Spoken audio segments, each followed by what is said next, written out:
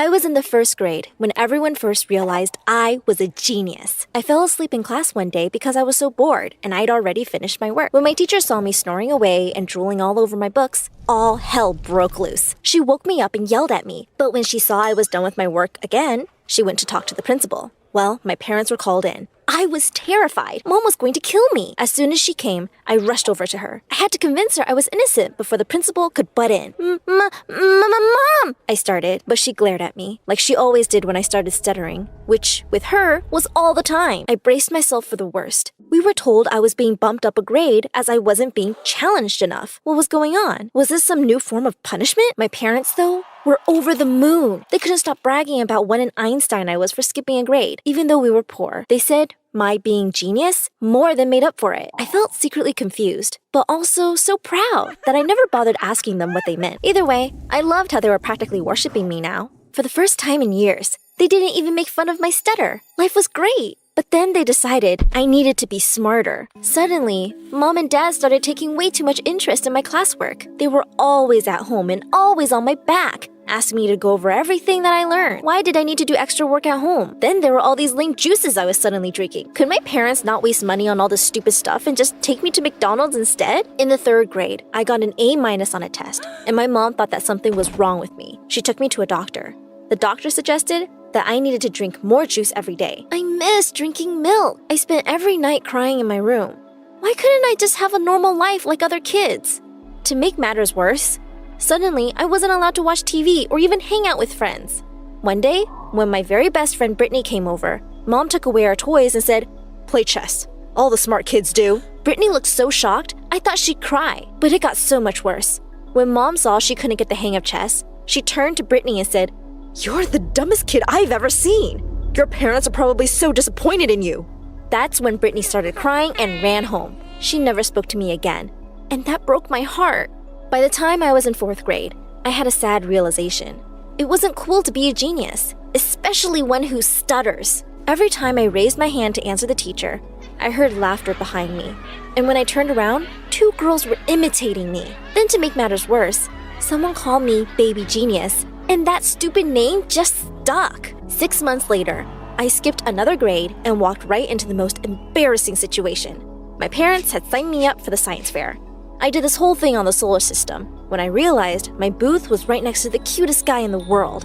I smiled at him, and then suddenly I started to feel woozy, like I had no energy. Before I knew what was happening, I fell. Literally just fell for no reason, and straight onto my science project. As if that wasn't bad enough, I took the cute guy's project down with me. My little styrofoam planets rolled over to his feet. He and my parents looked like they wanted to murder me. He walked over to where I had fallen and gave me a swift kick. I started to cry. No one helped me up, though Mom and Dad just looked uber pissed. That wasn't the end of that humiliating experience. The next day at school, Mr. Cute But Pretty Mean, whose project I had ruined, was busy reenacting my fall for all his friends. I tried to run past them in the corridor, but I bumped into someone and all my books fell to the floor. "What a loser! I thought you only talk slow. Why do you keep bumping into everything?" he called out. His friends laughed. I ran out of there, feeling crushed. I felt like the most unloved person on the planet. Just because I was smart and I had a speech problem, I couldn't help those things. And just because I'm different doesn't mean I don't have feelings. I felt so lonely and unhappy. No one liked me or understood me. Not my parents or anyone at school. I'd had enough, and I just needed a break from everything. I decided I was going to skip school the next morning and spend the day in the public library. I could use the peace and finally read something fun. Mom didn't want to see a book in my hands unless it was related to my studies. I skipped back home, my head still half dizzy with excitement over the mystery novel I'd read that day. My bubble of happiness burst the minute I saw my parents standing at the front door. If looks could kill, I'd be lying dead in my driveway from the glances I was getting from them. The school had called them and told them I hadn't shown up today. "Where were you all day?" I was just at the library, Mom. I was actually studying. Half truth, half lie. Better than being a complete liar. "What were you studying when all your books were at home?" she yelled. "Were you out with some boy? That's why you're lying, isn't it?" I just stared at her. "Yeah, Mom. Boys love me with my thick glasses and my stutter," I wanted to say. I started crying, but it didn't melt her heart one bit. She shouted at me that if I felt things were so easy, I should skip classes. Maybe she talked to the principal about bumping me up again, and she would put me in extra afternoon classes. Never too late to start preparing for SATs. I did get bumped another grade, and then another. Really? In those 2 years, I got bumped up 4 grades. By the time I was 12, I was a high school sophomore. That time in my life was such a blur. All I remember was studying and doing schoolwork. I probably only had the energy to keep up with all my work because Mom was a health nut and kept giving me lots of multivitamins. I was definitely at the top of my class, but no one even talked to me. I could hear them whispering about me, calling me a freak. No one wanted to sit next to me. Until someone did one day, and everything changed. It was after math class. I was sitting by myself in the library. Suddenly, this guy with dirty blonde hair and the bluest eyes I'd ever seen came up to me. Then he introduced himself. "Hi, I'm Jason. Are you the brainiac everyone is always talking about?" I could feel my face burning. That was all I was ever known for. And he had just come to see the freak. "Yes, I'm Allie," I managed to say, feeling my stutter was even worse than usual. Here comes the laughter. But to my surprise, he didn't even act like it was anything unusual. He just smiled and said he was in the 9th grade and that he really needed my help with math. That day after school, Jason came over, but as we were talking, my dad burst into my room saying that I couldn't close the door with a boy over. I was horrified. We were only studying. After Jason left, my parents yelled that I wasn't allowed to have boys over. I explained that it would look good on my college application to tutor someone. Hearing this, they agreed to let me tutor him. Lying to them was the only way I would be able to hang out with Jason. I continued to tutor Jason for the following year. At school, we hung out whenever we could. Not once did he ever make fun of my stutter. He was the sweetest, and hanging out with him was exciting. One day, he asked if I could come to his house. It was so tough convincing my parents because they said I should focus on my SATs. When I went to his house that evening, Jason took my hand and led me down the street. "We're going to the movies," he exclaimed. "You deserve to have fun." I was so excited. I had never been to the movies before, as Mom and Dad never had enough money. After the movie, Jason suggested that we get dinner. But all of a sudden, I began to shake. I was feeling woozy. Jason asked what was wrong, as if I knew. My parents always said it was just stress and there was no need to go to the doctor. He offered to walk me home. When we were about a block away from home, he stopped me and looked into my eyes. "I really like you, Allie. Would you go out with me?" OMG, yes! I nodded excitedly, and he leaned in to kiss me. My first kiss! It was so incredible. I felt an entirely different kind of woozy, in a good way. But my bubble of happiness burst as soon as I stepped inside my house. My parents were pissed at something and started yelling. I had left my books at home. Whoops! I caved and admitted that I had just gone out with him for fun. "You are not to see him again. He's a bad influence." My dad wagged his finger in the air. "Especially now you're so close to college. All these years of our hard work. Think of all the money we spent on you." Mom added desperately. I rolled my eyes. I continued to see Jason at school and even began to skip classes so that I could spend time with him. He actually seemed to care about my feelings, something my crazy parents didn't give a damn about. But one day, we got caught. We were kissing goodbye outside the school when my mom's car screeched over to us. She literally dragged me home. "No wonder you didn't get an A+ on your English exam. That boy is making you dumb like him. If you keep seeing him, you'll ruin us," they yelled at me. I gasped. It was true that I had gotten an A- for the first time in my life. Maybe Jason was making me dumber. The next day, I marched up to him in school and said, We're over. I can't spend time with the dumbo like you anymore. You're going to make me dumb too." He looked so confused and hurt, but I wasn't going to be weak, especially if he was making me dumb. I had to think about myself and my grades. He didn't talk to me again. A few months after that, I applied for college at my parents' insistence. When I was filling out the application, I noticed another piece of paper that said, "Gifted Student Scholarship." But my mom snatched it away quickly. "That's nothing important," she said. I shrugged and continued filling out my application. Next thing I knew, I actually got into college. Who needed friends or a boyfriend when you were as smart as me? But college turned out to be very unexpected. The very first day, I felt like a lost lamb. In my first class, the professor saw me in the front row and asked if I'd lost my way. Everyone laughed, and I felt so embarrassed. I tried to explain that I was a genius, but I felt so nervous I blurted, I'm a genie! Everyone roared with laughter, and the professor looked as though he enjoyed how nervous I was. I ran home crying that day only to find out that my parents weren't home. I looked around everywhere. Their rooms were a mess and everything was thrown about. I checked their closets and realized their clothes were gone. I tried calling them on their phones. No luck. What was going on? I began to panic. I had the strangest thirst. I stumbled over to the fridge and grabbed a bottle of juice. Immediately, I felt better. I knew what would fix me, a multivitamin. Then I began trying to call my parents again, wondering if there was any clue as to where they went. I searched the papers scattered all over the floor and saw an envelope addressed to me. I picked it up. It was the same letter my mom had snatched from me, the one that read, Scholarship for Gifted Students.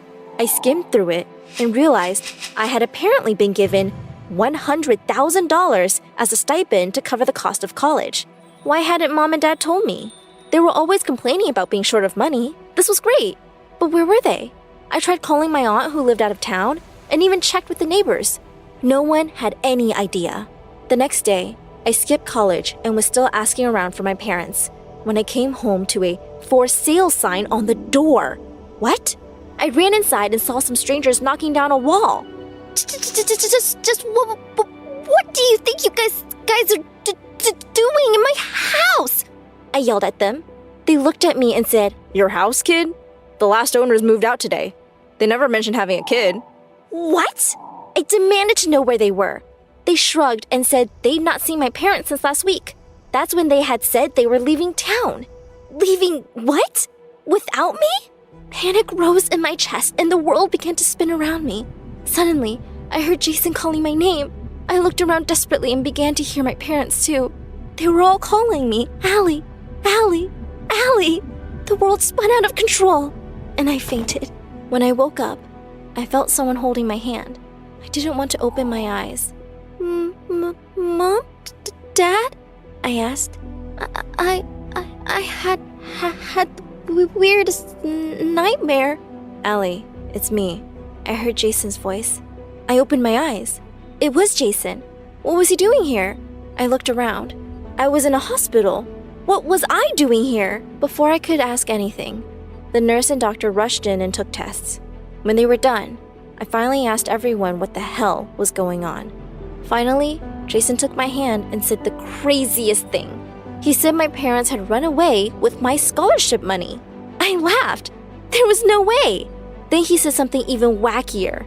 He said I had been ill for so long because they had been giving me medicines and drinks to make me smarter. Those medicines had side effects, Sally, Jason said. You passed out when you panicked, and they called me because I was the only other number you had saved on your phone. What medicine? I demanded. They only ever gave me multivitamins and juices. You are all crazy. Just call them. I yelled at everyone, but the look on their faces told me they weren't lying. A few months later, I dropped out of college and started school again. I had moved in with Jason's family for a while. The police were looking for my parents. One day, I got a phone call from them, telling me to come over to my old house immediately. My parents had been trying to break in and had been reported by one of our neighbors. Must have forgotten something more important than me, I thought bitterly as I rushed over. There they were, my parents. I ran to them yelling and they just looked at me coolly. I demanded to know why they had done what they did. And they told me something I had never imagined I would hear. They said I wasn't their child. They said I was the daughter of a very distant relative who had made them my godparents. My real parents had promised to leave them money to look after me, but they left me nothing but a cradle. They said rather proudly that feeding me meds to make me smart was a great idea. They had made so much money from various scholarships and grants I had never even known about. Someone had to pay for keeping you fed, said my mom. I couldn't take any more of it. I rushed to my dad and punched him. Before he could retaliate, the police took them away. I turned to Jason and told him I was sorry for all the trouble I had put him through. I moved out that day to a shelter. A year has passed since then. I've actually shifted back a few grades because once I stopped the meds, my mind was working much slower than an average 15-year-old's. I still live at the shelter, but it's not half bad. In a few years, I'll move out. And Jason? Well, Jason helps me study now. and I have the hugest crush on him. I wonder what he'll say if I ask him to go to the movies with me. Hi, I'm Claire from New York. Please like and subscribe. I lived with my amazing single mom who had a tough time raising me on her own.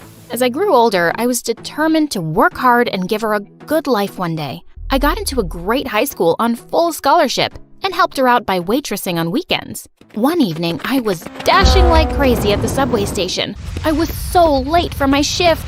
Suddenly, I bumped straight into someone, but I just shouted an apology and ran off to my train.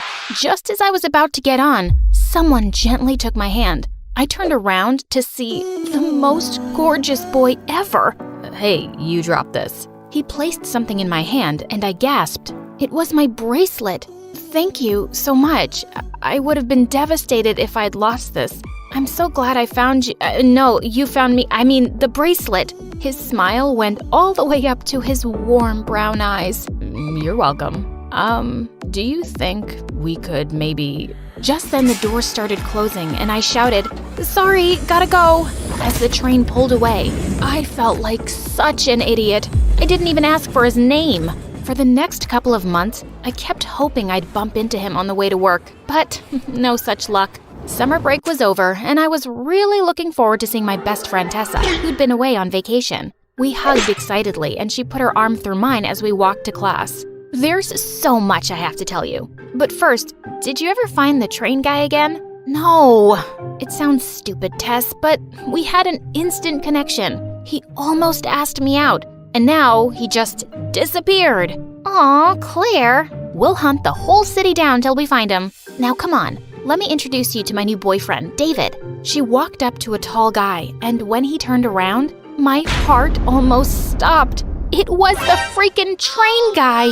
He didn't seem to recognize me as Tessa introduced us, telling me how their dads were friends and they'd met on vacation. His family had recently moved to our town, so he'd joined our school now. Of all the guys in the world, Tessa had to meet him?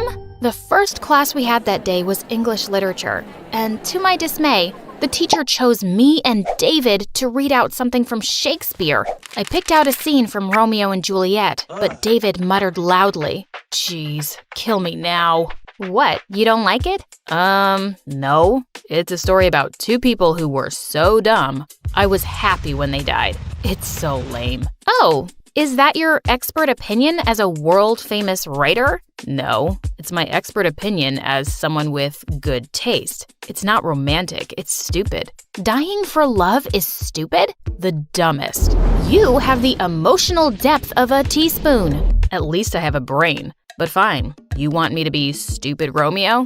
I'll do it.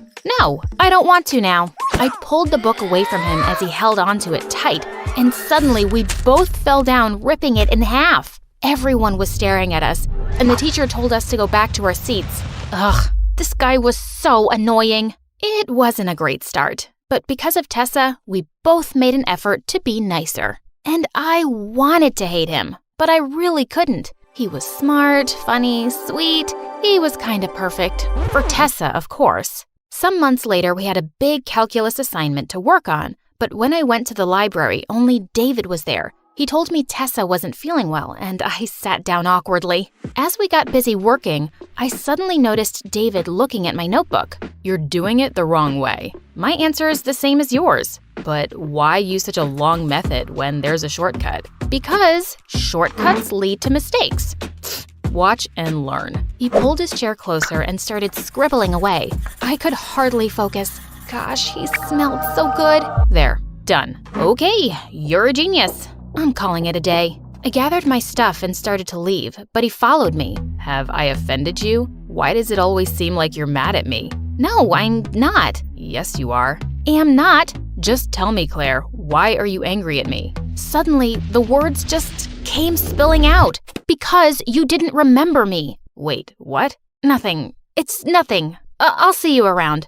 And with that, I ran off. Why did I have to say such a dumb thing? A few weeks later, we had the spring dance at school, and I accepted when a boy from class, Eric, asked me to go with him. I was actually having a pretty good time, and when I stopped to rest, Tessa and David joined me. That Eric seems like great boyfriend material, Claire. Yeah, I guess he's nice. But you're still hoping to find the train guy, right? Oh my god. Tessa, please shut up. Train guy? Oh yeah, babe. This guy found Claire's bracelet on the train station, and they had this electric romantic moment, but Claire left and never saw him again. She even tried looking for him, but nothing. I just wanted to magically disappear from the most humiliating moment of my life.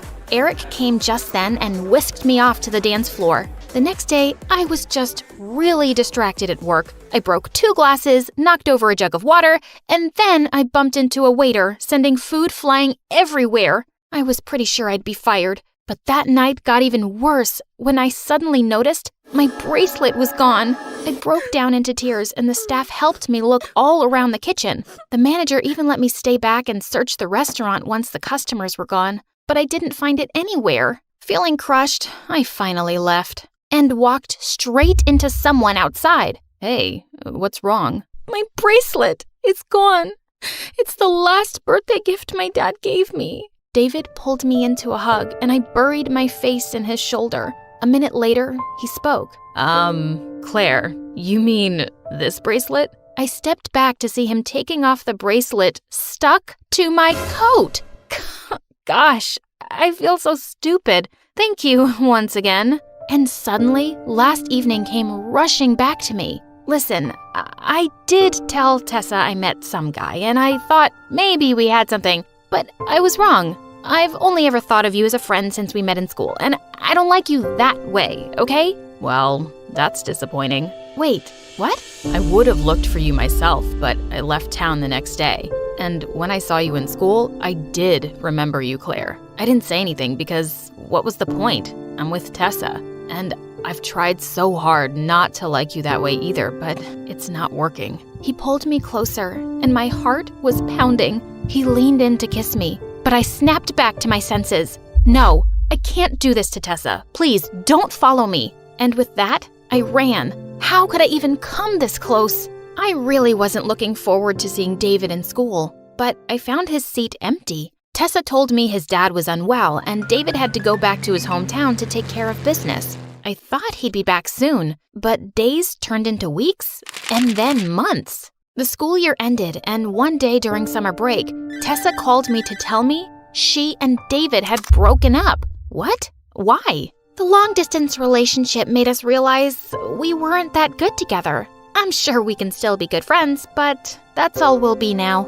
I hardly knew what to say. I wanted to call him and ask him how he was doing, but I decided against it. A few weeks later at the restaurant, I walked over to a table to take someone's order, and I nearly fell back when I saw David sitting there. David, you're back. It's been so long. Well, I'm here now. I guess you heard about me and Tessa? Yeah, sorry it didn't work out. It was the right thing for both of us. Claire, do you think that maybe... Just then, Eric walked in and kissed me on the cheek. Babe, is your shift almost over? Oh, hey man, you're back. David tried to hide his shock as he realized I was dating Eric now. He'd asked me out a week after the dance. Suddenly, he got up to leave. I just remembered something important. I'll see you guys in school. Gosh, we really had the worst timing. Some weeks later on my 16th birthday, Eric turned up in a limo to take me to dinner. But when we got to this fancy restaurant, I was shocked to see my entire class there. It looked like he booked the whole place. But to top that, Eric jumped onto a chair suddenly, holding a mic. Happy birthday to the most amazing girl. To show you how much you mean to me, I'm gonna embarrass myself now with this song I wrote for you. He started singing, and I couldn't stop laughing. He was ridiculous. Just then, the mic suddenly died, and everyone heard David saying, "What a loser." There was a pin-drop silence as everyone turned to him, and Eric was furious. Dude, is there a problem? Yeah, just one thing. I don't understand what Claire sees in you. God, he was so rude. Before I could tell him off, Eric leapt forward and grabbed him by his collar. David pushed him back, and he ended up falling in the cake. He attacked David again, and they both went crashing into another table. Oh my God, stop it! David, what's wrong with you? I pulled him outside. Your boyfriend attacked me first. You deserved it. What's your problem with Eric? He's so annoying and lame, but I guess you like that. He's your Romeo. I like him because he's sweet and caring and really rich. I suddenly slapped him hard. Did you just call me a gold digger? Gosh, you're being such a jerk. Wait, no, I'm sorry. I didn't mean that. And I don't hate Eric. I just hate that I missed my chance with you again. I wished every day I'd followed you on that train, and things could be different. Oh, so what was I in the middle of all this? A mistake? We turned around in horror to see Tessa behind us. So, you did find your train guy, Claire?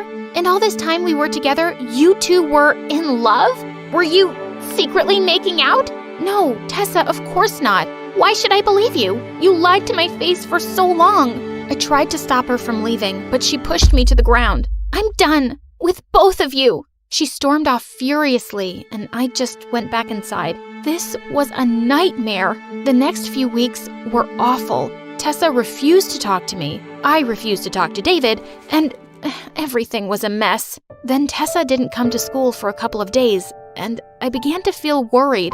I finally asked the teacher, and she told me Tessa and her sister had been in an accident. Oh my God! I went straight to the hospital and found Tessa in the waiting area. I rushed forward and hugged her tight, and she hugged me back. I'm okay, but my sister's in surgery. I'm just so glad you're here, Claire. I held her hand through it, and we were so relieved when the doctors told us she was going to be okay. We took a walk outside, and Tessa turned to me. Claire, how could you be so stupid? Why didn't you tell me David was the guy? You would have hated me even if I had, Tessa. And it doesn't matter now. I'm with Eric. Just listen to yourself, dummy. You're with Eric, but you're not in love with Eric. I just ignored her. I wasn't hurting Eric now. I'd messed up things enough. A few weeks later, Eric was having a Christmas party at his place. When I came down all dressed up, Mom said a package had arrived for me. I opened it and gasped. There was a beautiful pair of earrings inside that perfectly matched my bracelet. A note fell out. This was supposed to be your birthday present. I'm really sorry for everything, Claire. I'm leaving tonight, and I'll be transferring back to my old school. I hope you and Tess patch things up. David. What? I couldn't believe he was leaving for good. I went to the party with a heavy heart, and there I had another surprise waiting. Eric immediately pulled me into a room and popped out a freaking diamond ring. What are you doing? Claire, let's just get engaged. My family would be so pleased if we announced it tonight. We won't get married right away, of course, but… Eric, please stop. I can't. He looked at me in shock. It's because of David, isn't it? Well, yes and no. I don't want to be engaged. I don't want my life planned out for me. You're a great guy, but I'm not ready for this. I'm sorry. He quietly kissed me on the cheek and just left. And I immediately called an Uber to the train station. I looked around frantically for David, and just then I saw him climbing onto the train. As I hopped on after him and took his hand, he turned around in shock. Claire, what are you doing here? Taking a train ride with you? Also, I broke up with Eric. We're both single now, so what do you want to do about it? He smiled like the first time I saw him. Do you think we could maybe get dinner sometime? Finally! Yes! And he pulled me in for a kiss. The way my hands feel on your body, the way we're dancing in the dark. With every move I make, you're falling in love.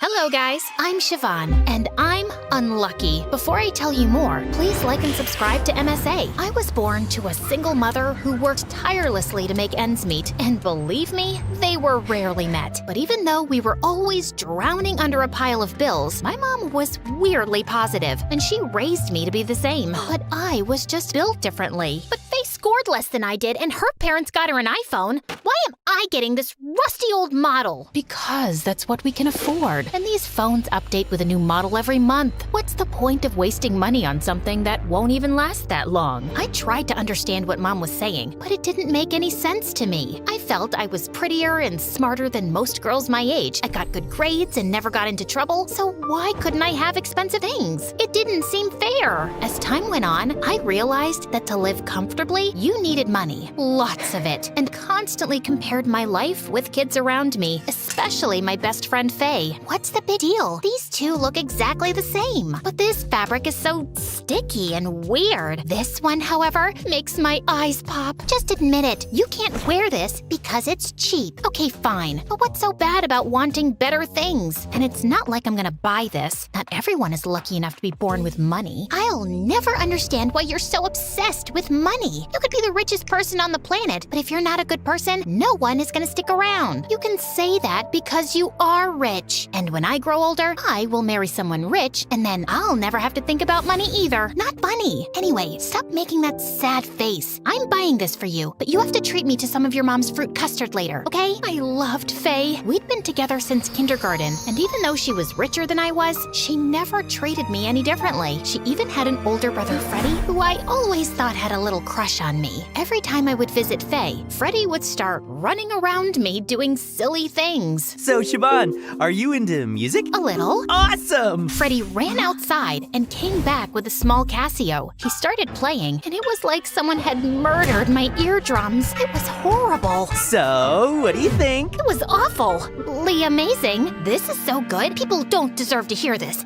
I mean, it's so good, it won't be fair to other musical genres, right? You should keep this beautiful talent hidden. You know what I mean? I guess. So, yeah, Freddie was a bit slow, but he was sweet, and when he asked me out for prom, I couldn't break his heart. He was Faye's brother, and she'd always been so nice to me. This was the least I could do, but prom was right around the corner, and I had nothing to wear. I asked Mom to get me a new dress, but as always, we were out of money, so she offered to give me her old dress. The sleeves are so old, and the train's full of stains. Can we just buy a new one, please? You already know my answer. But it's prom. Everyone will be dressed in beautiful gowns and dresses. I don't want to stand out like a sore thumb in this ugly gown. The hurt look on my mom's face instantly made me regret my words. But before I could apologize, she got on a phone call and left. I wanted to do something nice for her, so I used up all my money to get her a bouquet and even bought myself a new prom dress. On the night of the prom, I looked like a total vision, and when Freddie came to pick me up, he was blown away. He couldn't stop complimenting me, and we were on the dance floor when he took a gold bracelet out of his pocket. I saw this,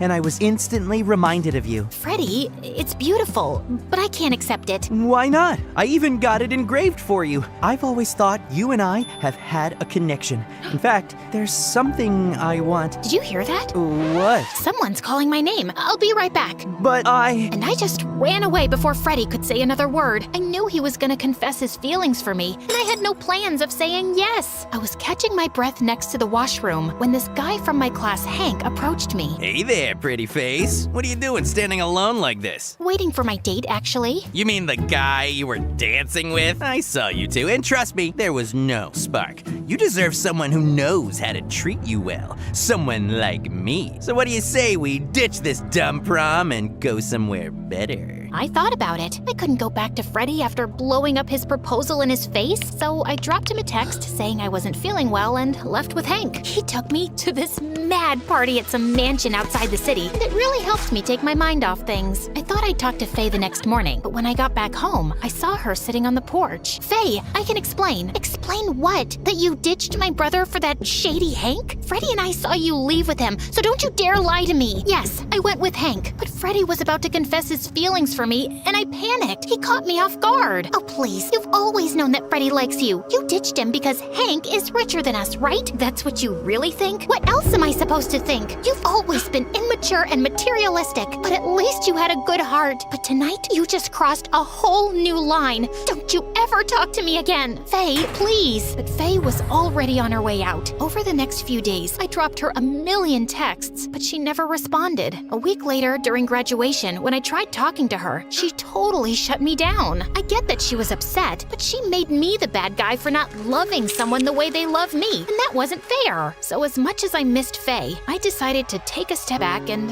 over time, we grew apart. She left for college, and I picked up a job as a concierge at the fanciest hotel in town. Working at the hotel, I met all kinds of rich people, and some of them even became my friends. But my favorite was Jenny. Her dad was a rich industrialist, and she studied at Harvard. And whenever she visited home with friends, she asked me to come along too. You won't believe what Dad did to me. I asked him to take me skiing to the Swiss Alps, and he refused because he wants to take his mistress to Bora Bora. The last time I was there, this bee stung me, and I had to be in the hospital for a whole week. They didn't even have caviar there, and I had to eat hospital food. Can you imagine? At least you're going on vacation. My mom's getting married in Paris next week, so now I have to plan my outfits, makeup, hair, everything, and I have no time. So unfair. Ugh, get a grip, you two. There are more important things in life than vacations and dresses. Easy for you to say. Your life is perfect. You're in the best school in the country, and your dad just acquired his 100th company. Yeah, whatever. Just quit crying. You've bored Siobhan to death. At first, it felt nice to be part of Jenny's circle, but the more I hung out with them, the worse I felt about my situation. Like this one time, someone from the group wanted to try food at this expensive place. I didn't have the money to pitch in, so Jenny chipped in on my behalf. Another time, the girls wanted to go to Korea for shopping. I thought it was a joke, so I agreed. But they were serious. I couldn't even afford to pay for tickets. But Jenny made sure I didn't have to worry about that. I felt like a charity case around them. So one day, when Jenny suggested we go shopping, I decided not to go. But why? Is it about money? You know I can always cover up for you. I know, and I'm really thankful for that, but I don't want your friends to think I'm taking advantage of you. Okay, firstly, those girls are not my friends. Yeah, we hang out, but they don't know the first thing about being smart. I'd rather be with someone who values hard work, like you. You really mean it? Of course I do. Now can you come, please? I'll get you something nice. Jenny reminded me of Faye a lot, and as time passed, we only got closer. Then one day, Jenny was working with her dad on some important project. She knew I was good with numbers, so she asked for my help. I was sorting out some paperwork when I saw these documents that didn't make sense mathematically. Who made these papers? My accountant. Why? I think he's trying to scam you. Jenny took the papers from my hand, and when she saw that I was right, she was furious. The accountant was called in, and he confessed to transferring money to Jenny's stepmom's account overseas. He was fired. The stepmom was thrown out of the house. It was a huge mess. I thought Jenny would hold me responsible for breaking up her family, but instead, she offered me a job as her personal manager. I was making triple the amount I was making at the hotel, and I was really happy. But when I told Mom, she didn't look too happy. I think you should go to college, Siobhan. You're a smart girl, and you're wasting your life. I'm doing this for us, Mom. I want to make more money so you and I can finally live the life we deserve. But I'm happy with where we are. I don't want anything more. But I do. I don't want to go to college. I don't have 3 years to waste on education, then wait for a job,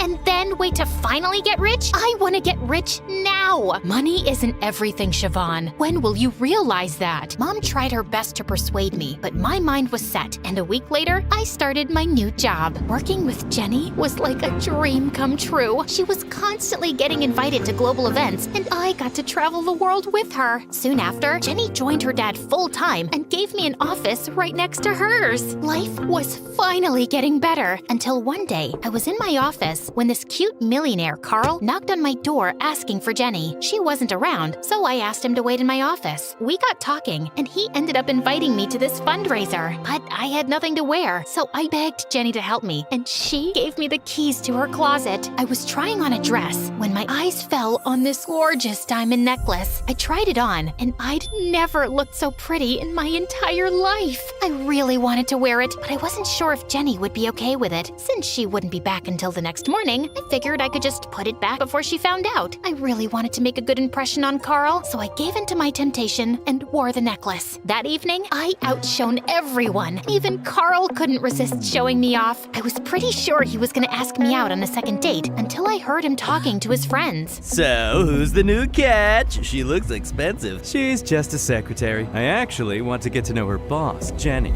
She's the real catch. I figured if I got close enough to the secretary, she would introduce me to Jenny at some point, and then I'll make my move. You're such a brat. Yeah, Carl. What a brat. Carl turned around to look at me in shock. I thought you were a nice guy, Carl, but you're a greedy little pig. Please spare me the dramatics. It's not like you came with me out of the goodness of your heart. You thought I was rich, so you tagged along. Just like I saw an opportunity, so I did what I had to. Oh, sweet. So you won't mind if I do what I have to. And I splashed my drink in his face and walked away. What a moron. I was so angry. I kept walking till I realized I no longer recognized the street. I turned around to leave when suddenly 2 men jumped out of nowhere and blocked my way. I panicked and ran, but they were too fast. One of them pushed me, and the other snatched the necklace from my neck and ran away. I screamed and howled, but no one came to my rescue. I thought of going to the police and complaining, but then Jenny would find out that I'd taken the necklace without her permission, and I couldn't go to her place either. I somehow made my way back home, and when I saw Mom, I immediately broke down and told her everything. I'm so sorry, Mom. You kept showing me the right way, and I kept ignoring you, and now I've landed all of us in this mess.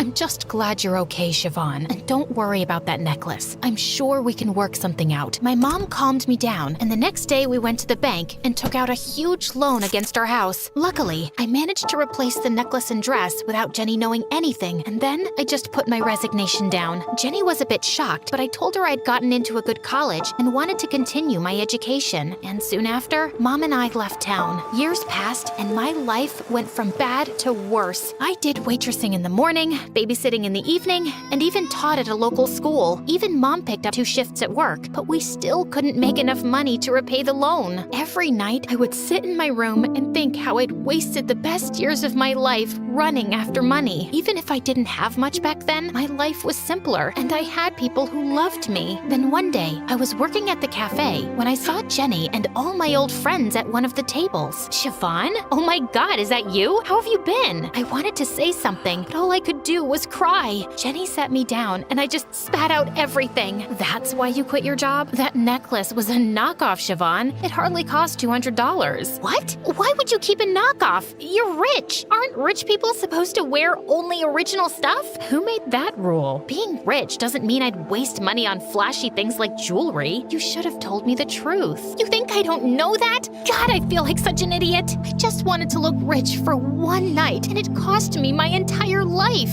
God, how will I face Mom now? Will it help if I come along? Jenny and I told Mom everything, and while she was angry for a long time, she eventually forgave me. Jenny even gave me back the necklace, and I sold it off to pay the loan. With the rest of the money, Mom and I rented a small apartment in the city, and I started preparing for college again. On my first day, I was running around the place searching for my class when I barged right into this tall boy. He turned around, and I was shocked to see it was Freddie. He smiled at me, and I knew it was time to fix my mistakes.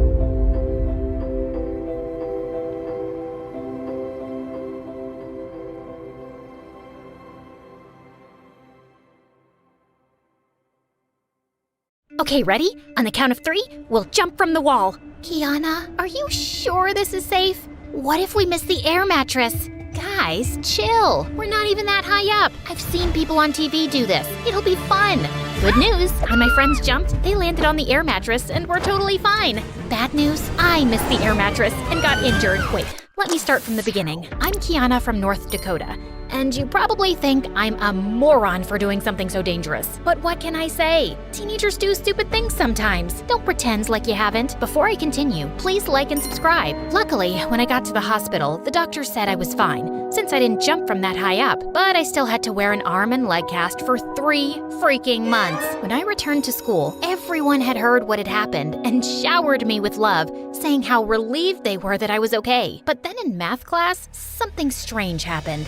So today, we'll be doing exercises 8 and 10 in our workbooks. What about exercise 9, my good ma'am? Are you mocking my accent? Why, of course not, my love. You've got your accent and I've got my accent. To the principal's office, now! I hadn't realized I'd been even talking in a British accent, but I went to the principal and told him what happened. I don't know why she's so angry. Maybe it's her time of the month, if you know what I mean. Kiana, stop with that British accent right now.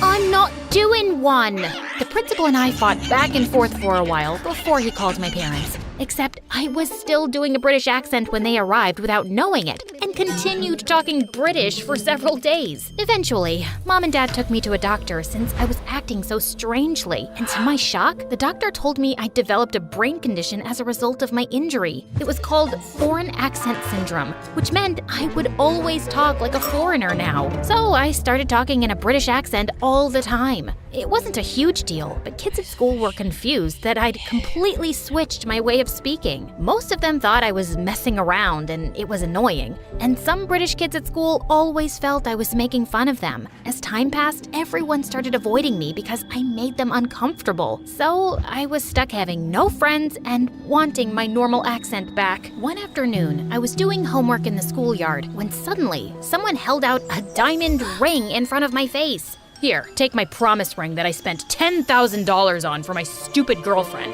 In fact, why don't I date you now instead of her? How about you give it to my sister, who you're apparently in love with?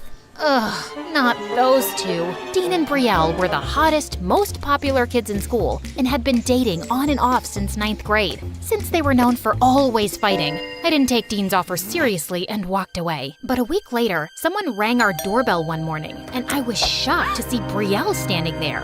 Kiana, right? I need to talk to you about something important. Come in. My ex-boyfriend Dean is a monster. He cheated on me and made out with my sister. And now I want revenge, and I need your help.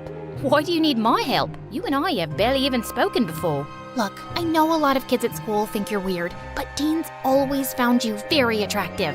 I always catch him staring at you during class, and if he hadn't been with me, he probably would have asked you out. So I was thinking, maybe you could get him to date you for a month. Then you can make a TikTok fake crying and telling everyone that he hurt you and took advantage of you. I don't think anyone would take it seriously if I did it, since we're always fighting about one thing or another. Can you please do this for me? My head was spinning. First of all, did she just say that the most popular guy at school thought I was pretty? Well, if he was a cheating jerk, then maybe it didn't matter. But still, wow. Brielle begged me to help her out and went on and on about how much fun we could have taking Dean down together. Was she implying that we could be friends? I hadn't had a friend in so long. And now I could be BFFs with the school queen bee, who could maybe help me make other friends. I just had to ruin the life of her awful ex-boyfriend. I'm in. That week, Brielle and I found an empty classroom during lunch to go over our mission. Step 1, flirt with Dean and let him know you're interested. Smile at him during class, give him a compliment, or do a classic dropping your school books to get his attention. I hadn't flirted with any boy since before my injury, but I was confident I still had game. So when I saw Dean, I walked close to him and threw my textbooks onto the floor. But unfortunately, one of them landed on his foot and he screamed. Ow! Ow! My foot is broken. I'm gonna lose a foot. I'm so sorry.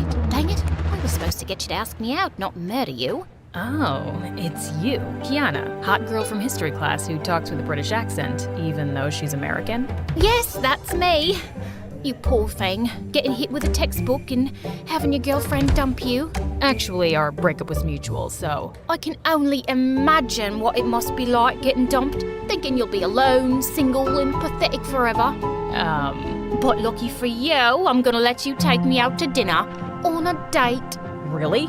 You can even pick me up in a car and bring me flowers, especially white roses, please. They're my favorite.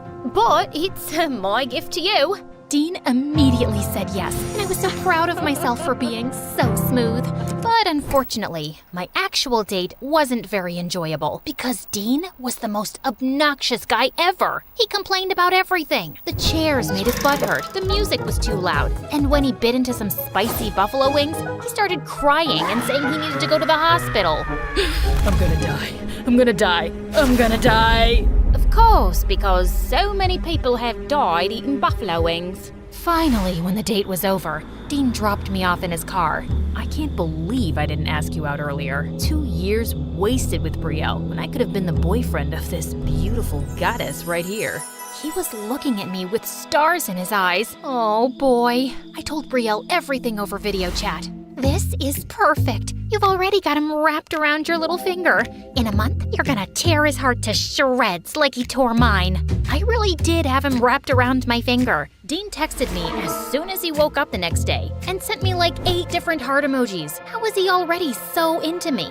When Dean saw me at school on Monday, he came up to me right away holding a stuffed tiger. Okay, babe, hear me out. So for our next date, how about we go to the carnival and you can witness my amazing skee-ball skills. I'll win you a tiger just like this. I knew I'd made a deal with Brielle, but this guy was turning out to be super annoying. Still, I went on 3 more stupid dates with him, one of which consisted of us cosplaying as MSA characters. We literally went to a restaurant dressed as them, and Dean even suggested reenacting a romantic fight scene. It was so embarrassing. But there was one silver lining. Brielle and I were becoming really good friends. When we weren't scheming or talking about Dean, we hung out at the mall, had sleepovers, and painted each other's nails. One night, Brielle invited me to an exclusive party, but we had to go in separate cars because it would look suspicious if Dean's ex was hanging out with his current girlfriend. At one point during the party, I was hanging out with some of the popular girls near the refreshment table, and they were just going on and on about how lucky I was to be with Dean.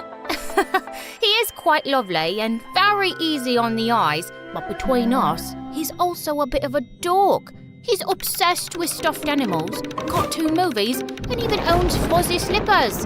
Trust me, ladies, beneath that gorgeous physique lies the cringiest guy ever. Sorry that you think I'm so cringy. I turned around to see Dean standing behind me with a hurt look. Oh man, what was he doing here? Of course, this was a popular kids' party. He walked off and I felt a little guilty, so I followed him. Dean, I'm sorry. I didn't mean what I said. Well, alright, I did mean it, but... You don't have to date me if you don't like me, Kiana. It's not a big deal. Just don't lead me on, because I actually like you. Oh, please. No, you don't. You're just looking for a rebound girlfriend since you broke up with Brielle. Why would a guy like you like an unpopular weirdo like me anyway? Maybe because I don't think you're a weirdo. Maybe because I think your fake accent's adorable, and even though we have different interests, I've had a lot of fun on our dates. That's very sweet. How about we start over? No more crazy, overly romantic dates. We'll just take it slow and get to know each other. Dean seemed to really like that idea, and after our talk, I sort of started enjoying spending time with him. We'd do homework together and video chat at night. He definitely seemed like a sweet guy, which made it all the more confusing why he'd do something like cheat on his girlfriend. One morning, Brielle and I were walking home from the gym when Dean texted me to tell me he was sick with the flu. Poor thing. I should stop by and bring him some soup. But he just said he has the flu. You don't want to get sick? I know, but he's all alone in bed and not able to do anything. I'll wear a mask. Trust me, Kiana, he's a millionaire who has chefs and servants waiting on him hand and foot. What, do you want to spend time with him? No, of course not. I just feel, since I'm his pretend girlfriend, it's weird if I don't check up on him. I quickly went home and made Dean soup that I brought to him. But when Dean opened the door to his room, my heart did a giant thump. He was shirtless and had the abs of a freaking Roman god. You cooked me soup?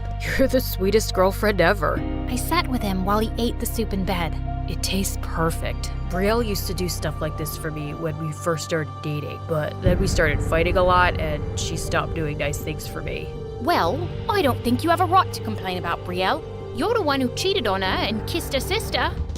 She told me about it. We ran into each other. Okay, fine. I cheated on her, but that's only because we got into a huge argument and in a fit of rage. Brielle started talking about how handsome my best friend was and that she was gonna leave me and date him. I thought she was serious, which is why I hit on her sister, but she wasn't serious and that's why we broke up. Right after that, I bought her that diamond promise ring. I guess it was both our faults. We both cared about each other. We just weren't working as a couple anymore. I was speechless as Dean told me all of this, and suddenly, it didn't feel right following through on the plan anymore. And the whole day at school on Monday, I avoided Brielle. But finally, she caught me reading a book in the school garden and asked me what was going on. All right, fine. I needed a bit of space from you. Dean told me the truth about what happened. How you threatened to date his best friend and that there was a misunderstanding. I know that's no excuse for what he did, but your whole revenge plan is over the top, and I'm not following through with it. Okay, whatever. It was over the top and immature, I get it. So just break up with Dean now and don't talk to him anymore. What? I'm not allowed to talk to him now? Why would you want to? He's my ex-boyfriend. You don't have feelings for him or anything, right? I mean, I have spent a lot of time with him, so it'd be weird for us not to talk. But why do you care? Do you still have feelings for him? Brielle got really quiet, and that's when it hit me. Of course she still loved him. He'd been her freaking boyfriend for 2 years. And worst of all, I could feel myself developing feelings for Dean too. There was only one thing I could do: break up over text and never talk to the guy again. But as soon as I sent the message, Dean started calling and blowing up my phone. And 20 minutes later, I heard a knock at my bedroom window. 3 guesses who had climbed onto my balcony. Kiana, I don't understand this. Why are you breaking up with me suddenly? Because I was never supposed to date you. Before I could stop myself, I ended up telling Dean all about my plan with Brielle, and he was stunned. Okay, that is officially the most messed up thing Brielle has ever done. And I can't believe you'd agree to something like this. What kind of sick person are you? What? I wanted to make a friend. Wait, did I just talk in my regular voice? The doctors had said foreign accent syndrome could go away with time, but that was the first time I'd spoken in an American accent since the incident. I immediately ran downstairs to tell my parents what had happened, completely forgetting about the drama with Dean and Brielle. My parents and I jumped up and down and cheered, while Dean just stood there staring at me. He was probably thinking what a freak I was, so that probably meant he was over me. It sure seems like it anyway. He avoided both me and Brielle at school. Brielle was happy for me about my recovery, and we both kind of pretended like the Dean drama never happened. But one day, she came over and dropped a bombshell on me. She was leaving the city and moving hours away. I was heartbroken. No, this is a good thing. Now you can be the most popular girl at school and date Dean. I talked with him the other day. He wants to be with you, Kiana. He's moved on from me. So, if you guys want to date, go for it. But how would that make you feel? Don't you still love him? Yeah, I do, and it will hurt knowing he chose you over me. But I want you to be happy, Kiana. I know our friendship started with just you doing me a favor, but I've grown to care about you. You were there for me at one of the hardest times in my life. Suddenly, I saw a car pull up in the driveway, and it was Dean. He was coming to see me, probably to profess his love for me. He got out of the car, and he looked so handsome in the sunlight. I was ready to run into his arms and kiss him, but I didn't. I couldn't hurt my best friend like that. That's why I sent Dean home and told him I wasn't interested. Kiana, you don't have to do this. I'll get over my pain. You have my blessing to be with him. I know, and maybe I will one day, when you are over him. But I care about you more than him. You were there for me during the hardest time of my life. Thank you. I'm gonna miss you so much, girl. I'm gonna miss you too. Good luck, Brielle.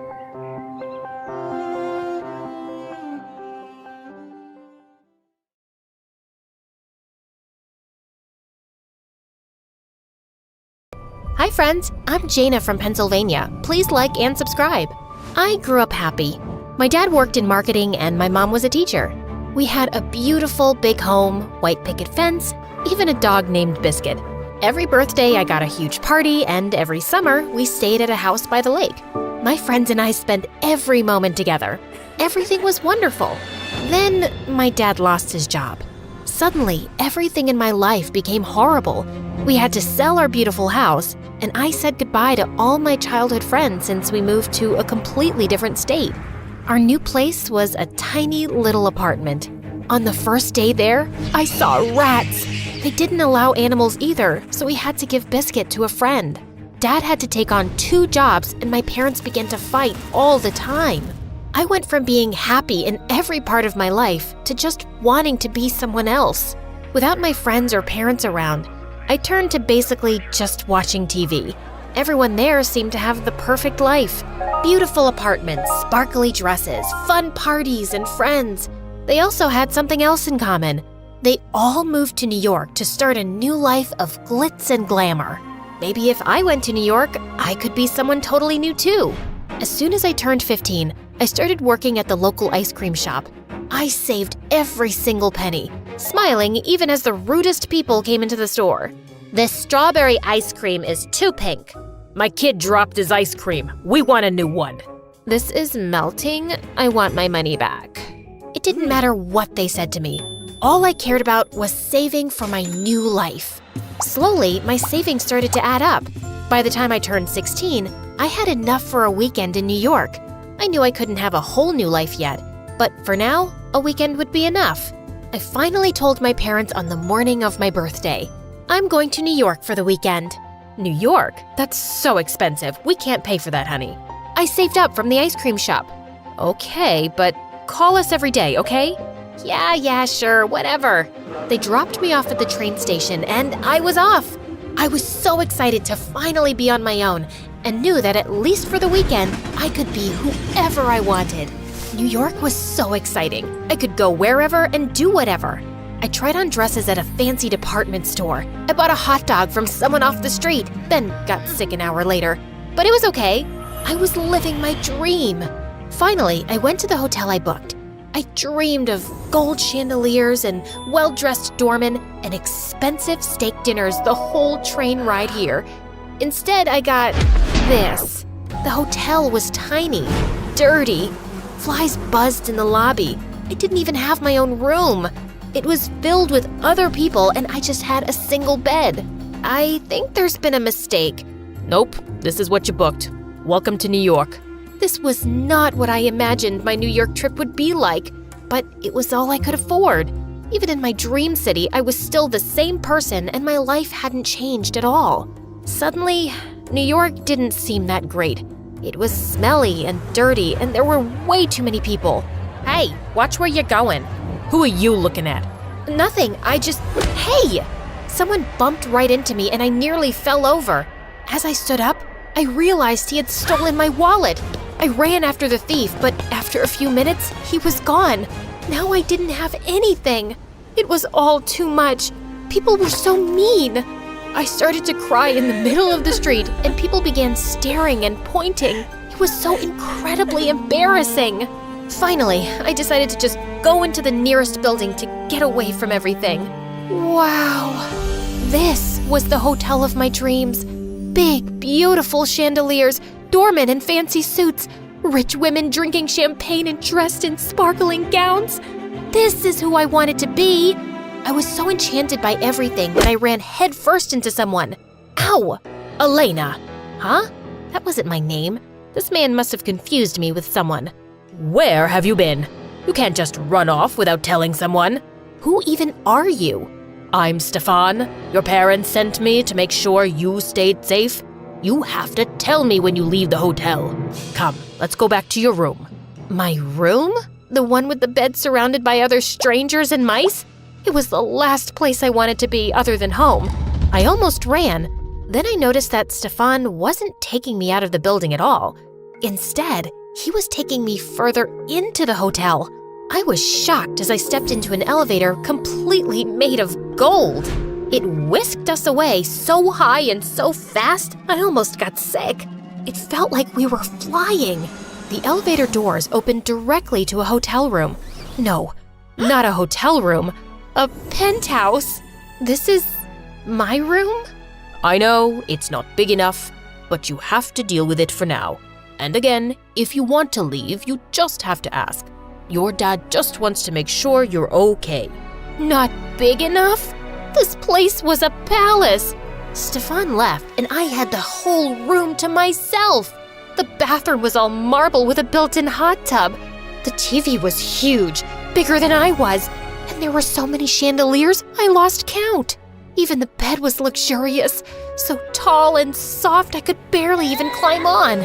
Who the heck had such a nice hotel room? I knew I should have told him he had the wrong person, that I wasn't Elena and I didn't belong here.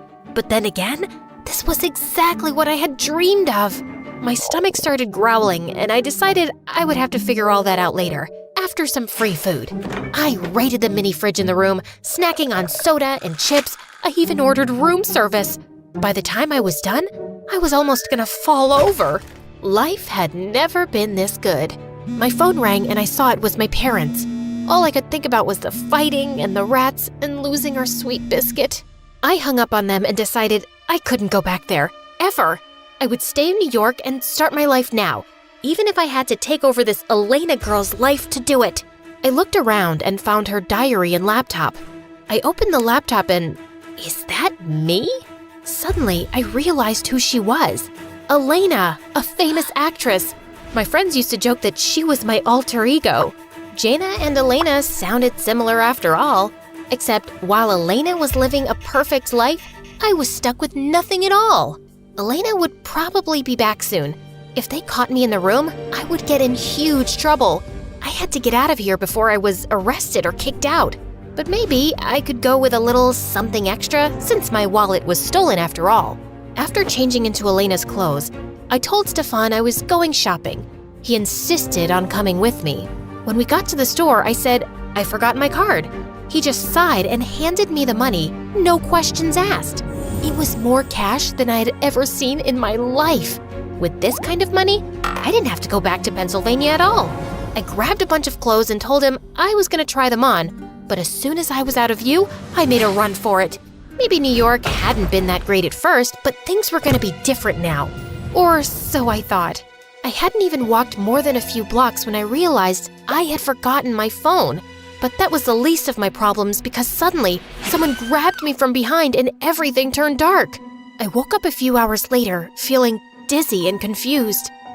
Where am I? You! Hey, you!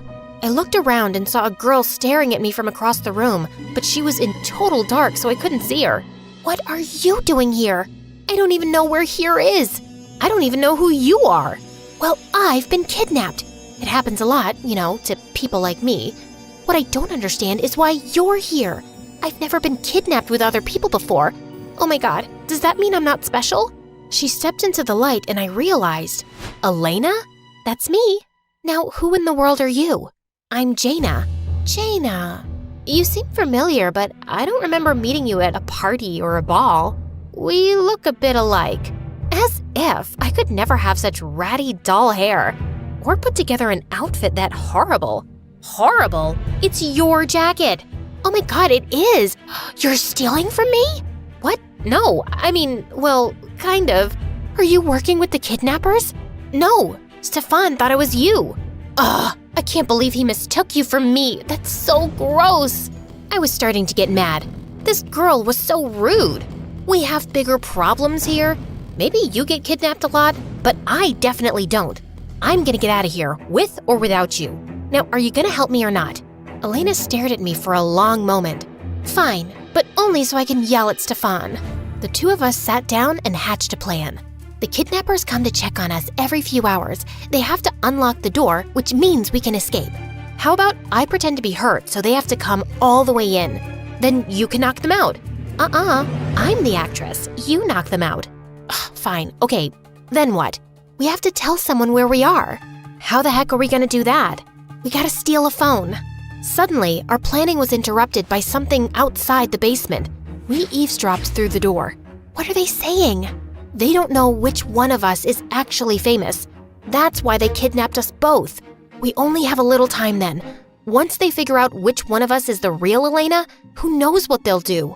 Probably wonder how they could possibly have been so dumb to think someone like you could be someone like me. That kinda hurts, Oh, sorry. I'm not very good with people. They usually just want my money or a picture with me. No one really talks to me except bodyguards. That sounds terrible. I'm sorry. I gave Elena a big hug and she began to tear up. I actually liked things better when we didn't have money. Really? Yeah. My dad doesn't care about me anymore. That's why I keep letting myself get kidnapped. All my dad does is work and fight with my mom. I don't think it's the same. They care about you, right? Right. My dad doesn't even remember my birthday. Elena looked very sad. I felt guilty about not answering my parents' call earlier that day.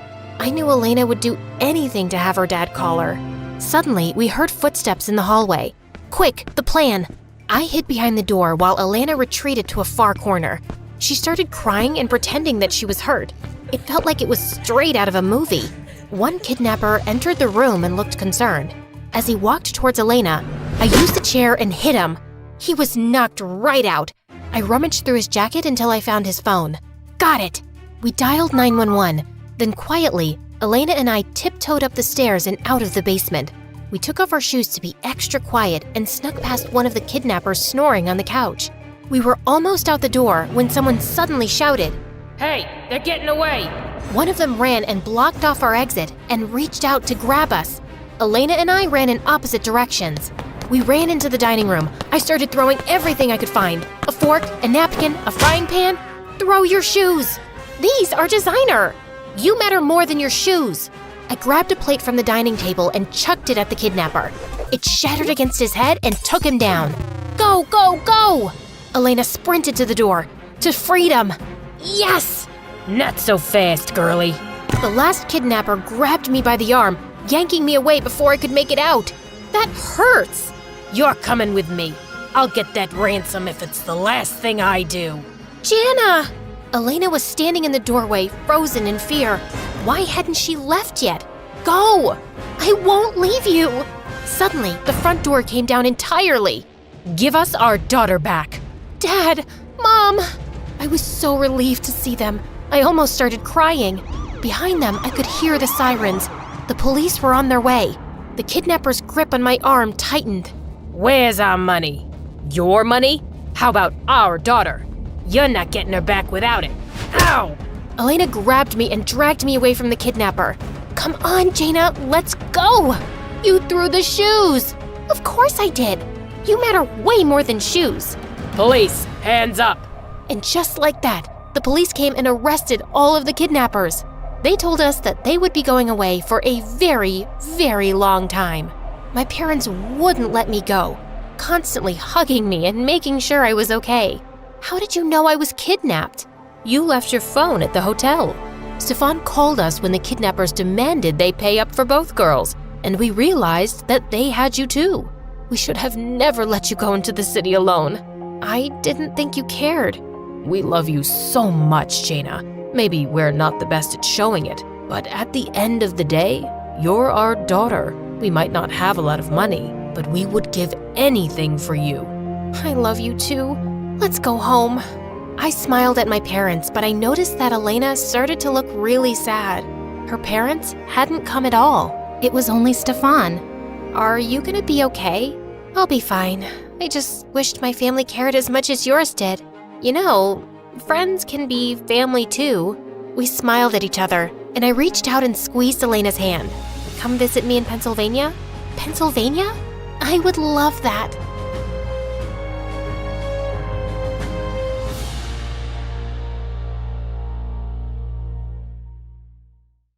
Hi, I'm Kayla, and this is my story. Please like and subscribe. My dad used to be a basketball player for the national team, but he had to quit after a serious sports injury and a permanent limp. But he didn't give up his passion and became a basketball coach. He was my inspiration to always work hard. Always remember, Kayla, the harder you work, the higher you go. I was a very tall kid from the start, and while everyone around me thought I was a little weird, I loved and embraced my height. Hey, how's the weather up there? The weather is great. The view, not so much. When I turned 10, I got into basketball just like him, and I loved it. I worked really hard, and by the time I was 16, I was the best player in town, and also won a sports scholarship to a great school, which was in Dad's old hometown. On my first day in my new high school, everyone stared at me, but this one girl, Heidi, was the weirdest. She was the mayor's kid and a total brat. And even worse, she was on the girls' basketball team too.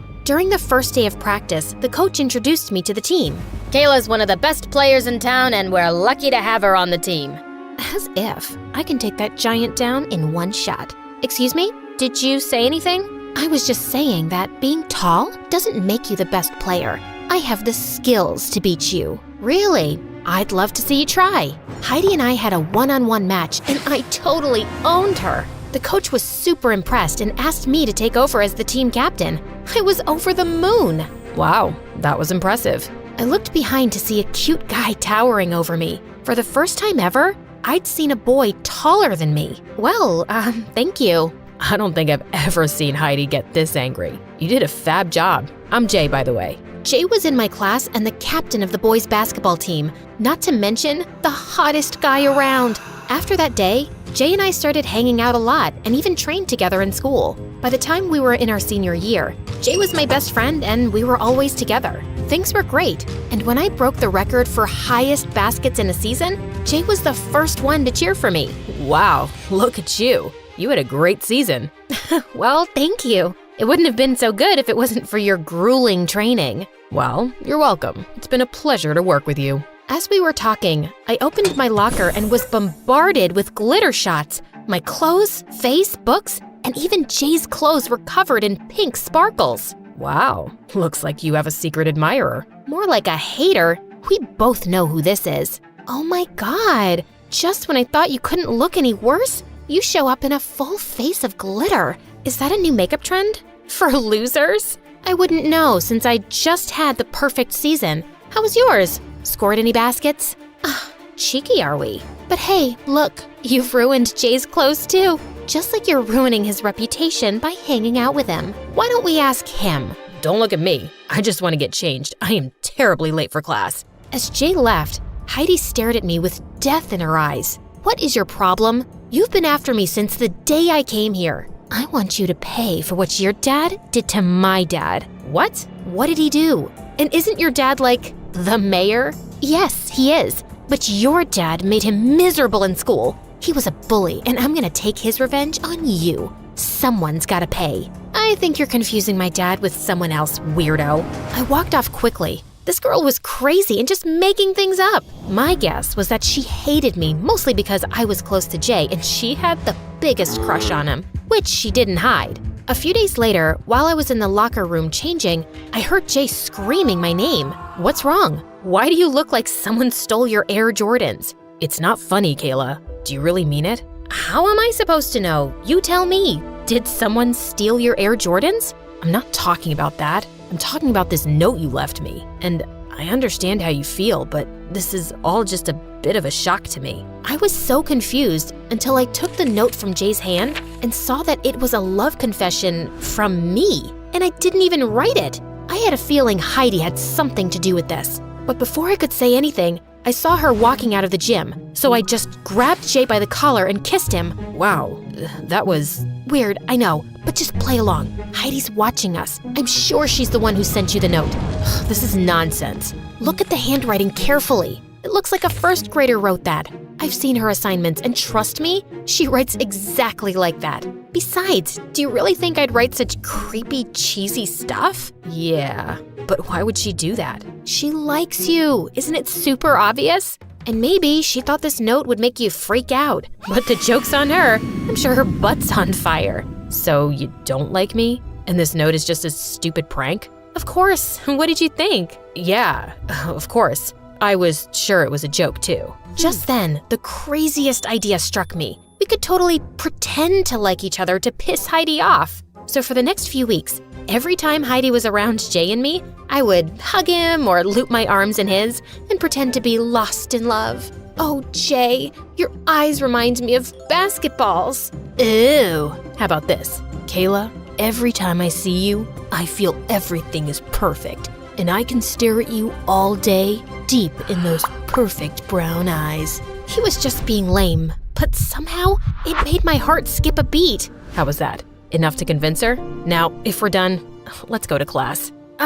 Yeah, totally. This continued for days, and I could tell that watching me and Jay together as a couple was burning Heidi to a crisp. She was so distracted by everything that her game was at an all-time low. And even the coach decided to bench her for the upcoming championship. Don't you think we've gone too far? We should just let it go now. But the fun's just begun. She's always been mean to me. Have you forgotten the days when she ruined my new shoes? Dad got them for me after saving for months. And what about the time she burned my jersey and the coach screamed at me? She deserves it. But pulling a prank on her only makes you more like her. Think about that. Jeez, relax. You don't have to go all Buddha on me. Besides, it's only for a few weeks. She can stay distracted, and I'll perfect my game for the championship. Only the best player will get to go to a college with the prestigious Stanford scholarship. So that's what this is really about? You want the scholarship? That's not what I meant, Jay. Yes, of course I want the scholarship because I'm not as rich. But You know what? I get it. You're right. It was me who got mixed signals. mixed signals? What did he mean? I wanted to ask him, but before I could, he flung his bag and walked off. When I tried calling him that evening, he totally avoided my call and didn't show up to school the next day, or for a whole week after that. I left him a text, and all he said was that he was down with a bug. I was sitting in the cafeteria one day watching my favorite MSA videos, when suddenly Heidi plopped her butt next to me. Trouble in paradise? Where's your boyfriend? Who? Oh, Jay. He's not well. Oh, but I saw him at the party last night, and he looked fine to me. Did he finally realize you're too trashy for him? Or maybe he finally got tired of looking at your dumb face every day. Who knows? I got up and left, but I felt bad about Jay lying to me. He said he wasn't well. Then why was he at a party? Or maybe Heidi was just lying to get under my skin. I had to confirm it. So I went to his place to check on him, but security told me he wasn't around. And the next day when Jay showed up, he totally blew me off. Hey, where have you been? And why aren't you answering my calls? Because I didn't feel like it. Now, can you move? I'm trying to get some practice. The championship is coming soon? Oh, you would know that, since it's so important for you and your precious scholarship. Are you still hung up on that? I said, I'm sorry, Jay. I didn't mean it like that. Is she bugging you? Is my coochie coo honey bunny getting annoyed? Jay continued shooting as I stared at Heidi in shock and then burst out laughing. I don't know what's funnier, that dumb dress you're wearing or the fact that you just called Jay all sorts of marshmallow names. Oh, I'll tell you. The funny thing is that you're out of the picture and I am Jay's girlfriend. You're what?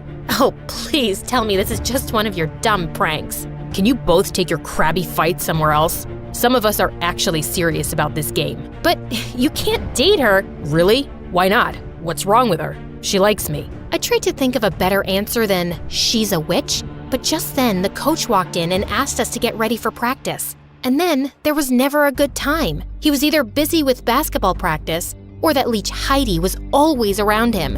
It made my blood boil. But with the championship coming up, I had bigger fish to fry. I started practicing day and night till my body was sore, and it really helped me to keep my mind off the whole Jay situation. One day before the championship, I was walking home when I saw Heidi and Jay outside a cafe. You have to stop looking at Kayla like some lost lover boy. You need to look happier being my boyfriend. I'm only with you because I don't want to mess up Kayla's scholarship. I didn't know I had to look happy about it too. Fine. It's not like I'm really into you either.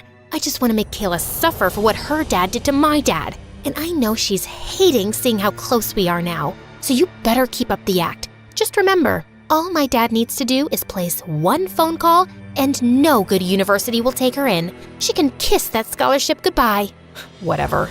I'm here, right? I wanted to slap the daylights out of Heidi, but just then Dad called and I had to rush back home. And I really needed to ask him what he did to Heidi's dad. Oh God, that was such a long time ago. Yeah, I went to school with her dad and we used to bug him a lot. He was always trying too hard to fit in and getting everybody to like him, but he wasn't a nice guy. Maybe I wasn't very nice to him either, but it was decades ago. He's 10 times more successful than me now. Looks like he's still holding on to a grudge and his stupid daughter is taking it out on me. I couldn't sleep the whole night thinking about the whole situation. Jay was my best friend, and that witch was blackmailing him into dating her because of my scholarship. I had to put an end to this. So the next day, I walked straight up to Jay. Kayla, this is the boys' locker room. You need to dump Heidi. I heard you two talking by the cafe last night, and I know she's blackmailing you with my scholarship. But Jay, you don't have to do this for me. And stop blinking like that. You're freaking me out.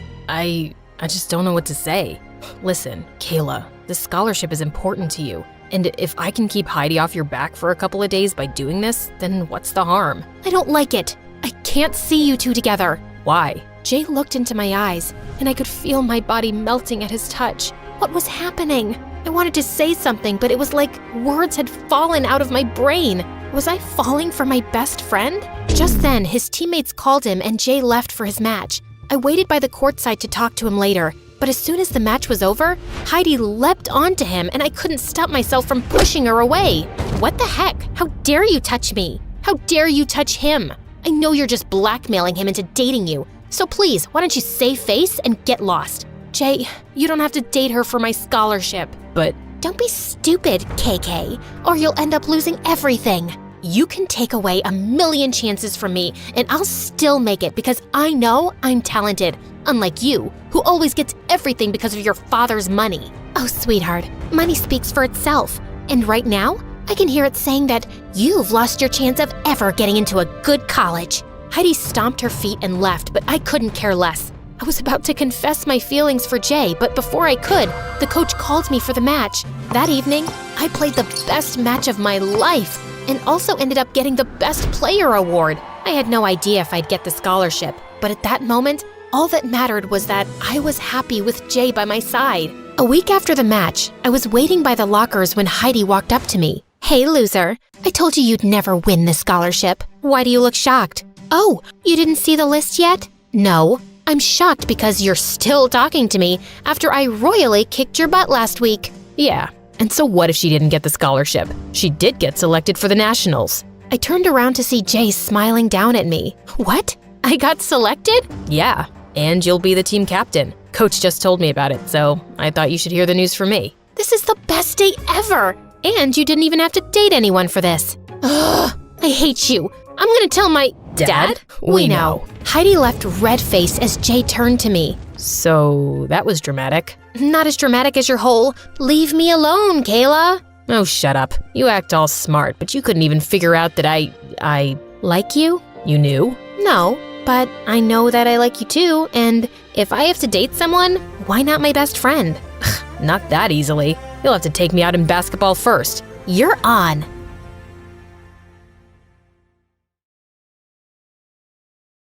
I heard noises coming from the kitchen and immediately thought someone had broken in. I grabbed my baseball bat and tiptoed down the stairs to catch the intruder red-handed.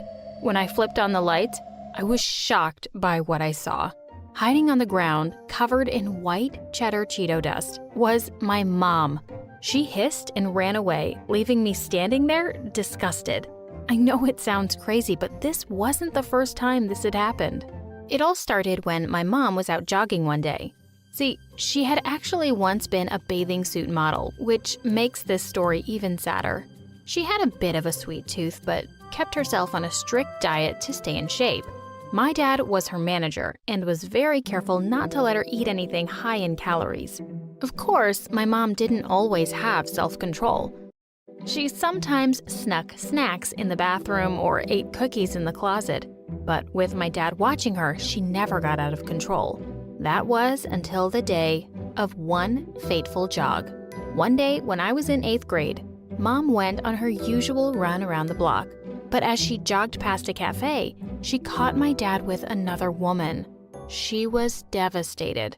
I was sitting at the kitchen table when she burst in crying. My dad was chasing after her. Right in front of me, he explained how he simply fell in love with another woman. It was nothing personal. You can't control what the heart wants, Dad said. Nothing personal? You jerk, my mom cried before she pushed him out of the door. It's nothing personal, but I never want to see you again. My mom immediately turned to the freezer and started stuffing her face with tubs of ice cream. She got a lot of comfort food. I'm talking about everything from chicken nuggets to tubs of popcorn. She spent almost $2,000 on food. She looked at me and winked. Don't worry, this is all going on your daddy's credit card. One day, after I had been bragging to my friends how I ate ice cream whenever I wanted, they insisted on coming to my house. When they came, though, Mom started acting like we were all out of food. She said I should have asked her before bringing people over, and all we had was a bowl of boiled beans and broccoli. I was so embarrassed, and all my friends laughed at me. We hadn't bought broccoli for months. It must have been rotten. She served the beans and broccoli in a tiny bowl and left. My friends wouldn't touch the beans, so Mom popped back a while later and just grabbed the bowl off the table. You know what, honey? I think your friends aren't hungry, she said, practically running out of the kitchen. I was so mad. I ran after Mom and found her in her room, stuffing her face with a tray of nuggets and a whole tub of ice cream, with chocolate syrup too. half of which was on her shirt. She'd said we were all out. I started yelling at her, and then to my horror, I heard laughing. My friends were standing in the doorway, making fun of my mom. The next day at school, everyone went around asking each other if they wanted beans and broccoli. I wished the ground would open up and swallow me whole. After that, I stopped inviting people over. Over time, I noticed that I was starting to feel really unhealthy. I told my mom that I thought we needed to slow down a bit with our eating. If she kept it up, she was going to lose her job. She glared at me and said that I sounded just like my father and that being skinny didn't matter to her. "I'm a model," she cried. "If I got cheated on as a super hot model, what's the point of trying to be skinny?" Her binge eating was only getting worse. After I'd seen her chow down on a whole bucket of fried chicken meant for a family of 10, I cried to her that I cared about her health. I didn't care if she was hot or pretty. I didn't want her to die of a heart attack. My mom agreed to slow down, at least to my face. After months of having junk food for dinner, we sat down and had a nice, healthy salad. The first bite felt like heaven, but I don't think Mom agreed. When I told her we were skipping dessert, I heard her stomach growl at me.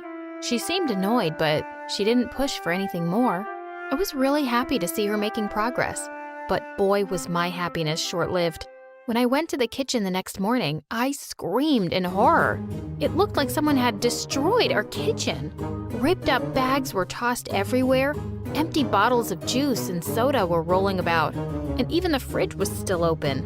"Who could have done this?" my mom screamed. I rolled my eyes and pointed at her nightgown, which had pink frosting and chocolate smudges. She turned red and rushed out of the room. Later, she came to me like a guilty kid and said that she had a problem and she was willing to get the help she needed. For years, Mom tried all different types of therapies and medicines, but nothing seemed to work for long, and her setbacks always meant the worst kind of humiliation for me. This one time, when I was in the 9th grade, I went to the movies with her and my biggest crush happened to work there. Well, my mom made me get up 6 times to refill the family-sized popcorn tub during the movie.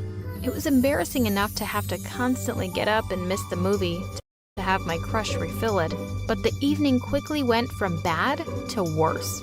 See, after the 6th refill, the guy laughed and said, "Hey man, take it easy. You've got to leave some popcorn for the other guests." I was so embarrassed. I ran off without saying anything. I went back to my mom empty-handed. She charged out and made a huge scene.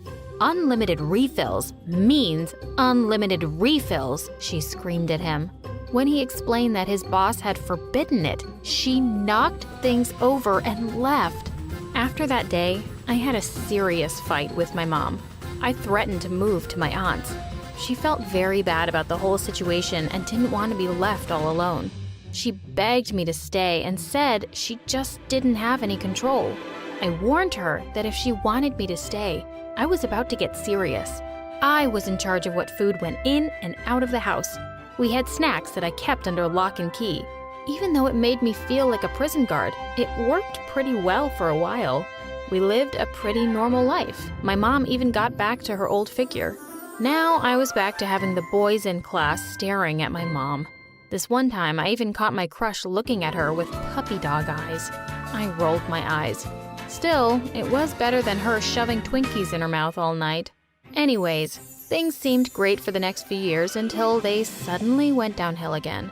If it hadn't been for Felix, that angel in a man's disguise, I would have lost it in high school. See, when I was in high school, one day my mom met this guy, Felix, and fell in love. Felix was super nice and was totally understanding about my mom's situation. He said he would do anything to help her. He was always there to keep a check on my mom and made sure there was no junk food in the house to tempt her. But despite everything, Mom was slowly slipping back. I began noticing she was putting on weight every day. Even though whenever I came home from school, I saw Felix had taken Mom for a jog. At first, it was small things. My mom was eating more than she needed to, but it was green, so that was okay, right? Then it got horrible.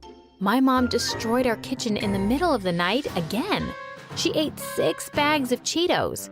When she snapped out of her food rage, she looked shocked and embarrassed. She even felt a little sick from her snacking.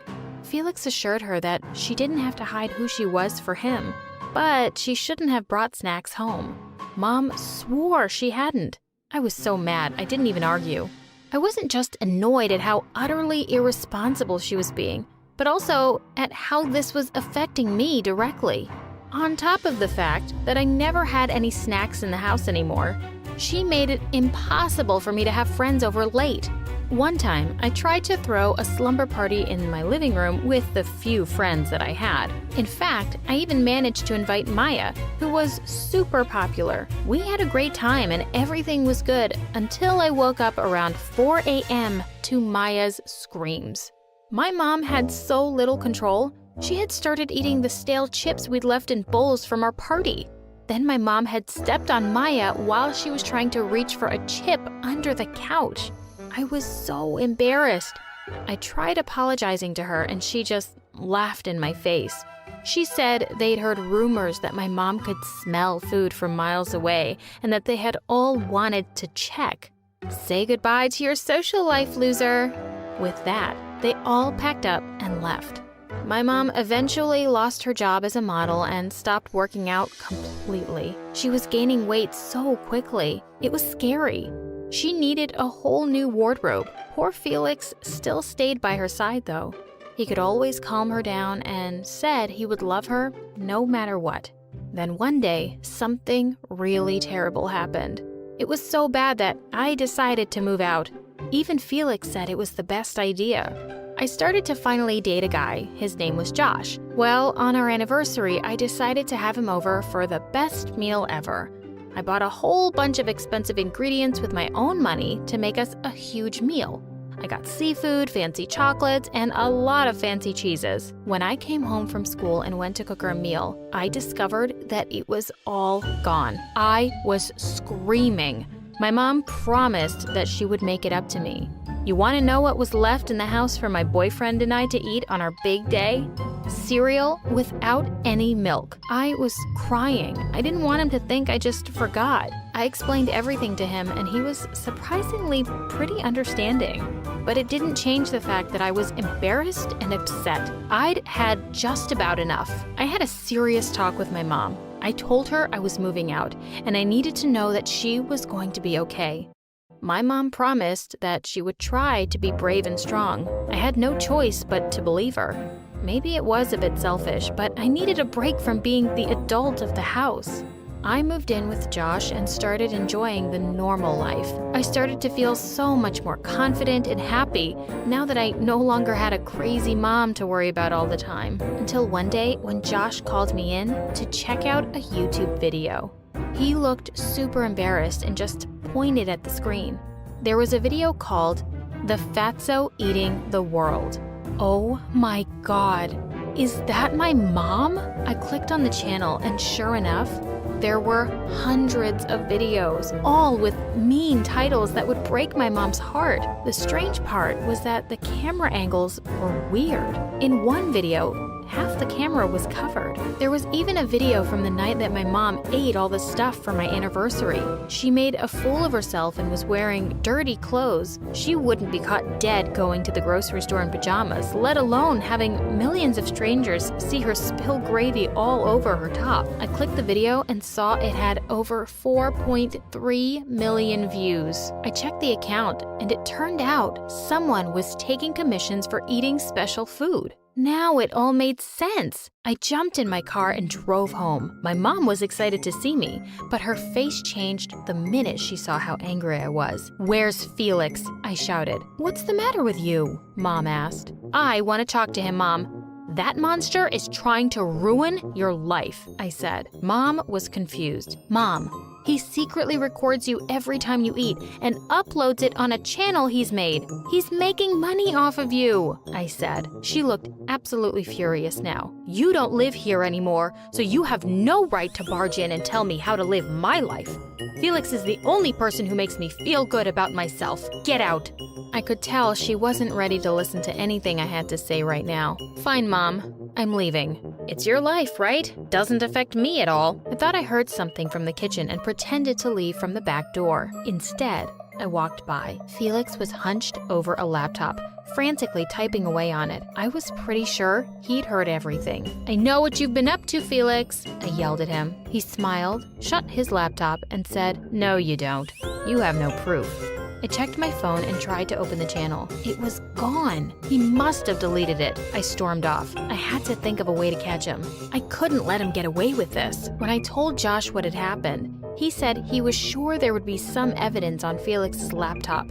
Even if the channel was deactivated, the video files had to be somewhere. That night, Josh and I waited outside his house until we saw him leave, and then snuck in through a window. We decided to split and search different rooms for the laptop. I was looking all over the lounge when suddenly I heard a car turning into the driveway. Felix was back already. Josh, we gotta get out of here. He was already running down the stairs 2 at a time, and we both frantically made it out of the window just before the front door clicked open.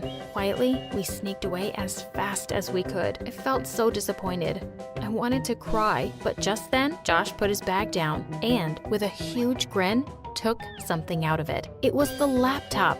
Oh, I could just kiss him. And I did. We ran back home and Josh got down to work. He hacked into the laptop easily, the little genius. We were expecting to see all the disturbing videos of my mom. Let's just say we got much more than we bargained for. See, there were thousands of videos and pictures, but they weren't my mom. These were of 3 different women, all of them eating and stuffing themselves in what looked like mukbang videos. I wanted to gag. What was he doing?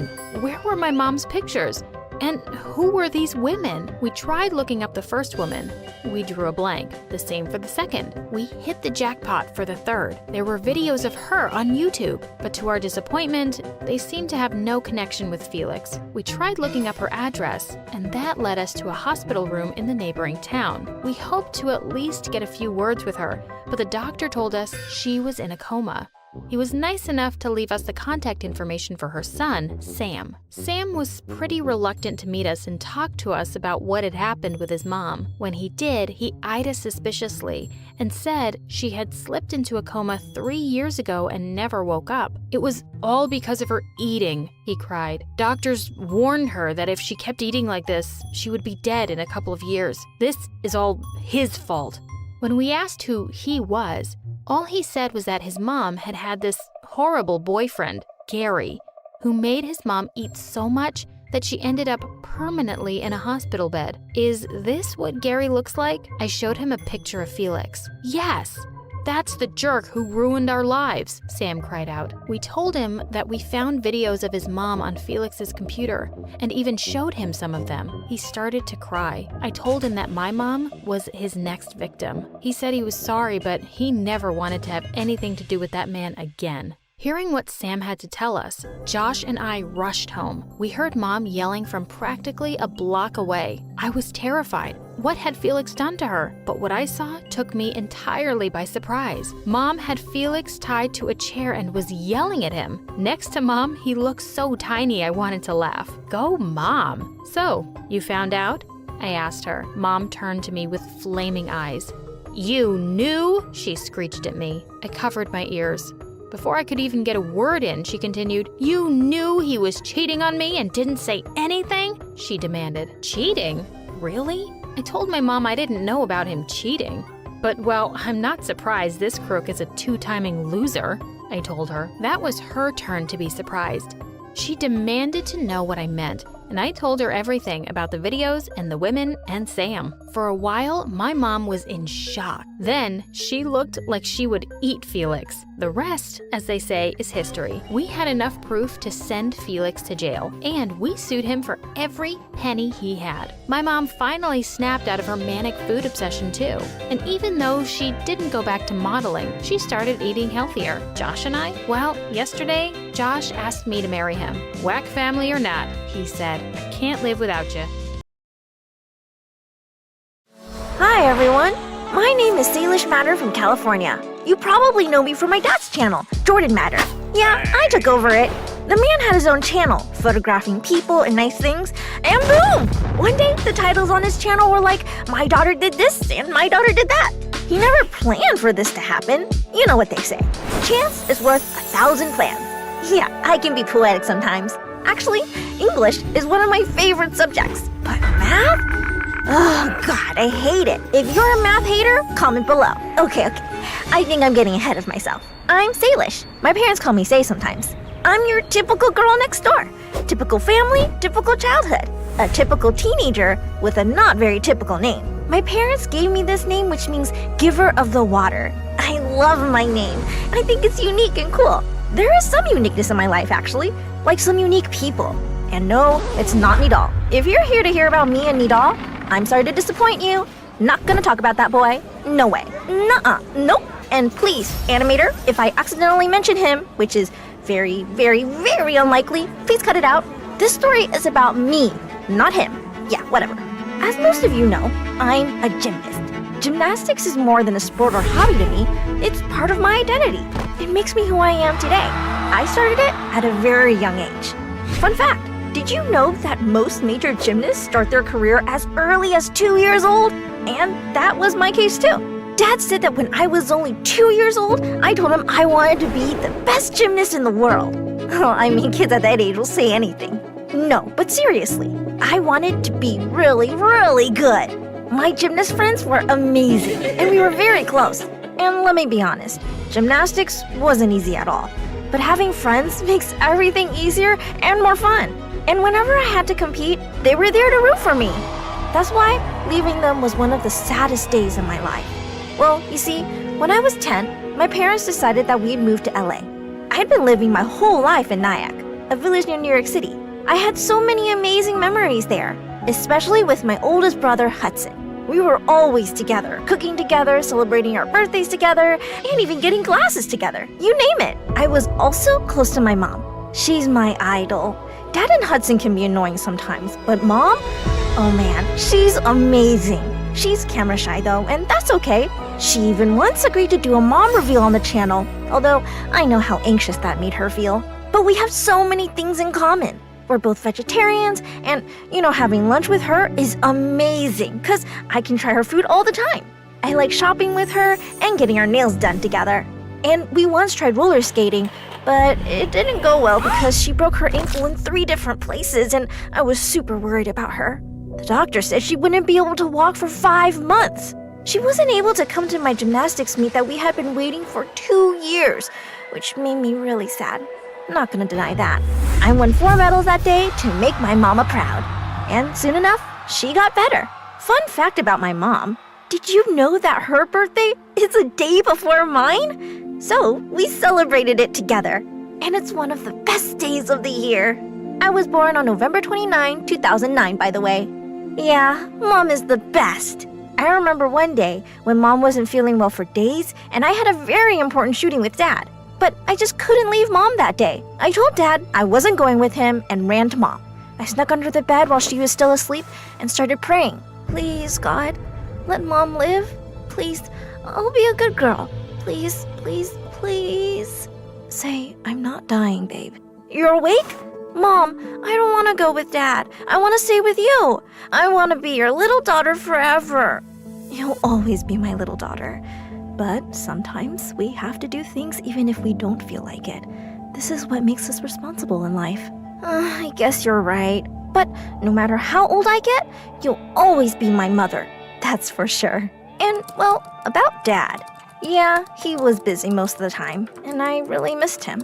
Dad, are you coming home late tonight? Honey, you know Daddy has to work, but I love you so much.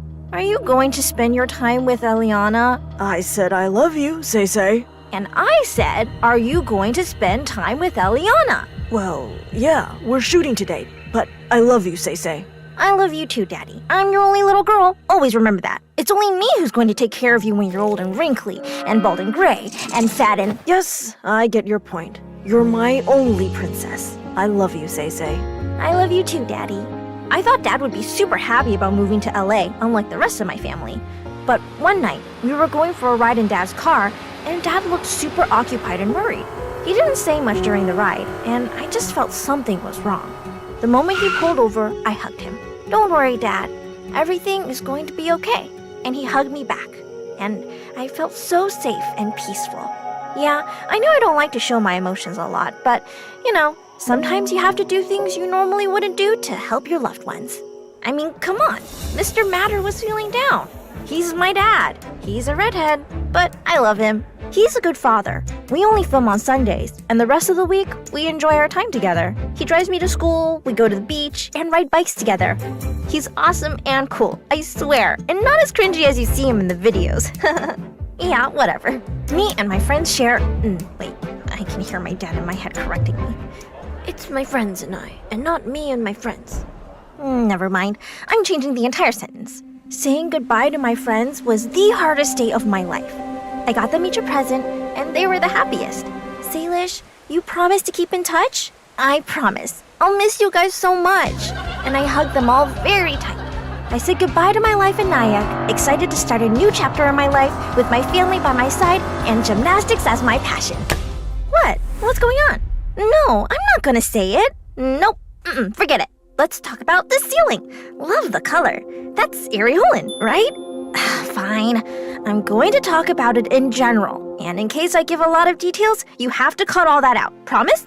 Yeah, when I moved to LA, I met him. We were shooting a video together, then we went to Starbucks. I still remember what we got. 2 vanilla frappuccinos, no whipped cream. And just like that, we became friends. It's like we had the same energy. We would run around and play, trying to hurt each other. But of course, I always end up hurting him. I'm way stronger. He's only a big baby. Now I have to say his name, I know. He's Nidal Wonder, a self-taught freestyle flipper prodigy, born in 2010. Yeah, he's too young. He has been making videos with my dad since he was 8. Yeah, I have to admit, he's cool. But did you notice? Yes, he's only 13 years old. But did you see his arm muscles? Oh boy. The first time I tried to wrestle with him, like always, I touched his arm. And man, you can tell this boy is going to be such a tough, good-looking man. I mean, he can look good in anything, even when he wears my white dress.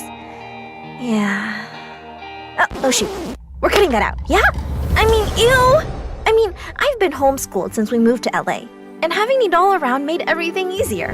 When we made the first challenging video, I was sure I was going to win over him. But I gotta say, competing with him was formidable.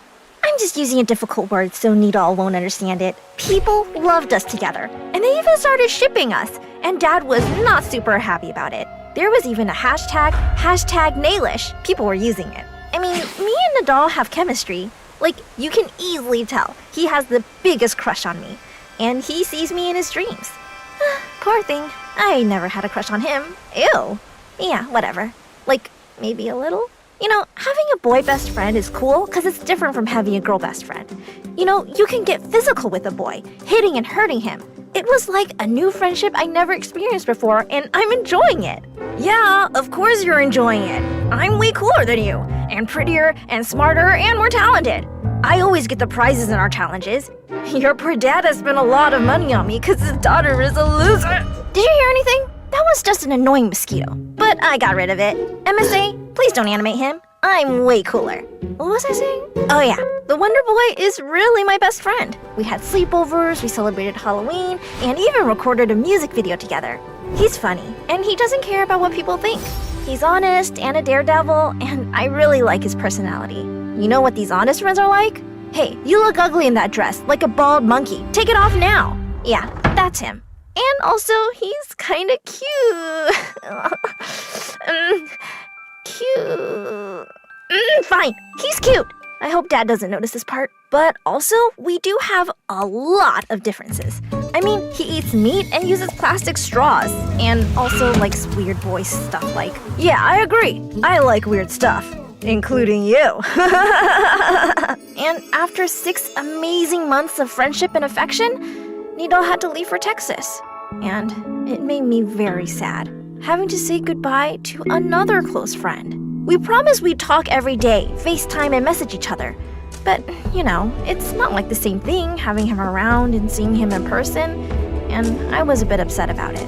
At least I had Boomer around. Boomy is my dog, and one of the best things in my life. I took him for a walk every day before school, and it cheered me up every time. But I still always felt empty because I missed my best friend. And I think my parents noticed it, because one day, Dad took me to Universal Studios, and he told me we were making a video. But suddenly, while we were walking, someone held me from the back, and I immediately knew it was Nidal. He hugged me, and I wrapped my arms around him, and it was an amazing moment. Actually, this is one of the many surprises we have for each other. We've been surprising each other in the last year, and it made missing him less painful. And you know what's even cooler? Nidal spent his summer vacation here in LA, and we made so many videos together. Speaking of surprises, my dad always came up with cool ideas to shoot. But one of the best things I enjoy doing is skincare and get ready with me videos. Yes, I wake up at 5:45 and spend 2 hours getting ready. But beauty has a price, No, seriously. Boomy takes about 30 minutes in the bathroom, so it's only an hour and a half.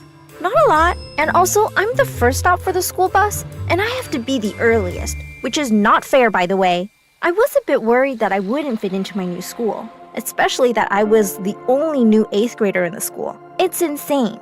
But thank God, it's been going pretty well so far. And I have made some new friends. And I love that we don't have a dress code at our school, and I can choose nice clothes every day. Man, I'm so happy. Actually, all this YouTube content is amazing. Making videos with my dad, doing challenges with talented people, having collaborations with cool people and YouTubers like Britt Rivera and Darman, and many other amazing people. And now, I even have my own channel. Please go subscribe now. Life is good. All you have to do is to stay positive and like this video. If you want me to react to this video, please comment below. Saylish is the best MSA MC ever. You're not cutting that out, yeah? You know what? Don't cut anything out. I don't care. Yeah, whatever. Love ya. Bye.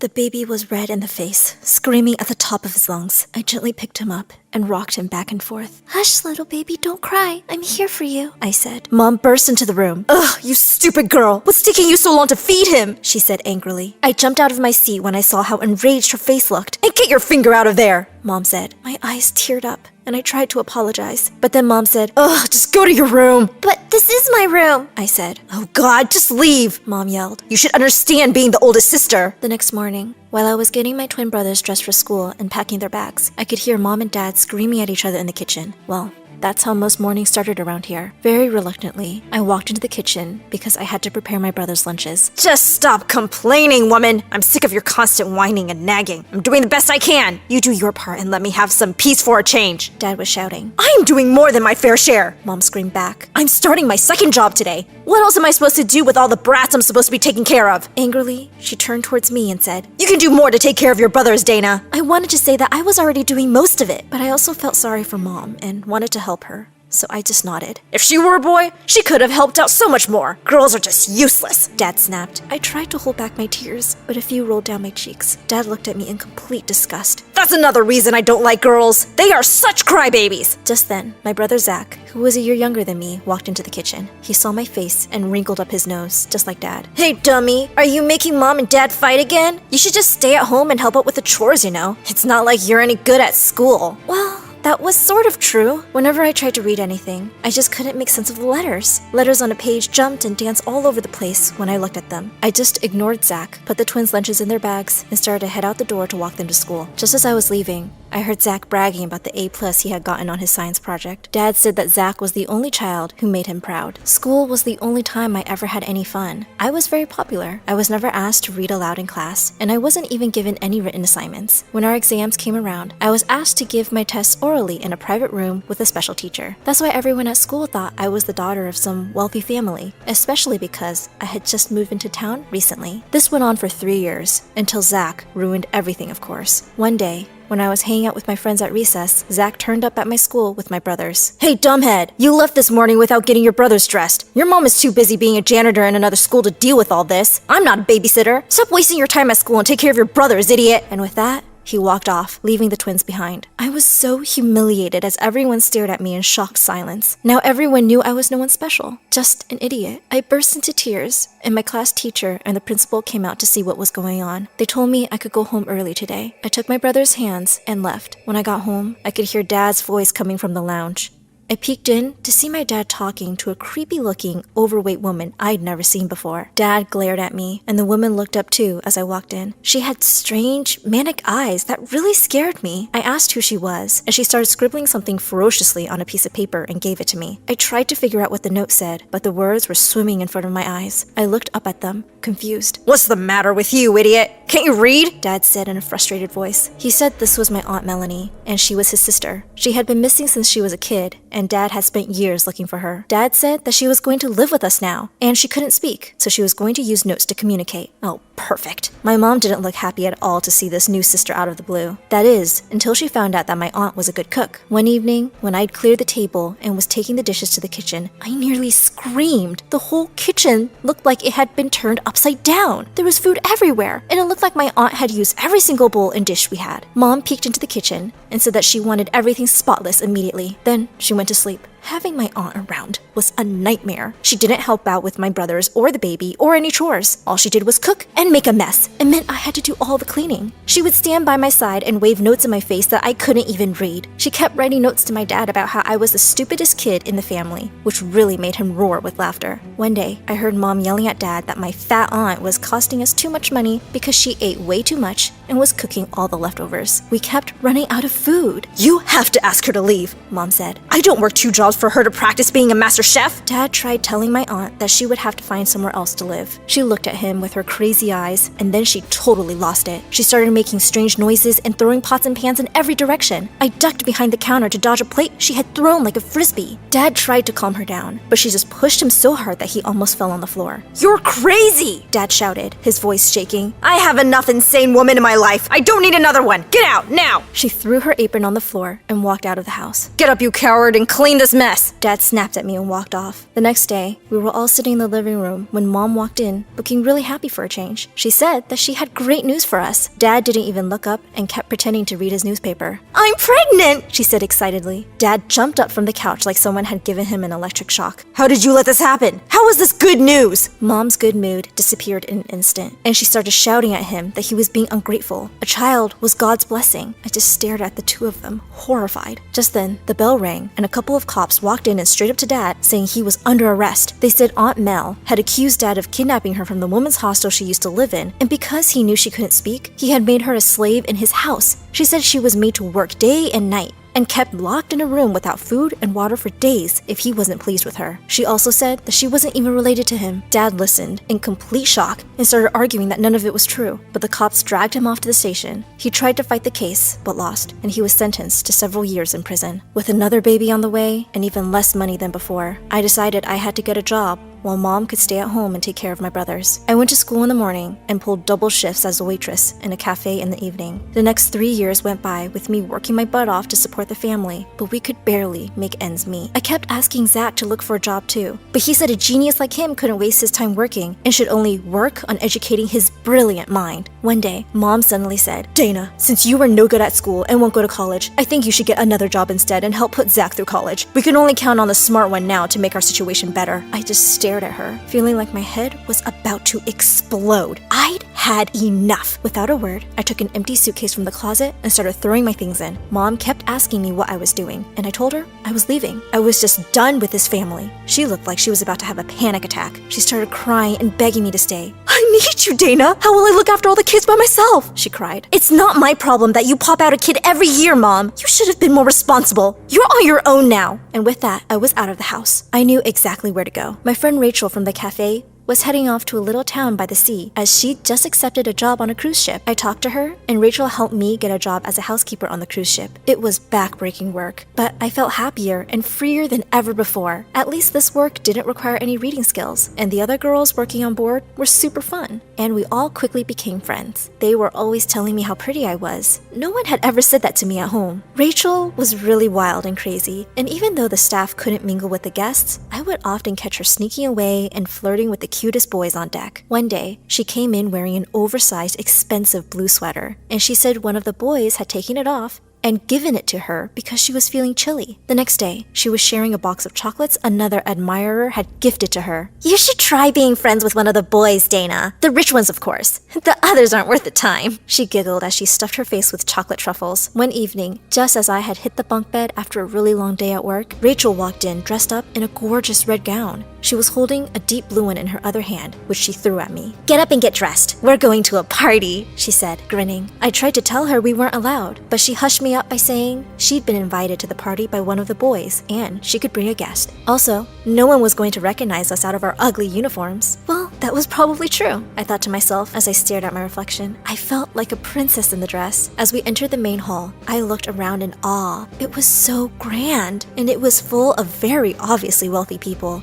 Just then, a guy turned around and looked straight at me, and my stomach filled with butterflies. He was just so gorgeous. He smiled and walked over to me and said he would be happy to dance with me. I blushed as we joined hands and walked towards the dance floor. He told me that my blue dress matched the color of my beautiful eyes. Before the evening was over, we had fallen in love. It was a whirlwind romance after that. We couldn't stay away from each other and were always sneaking off to some part of the ship where no one would spot us. Late night moonlit walks on the deck, secret meetings during the day whenever I could manage to get away from work. It was the best few days of my life. One day, he had sneaked away from a dinner party to come to my room, and as we were kissing, the door suddenly burst open. It was Charles's mom. She looked at me with a disgusted expression. "Charles, you chose this maid over Mary? Wait till your father finds out!" She turned around abruptly and left, with Charles running after her. I stood there, in shock and anger, my legs shaking. I saw no sign of Charles for the next 2 days. I kept hoping he would come find me or at least send me a note. Nothing. Seeing how miserable I was, Rachel arranged for me to be one of the waitresses at a private party his parents were hosting that night. That way, I'd at least get the chance to see him and maybe talk to him. As I entered the hall, my heart skipped a beat as I spotted him instantly at the dinner table with 2 gorgeous girls on each side. His dad rose from his chair at the head of the table and cleaned his glass with a spoon to get everyone's attention. Mr. Beaumont and I have been in business for a very long time now, and we have decided to make that connection even stronger by joining our 2 families. It is with great joy that I make this announcement. My son Charles is engaged to the beautiful young lady sitting next to him, Mary. They are to wed next month, Charles's dad said. My heart stopped beating. I looked at Charles's face, and there was no sign of regret. He turned to Mary with a huge smile, took her hand, and kissed it as everyone cheered and clapped. Before I even realized what was happening, the tray of glasses in my hand had come crashing down to the floor, and everyone was staring at me. You people with all your money, you're all so shallow and awful! I screamed. Everyone just looked at me, stunned. Charles looked furious. His mother signaled a security guard to remove me from the room, and just as he was walking towards me, the whole ship shook, and we heard a loud cracking sound. Everyone in the room started screaming and running out of the hall in a panic. Soon enough, the captain started making announcements that the ship had hit an iceberg, and it was going to sink. People cried and screamed in horror all around me as they clung to one another. All the crew started to prepare for an evacuation. As I ran out of the hall, I heard someone call out my name. I knew that voice. It was one of my little brothers, and he was on the ship with the rest of my family, all except for Zach. Shocked to see them, I asked what they were doing here. They said Mom and the family had followed me when I left, and they had been on board all this time. Mom had hurt her leg and was in her room. I felt so scared that my whole family had followed me straight onto a sinking ship, leaving them with a steward. I rushed down to Mom's cabin. Mom! I hugged her tight. We have to get out of here. Let me help you up. Where are we going to go? Mom started crying. Zach called your dad in prison and convinced him to sell the house to pay for his college tuition. Your dad was so angry with me that he agreed, and everything was in his name. We're homeless now. I was furious hearing that, but I wasn't shocked at all that Zach would do something so selfish. We heard another loud sound, and I told Mom that we had to hurry and get out of here. Up on the deck, I could see that people had started to leave the ship on the small lifeboats. As I put life jackets on my brothers, I could see Charles screaming like a little girl as his boat was being lowered into the water. What a pathetic loser. As we sailed off into the cold, dark sea in the night, I looked over at my mom and little brothers. They all looked completely exhausted. I promised I would always take care of them. My brother tugged at my sleeve and said, "That was awesome! We're on an adventure! And it's gonna be really fun, right?" I looked down at his excited face and smiled. "Yes, it will." Smile, please. Click. You should be on the cover of a family magazine. So perfect. I fake a smile and walk past the photographer. To the outside world, we have it all. A big house, cars, money, and my parents' perfect marriage. But what goes on inside the house is another story. Hi, I'm Fatima from Afghanistan, and this is how I made my jerk dad regret having me as a daughter. But before I continue, click like and subscribe. Mom and Dad were high school sweethearts, but their parents were dead set against the match from the start.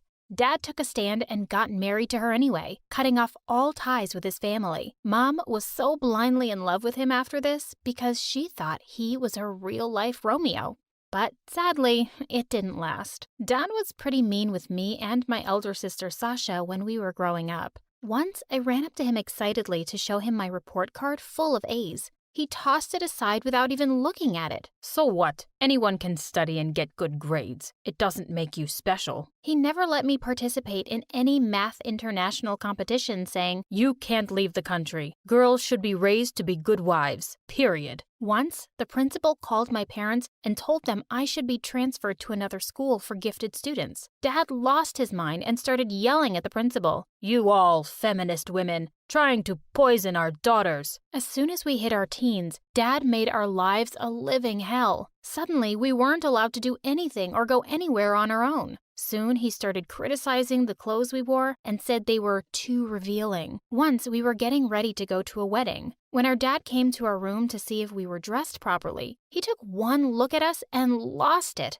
"Go, wash your face. You look so ugly." We were angry, but we did as he said. When we reached the wedding, though, once again, he became the doting father. What a hypocrite! Men and women are separated in these weddings, so I told Sasha that we could put our makeup on again and enjoy our night. And so we did. My brother didn't have these problems. He was Dad's little pet. God, he even got a cell phone at 8. Dad kept telling him he was the man of the house, and he had to keep us women in check. It seemed like Dad was getting more paranoid by the day. He shifted our computer in the lounge so he could see what we were doing. He threatened to kick us out of the house if we even mentioned having social media accounts. One day, when Dad wasn't home, I decided to set up a Facebook account. I wanted to join all the math groups on Facebook, but as soon as Dad entered, my stupid brother ratted me out. Dad went from normal to the Hulk in less than 5 seconds. "How dare you? I told you to never make a Facebook account. Are you that desperate to find a boyfriend? No one will want you anyway because you're ugly." Dad, I'm old enough to have a Facebook account. Dad got mad and disconnected the Wi-Fi. I tried talking to Mom about it, but it was pointless. She never saw any fault with anything he did. He's your father. He knows what's best for you. The next thing we knew, he pulled us out of school and enrolled us in an all-girls institution. I couldn't believe it. This is so unfair. All my friends are here. You can't do this. I can. And I have. If you want to live under my roof, you will do as I say. I couldn't let him get away with it. If he wanted to play hardball, then I'd learn from the best. He invited his friends over for dinner a week later, and it was the perfect opportunity to get a little revenge. When Sasha and I came down to greet the guests, Dad almost choked on his tea. "What are you wearing?" "You said we should dress to impress your rich friends." Dad shot Mom an angry stare, and she hurriedly dragged us out of the room. Strike one, and Dad was livid. For our stunt, he cut off our allowance and refused to give either of us any money. It was worth it. And it was okay because I was one of the best students in the class and kids were always asking me to tutor them. I lied to Dad and said my math teacher was forcing me to take extra classes because I was really dumb, and he easily bought it. So I started tutoring a bunch of kids after hours in school, and I was making good money. A month went by, and one afternoon at school, right in the middle of a lesson, the door suddenly burst open. I turned in horror to see it was Dad, looking mad as a raging bull. "You take me for a fool, girl? Pack your things this minute." I felt humiliated in front of my classmates, and I didn't want to make things worse, so I left with him. When we got home, he screamed at me some more and insisted I give him all the money I'd made tutoring, but I refused. Fine, but make sure it lasts, because there's no way you'll be making any more. Dad kept a strict eye on me after that to make sure I got home right after school. At first, I thought there was no way I could teach anymore, but then I came up with a brilliant idea. Dad was always away hanging out with his friends in the evenings, so I decided to sneak students into my basement. I told Sasha all about my plan, and it was her job to make sure Mom and my brother wouldn't find out, and I was back in business. A few weeks later, while I was teaching, the door suddenly opened, and my brother was standing there. Sasha was right behind him, crying and saying that she was really sorry. My brother took one look around the room and said, "Just wait till Dad gets home. You'll be in so much trouble." I ran after him and grabbed him by the shoulders. "Listen here, you little idiot. What will it take to keep your mouth shut?" He thought about it for a few moments and then told me I had to give him half of whatever I was making. As if I was going to tell him how much that actually was. I agreed to it, and he kept his mouth shut. But I was always a little afraid he'd rat me out. A few days later, when the kids were entering the basement, I saw a boy staring at me. He was a few years older than me. He stepped closer and was about to say something when my brother jumped out from behind him and said, "Are you lost, kid? Need any help?"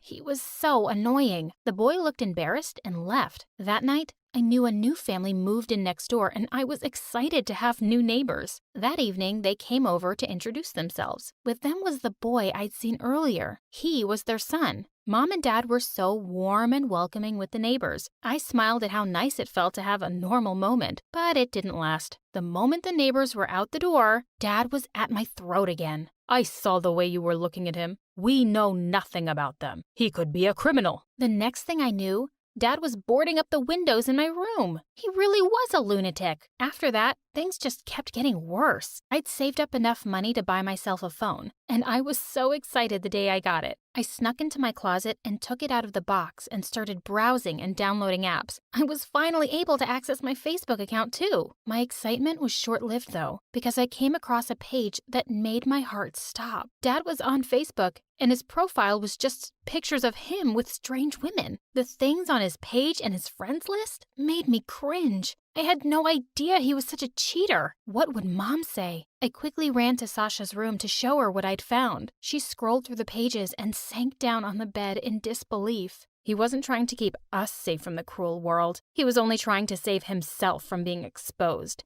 and make sure we never found out the truth about him. It's disgusting. Come on, we have to tell Mom. We ran to Mom's room where she was busy fixing her hair in front of the mirror. "Mom, I need you to look at something." "I don't have time. Your dad will be here to pick me up soon." "But Mom, it's about Dad." She looked at the phone and then back at us. I was expecting her to be angry with him, but instead, she started yelling at us. "How dare you talk about your dad like this, after everything he's done for you?" And with that, she stormed out of the room. We were in shock. Was she really that stupid? Or just in denial? The next morning, when Sasha and I reached school, her friend came up to her and said, "Sash, isn't this your dad?" I wanted the ground to swallow me up. Dad was trying to befriend girls from my school? The man was disgusting. It must be a fake account. Sasha walked quickly away to her class. Mom was still in denial. It was so annoying to see her make his favorite dishes every day and do his laundry. I just need to get her to open her eyes somehow. When Dad left on another overnight trip, we tried to talk to Mom again. We showed her Dad's Facebook page along with his friend requests to the girls at my school. But her reply shocked us. "You girls are ungrateful. Making a fake account just to get me to agree with you? You should be ashamed." "Mom, you've got to be kidding. You can't still think he's innocent." We were trying to convince her when we saw a shadow block the doorway. The blood drained from my face. Dad was standing right behind us. You're back early, honey." Dad looked like he was gonna erupt. He walked up to me and wrenched my phone out of my hand. "You wretched creatures, openly going against me, feeding lies to my wife. And where did you get this phone? I stared at him silently, and my brother popped up behind him. She teaches kids in your basement, Dad. Dad let out an angry snarl and smashed my phone against the wall. After that, Sasha and I were grounded and weren't allowed to leave our rooms. Then a few days later, my mom came in holding a fancy dress. Get dressed, Sasha, and come downstairs. We looked at each other without moving. Now. There were a lot of people in our living room. Ah, there's my sunshine. Come, sit with me. I felt like throwing up. My heart was pounding, and all eyes followed Sasha as she walked across the room. I recognized the guy next to Dad as his business partner, but I had no idea who everyone else was. Ron has always been interested in marrying you to his son. What?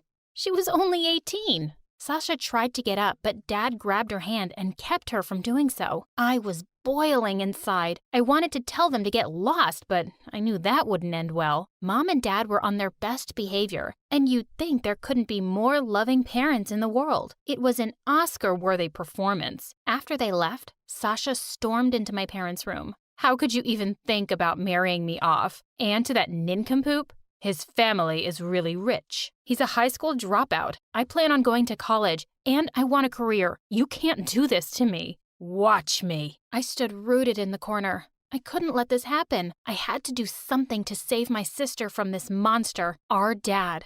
That night, when I went to throw out the trash, the boy next door was in his yard. He smiled when he saw me. I walked straight to the trash cans, too afraid that Dad would see me. When I was walking back, I saw something on the fence that wasn't there before. I picked it up and ran up to my room. Over the next few days, he started leaving little swans for me to find. It was the sweetest thing. No matter how horrible my day had been, the swans would make me smile. Maybe one day I'd be able to talk to him. As the day of the wedding got closer, tensions rose higher. Dad got crazier, Sasha got angrier, and Mom just went about being a robot as usual. The day of the wedding arrived, and Dad was running around frantically, making sure everything was perfect. I walked into Sasha's room and gave her a tight hug. Listen to me carefully. I have a plan. The guests had arrived, and the groom and his family took their places. I knew everything was going according to plan when Mom came running in. Why are you acting like a fool? Sasha. What happened to Sasha? She's gone. She's run away.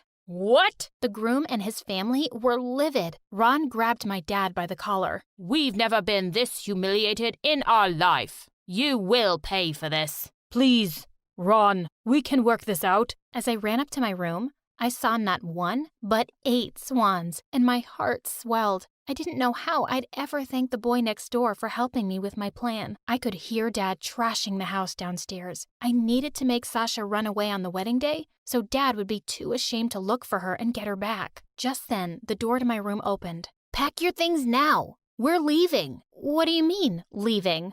You two have destroyed his reputation. Dad's lost his business partner, and you're asking why we're leaving? With that, he slammed the door and left. Dad followed every move of mine like a hawk. I wasn't allowed to go to school on my own either. One day when I came back from school, Mom was sitting in the lounge, but she looked different. Dad walked in and sat on the couch. Make me a cup of tea. Mom didn't move. Didn't you hear me? Make me a cup of tea. I didn't know what was happening, but I was loving it. Get out of my house, you cheater. Dad was shocked. That's when I saw his phone in her hand. All this time, I thought the girls were lying. But this? Get out. Get out. Now. I thought Mom was going to pop a vein. I secretly hoped she'd kick my brother out too, but you can't get everything you want in life. Dad tried to fight back and feed her lies as usual, but she wasn't listening this time. When he realized there was no way out, he yelled, "If I didn't need your money, I'd have left you a long time ago. You were always useless, and don't think you're going to get much from these ungrateful kids." With that, he left, and that was the last I saw of him. Things started to get back on track. I had a life, friends, and a Facebook page. I started up my tutoring gig again, too. I was also able to track down Sasha eventually. I sent her a message on Facebook. I told her how Mom finally woke up and kicked Dad out, and how our brother was finding it difficult to adjust to life where he had to do his own chores. Even though Mom had finally done something brave, I could tell that she was depressed and heartbroken. I asked Sasha to come and see us. She had worked multiple jobs to put herself through college and was about to graduate. I was so happy for her. A few weeks later, the doorbell rang and I ran to the door. I let out a cry of joy when I saw it was Sasha. Mom heard the noise and came running to us too, crying happy tears as she took Sasha in her arms. As she wiped her tears, Sasha turned to me with a smile. "There's someone waiting for you outside." I stepped out onto the porch to see. It was the boy from next door. He was holding a paper swan. I smiled at him and held out my hand where he gently set it. "Let's go for a walk. I'd love to finally get to know you."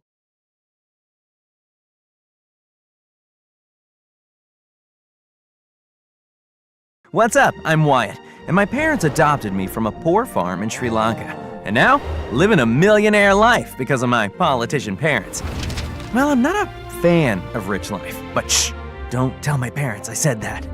I mean, I'm grateful for what they've given me, but rich people always boss people around for the craziest things. I asked for a gold-plated toilet seat, not this regular one. What? Are you stupid? Mom, who cares? It's just a toilet seat. No one's going to rate our bathroom on the luxury loo leaderboard. So I spent all my free time jamming on a guitar with my best buddy in the whole world, Kevin. Time for the next gig, you in? I met Kevin at a local band tryout, and we've been close ever since. We got in the band and started playing local charities. It felt so awesome to bring so many people joy. One day we were playing at the local soup kitchen, and I heard a commotion. A bully was cornering one of the most beautiful girls I'd ever seen. "I found twigs in the soup you made! I want my money back!" It's free, and I saw you put those in there. I was about to step in when the girl poured soup all over the bully's head. Security came and threw her out. I ran outside to tell her how cool she was, but it was too late. She was gone. But when I got back to Kevin's, he had the biggest smirk on his face. "Do you remember that cute girl who souped that bully?" "Duh. Well, her name's Gabby, and I asked her out. So she's kind of my girlfriend now." I felt like a giant rock had been stuck in my throat. But you guys, what was I supposed to do? There's a bro code. That's awesome, Kev. But as they started dating, I started to see less and less of Kevin. And whenever we did hang out, all he would ever talk about was Gabby. You know, Gabby supports her entire family. She has like 17 jobs. Wow. And the next day, my parents had a huge surprise waiting for me. There was a pretty girl twirling in my kitchen. She batted her eyelashes in slow motion. Honestly, it was a little ridiculous. Hello, I'm Olivia. I'm Wyatt, and why are you here? Well, son, it's your 18th birthday, and your present is Olivia. She's gonna be your wife. My what? Did you really think we'd leave your matchmaking up to fate? But Your mother and I were in an arranged marriage. Look how happy we are. I was definitely not convinced. Olivia's living with us until the wedding. You'll have plenty of time to get to know her. I tried it first for my parents' sake, but everything about Olivia rubbed me the wrong way. Every time she opened her mouth, I felt like some brain cells had died. One time, we went on her family's yacht for a week and sailed past the farm where I was born. Ew, I could never be that poor. How sad and pathetic. That really made me want to throw her overboard. Wyatt, remember, you're a gentleman. I needed out of this. A life with Olivia would be a life tied to the very type of person I hated most. So, I decided to run away. As I was climbing out of my window, Kevin pulled up to my house. How could I forget? We were supposed to practice together. Bro, what are you doing? My parents want me to marry this total snozberry. I'm running away. What? Wyatt, you can't give your life up. I don't have any other choice. I couldn't bring myself to say no to my parents or break their hearts. So, it's either run away or marry her. Besides, it's not like I have any other romantic leads. But then Kevin looked at me with this sparkle in his eye. What if you hired a fake fiancé and told your parents you're already getting married? I burst out laughing. Yeah, right. Would anyone actually be interested? I mean, it's a little pathetic. Gabby could do it. You mean, your girlfriend? Yeah, she's desperate for money. Let me ask. And then he started texting her. Wait, Kevin, isn't that weird? She's your girlfriend. She said she's in. And who cares, dude? It's just pretending. Besides, I trust you more than anyone. I mean, it's not like I really had any other options. Luckily, my parents went on a business trip, so at least that bought me some time. The next day, I met up with Gabby and got up to pull her chair out, but she kicked it back in. One thing straight. This is just a job. Jeez, I was just trying to be polite. I love Kevin. So do I. But don't you feel weird that he's passing you off to me like you're some loaner car? I would advise you to shut your face hole before I shut it for you. Well, you better get an attitude transplant if you're gonna be a convincing fiancé. Otherwise, this won't work. She looked at me with this mischievous smirk. You don't have to question my believability. Trust me. The next day, I invited Gabby to my school's potluck. I went to the bathroom for 2 seconds, and when I came back, I saw Gabby had entered the green chili eating contest. As Gabby shoveled chilies down her throat, she glared at me with cold hatred. And then, to my shock, she told everyone, My fiancé holds the green chili eating world record. Before I knew it, tears were streaming from our eyes as we ate chili after chili. Remind me to bathe in milk later. After Gabby won, I dragged her away from everyone. What are you doing? Just having some fun with my fiancé. I'm gonna be in the bathroom for a week straight now because of you. But if that's what you want, I'll give it to you and eat until you're happy. No, stop! Suddenly, Olivia appeared out of nowhere. Wow, Wyatt, that is pretty impressive. My parents love spicy food. They're going to be so happy when they find out you can handle it. And then she kissed me on the cheek and ran off. I wanted to flip a table. What was that about? Ugh, you need to start playing by my rules, Gabby, or you can kiss your money goodbye. I do one thing you don't like and this is how you act? You're exactly who I thought you were.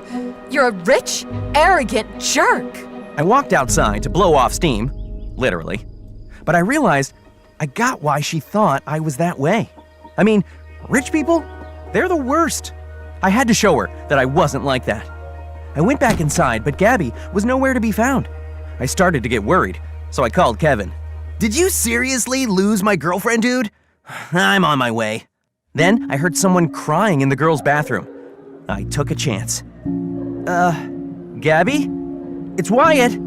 I wanted to apologize.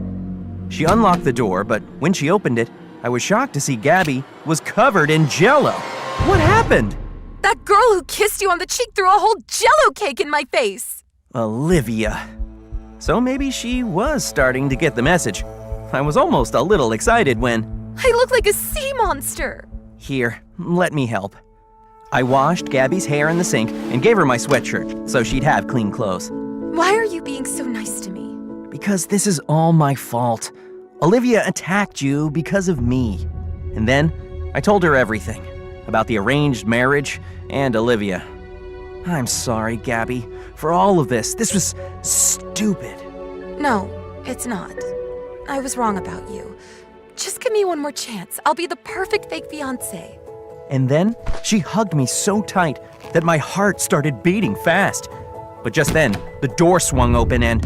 What do you think you're doing? Kevin, it's not what it looks like. Wait in the car, Gabby. Kevin! Now! I didn't like the way he was talking to her. He was acting so... controlling. Kevin came for me, his nostrils literally flaring. What gives, man? She's still my girlfriend. Whoa, dude, relax. This was your idea. Gabby and I are just... Stop, man. I see the way you look at her. What? No! The bro code! I would never... Whatever! Just finish this up ASAP! I can't believe he was really gonna let a girl get between us after all we'd been through. The next day, I woke up and was surprised to see Gabby sitting at the edge of my bed. I have a surprise for you. Then she put a blindfold around me and put me in the driver's seat. I had no idea what was going on, but I've always been a sucker for surprises. And the next thing I knew, we were in the mountains. We climbed the whole thing, but what shocked me is that the longer we hiked, the more I actually started to love it. For the first time, I could drop everything, and I could just be me. We took a picture together at the top, and Gabby put her arms around me. I blushed so hard. Uh-oh. Maybe Kevin was right. maybe I was starting to catch feelings for Gabby. And it was magical. Doesn't this feel like a scene from a movie, Wyatt? Yeah, these paths are just like finding a YouTube channel unexpectedly. And you're just pulled to hit subscribe and like. You never know what stories you'll get next, but it's sure to make your day. So, you're saying that our lives are a YouTube channel now? Maybe. Because if it were, then people would subscribe to see if we soar or crash. You heard it. Want to know what's next? So hit like and subscribe. And when I got home that night, Olivia was waiting for me. You better be free tomorrow night. Hello to you too. My parents are coming for dinner to meet you.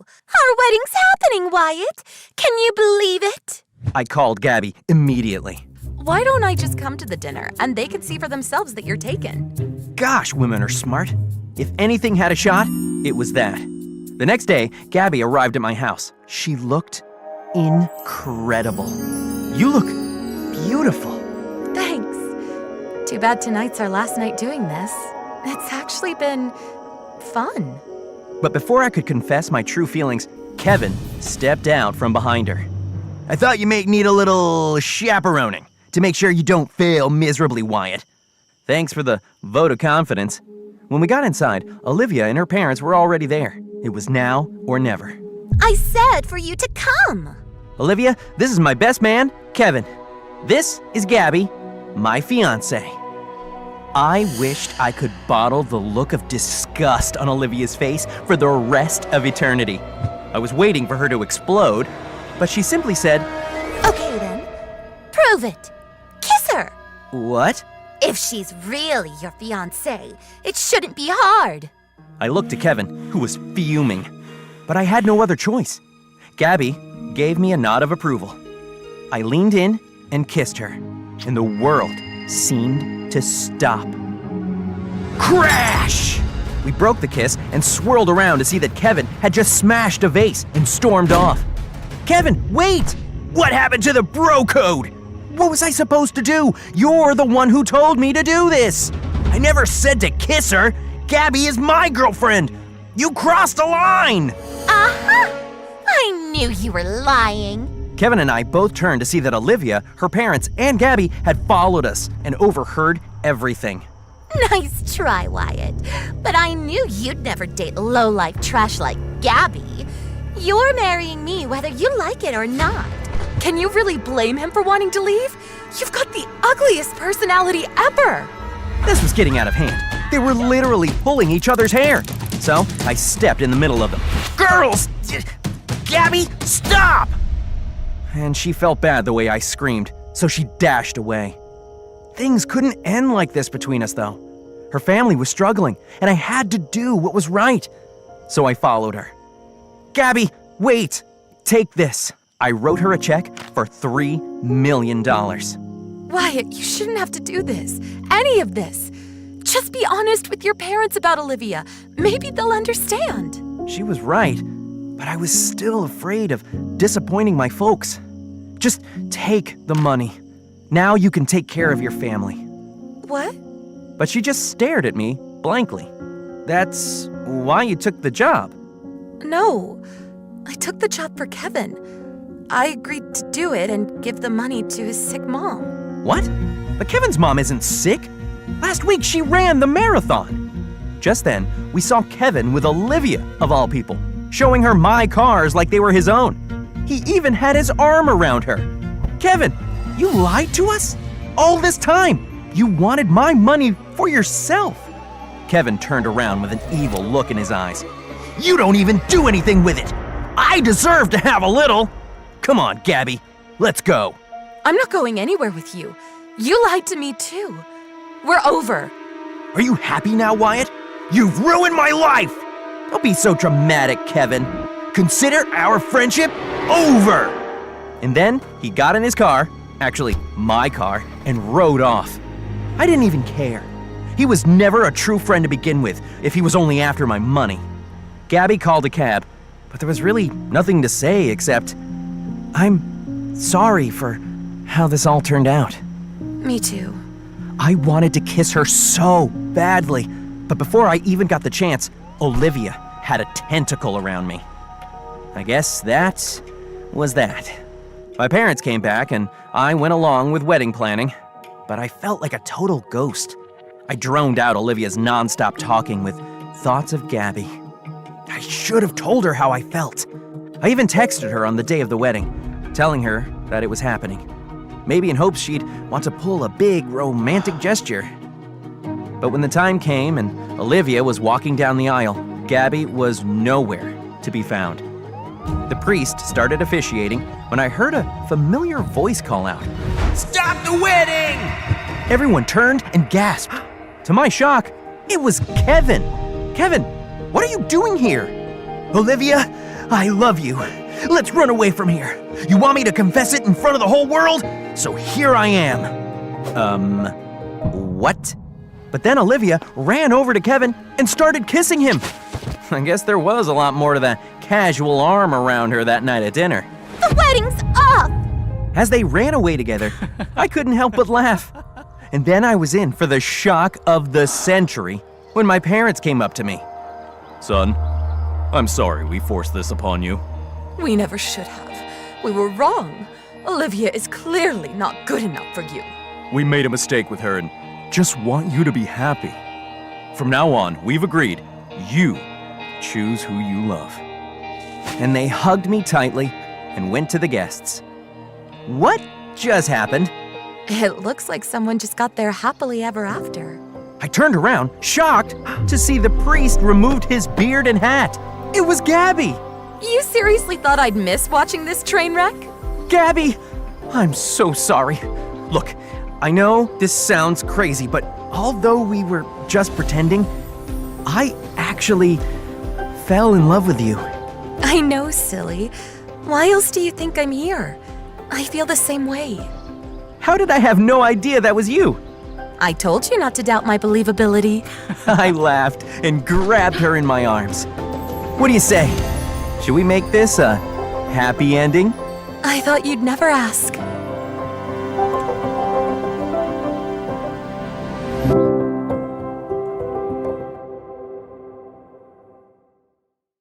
Hi, I'm Olivia from Ohio, and my crazy story will make you rethink your circle of friends. But before we get started, don't forget to like and subscribe. My mom screamed perfection, and I know what you're thinking. Every kid thinks their mom's perfect, but mine actually was. She was a successful lawyer, had won multiple awards, and everywhere she went, people would trip over their shoelaces to get a glimpse of her. Next to her, I looked like an ogre that no one noticed. People didn't even believe I was her daughter. When I was 10, Mom and I were taking a stroll in the park when this man walked up to us. I was watching you from across the park, and I have to say, you're gorgeous. Do you mind grabbing a cup of coffee? Thank you, but I'll pass.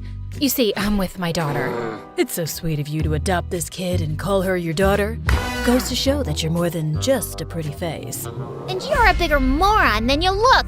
I kicked the man hard in his shin, and he started whining like a baby. Mom apologized, dragged me back home, and gave me a big lecture on being polite. But I didn't care. All I wanted was to look pretty like Mom. So the next morning, I woke up early, took a pair of scissors, and gave myself a haircut. I thought I looked pretty amazing, until Mom saw me and screamed like a banshee. What have you done, Olivia? It's cool, right? Now I look just like you. You look like a shaved raccoon. Mom rushed me to a hairdresser who tried his best, but there was hardly anything left for him to do. The next day at school, everyone pointed and laughed at me. It was so humiliating. Things didn't change much even as I grew up. I was an A-grade student, but wasn't half as popular as the pretty girls in my school. Then one time in 9th grade, I saw this MSA video where this girl used makeup and it totally transformed her face. And I was hooked. I saw a bunch of makeup tutorials to get my look right, and when I was done, I looked like a totally different person. Mom and I had a wedding dinner to attend that night, and people couldn't stop complimenting me. Oh, you're so pretty. Like a fresh lily, just like your mother. I'd never felt so visible, and it was all because of makeup. It made me feel so pretty and confident. I got better and better, and by 16, I started my own YouTube channel where I taught makeup.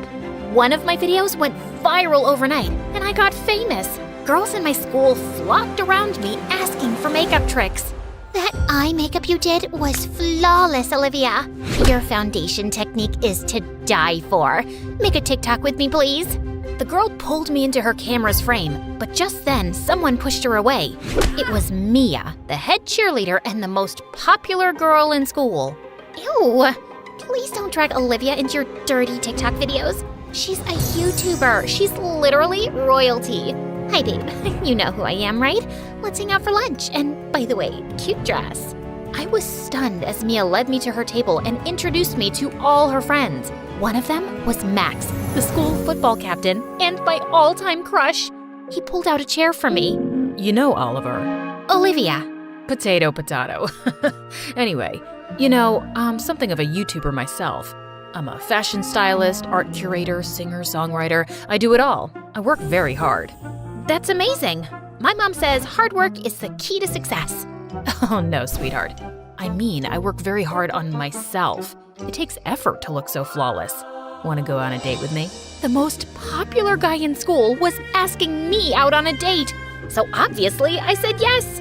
Max and I hung out a bunch of times, and I was totally crushing over him. At school, I was finally in the cool league now. Mia and I went shopping, to parties, skipped school for movies. It was so much fun. But between hanging out with friends and making YouTube videos, I could hardly concentrate on my studies and failed a test. Mom found out, and she wasn't too happy. Skipping classes? Flunking tests? What's happening to you, Olivia? Relax, Mom. It's just one test. Besides, it's high school. I'm supposed to have fun. You're also supposed to be getting into college, and I don't see that happening with these grades. You're acting like a totally different person. And maybe that's not such a bad thing since I'm tired of living under your shadow, Mom. I'm my own person, and I know how to make my own decisions. Saying that, I rushed to my room. I felt kind of bad for being so rude to Mom, but I was too mad to apologize. But Mom didn't give up, and the next day at school, she asked one of my teachers to assign me a tutor to help me with my studies. I was waiting for my tutor in the library when a really nerdy girl walked over to me. You're Olivia, and Grace, your tutor. Let's start. Grace pulled up a chair, and I couldn't help noticing her mismatched shoes. Yeah, I know my shoes don't match. It's just the other one was wet and I was in a hurry. And before you ask me, yes, I only own 2 pairs of shoes because that's all you need. Now, let's start with science. Grace and I worked all afternoon, and I could tell she was really smart. We were just wrapping up when Mia showed up with Max. OMG, this is your tutor? Where did you get that dress?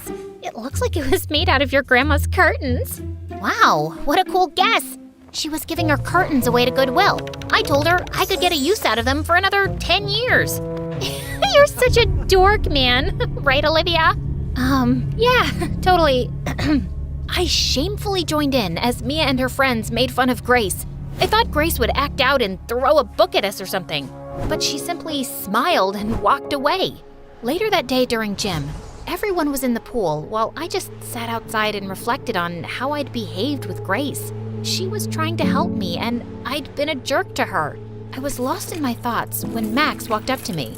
You're not coming in? No, I'm scared of water. Oh, don't be a scaredy cat. Saying that, Max started pulling me into the water.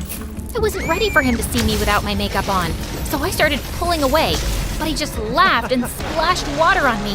My heart started beating faster, and I was about to pass out when Grace came to my rescue. Let her go, you moron. Grace took me to the bathroom as I tried catching my breath and shoved a paper bag into my hands. I don't want to throw up. Just breathe in and out. You just had a panic attack. Oh wait, you know what? My mom had this super amazing way of dealing with panic. With that, Grace hugged me tight and started rocking me back and forth. Snuggle, snuggle up, little baby, no need to fear. Mommy's here, we'll soon be out and you'll be free. Okay, I'm fine. Thank God my makeup is waterproof, or it would have been a disaster. That's what you were worried about? I thought you were scared of water. Thanks for saving me. And listen, I'm sorry for acting like a jerk earlier. I was mad at Max for days, but he apologized a million times, so eventually I let it go. Grace and I continued hanging out for our tutoring sessions and slowly became friends. Even my grades were up again, and Mom couldn't be happier. I'd never met anyone like Grace before, and I was fascinated. While everyone dressed up in fancy clothes, Grace would wear what made her comfortable, no matter how silly she looked. While we shopped for expensive stuff from malls, Grace made her own jewelry and hardly ever used makeup. But I could tell Mia hated Grace. She was always passing death glares at Grace and hardly missed an opportunity to comment on her hair or clothes. Then one day, I invited Grace over for lunch at my table. We were eating when Mia spoke. Guys, so you know how my mother is a tea leaf reader from India? And she was amazed by my reading yesterday. She says it means I'm either going to be very rich or very famous. As if. Excuse me? You have a problem with what I said? Logically, yes, I do. How can crushed wet leaves predict your future? They can. I have photos. You can see it's clearly written that my future is... I guess your future's garbage because that's what I see here. You know what you should really see? A mirror. Maybe that's when you'll know what a freak you are. Why do you hate me so much? Because you're a nerd and a loser, and I don't understand why you're even sitting with us. All I am is different, and maybe you're too close-minded to handle something you don't understand. There she goes with that psychology talk again. All I hear is blah, blah, blah. Told you, Olivia, she's a certified weirdo. You're so unreasonable. An unreasonable jerk. Mia got furious and pushed Grace off her chair. Grace fell and broke her glasses. She then got up and pushed Mia away, and the two of them got into a huge fight. It took all my strength to pull them away. I dragged Grace to the side. What is your deal? She hit me first. You insulted her. She called me a weirdo. I thought you didn't care about what people said. I don't, but I also don't like being humiliated publicly. You want Mia to like you so bad, you don't even have the courage to take my side even though I'm right. That's not true. Tell yourself that. Grace stormed off, and after that day, she simply stopped talking to me. She canceled our tutoring session and totally ignored me in class. Meanwhile at home, Mom told me something shocking one day. Apparently, one of her clients was suing her for presenting false evidence in a case, and Mom ended up paying really heavy damages. Mom and I had savings, but with the rent, school fees, and other expenses, we needed to figure out a way to get some money in. That's when Mia gave me a way out. My aunt's starting a herbal makeup line, and I'm sure she'll pay you a lot of money to endorse her products on your channel. If you want, I can talk to her tonight, and we can start shooting ASAP. Sounds great. Thanks, Mia. Of course, darling. What are friends for? The next day, I met Mia's aunt, and she agreed to pay me $1 million for the endorsement. We started shooting right away, and everything was on track. The video was uploaded a week later, and everyone loved it. The money I got was enough to get Mom out of trouble, and she was back in business.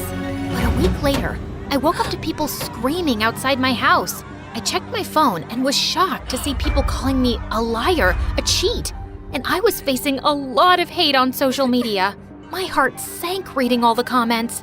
Apparently, Mia's aunt used cheap chemicals in her skin line, and people were complaining of severe skin issues. I immediately pushed an apology video saying that I had no idea, but no one believed me. Since Mia's aunt wasn't answering my calls, I rushed to Mia's house to get an explanation when I saw she was having a party. I instantly spotted her on the porch making out with Max. What the heck, Max? I thought you liked me. I did, but then I saw what a fraud you are, and I don't want your tainted reputation ruining mine. I'm not a fraud. Mia's aunt is, and now she's not even answering my calls. And you, Mia, go on record and tell my followers that I had no idea those products were harmful. And why should I do that? It's not my problem that you didn't do your homework. You should have checked those products before endorsing them. I trusted you. We were friends. And I did you a favor as a friend. But yeah, that aunt of mine's always been kind of shady. She wanted me to be the face of her fraud line. Imagine the horror if I would have said yes. Aunt needed someone stupid and popular enough to spread the word about her brand, and you stepped up. Now, if you're done, you're interrupting my date, and I'd like you to leave. Mia went back to kissing Max, and I was furious. I noticed a cat litter in the corner of the kitchen, and I picked it up and dumped it on Mia's head before storming out of the stupid party. I was in the parking lot when I saw Grace waiting for me. What are you doing here? I wanted to make sure you were okay. And look, I recorded the whole conversation with Mia. Upload this on your channel, and everyone will know what lying pieces of poop Mia and her aunt are. And then what? I know how horrible cyberbullying is, and I don't want another person to go through it. So you're just gonna let this go? Nope. We'll show this video to the police and let them take action. And after it's all behind us, there's something else I want to talk about on my channel. I've spent my entire life feeling invisible and not good enough, and makeup was my way to get noticed. But I just attracted shallow, awful people like Mia and Max. The only people worth having in your life are those who don't make you feel like you need to be someone else to be accepted by them. Did you hit your head on the way out? You're sounding like me. Well, you're the one who showed me that originality is our biggest superpower. So that's what I'm going to do. I still love makeup, but I won't lose sight of who I am as a person anymore, and I won't hide behind it. If I can become popular once, I can do it all over again. You with me? Always. Great, because I'm gonna need your help. And your macaroni necklace too.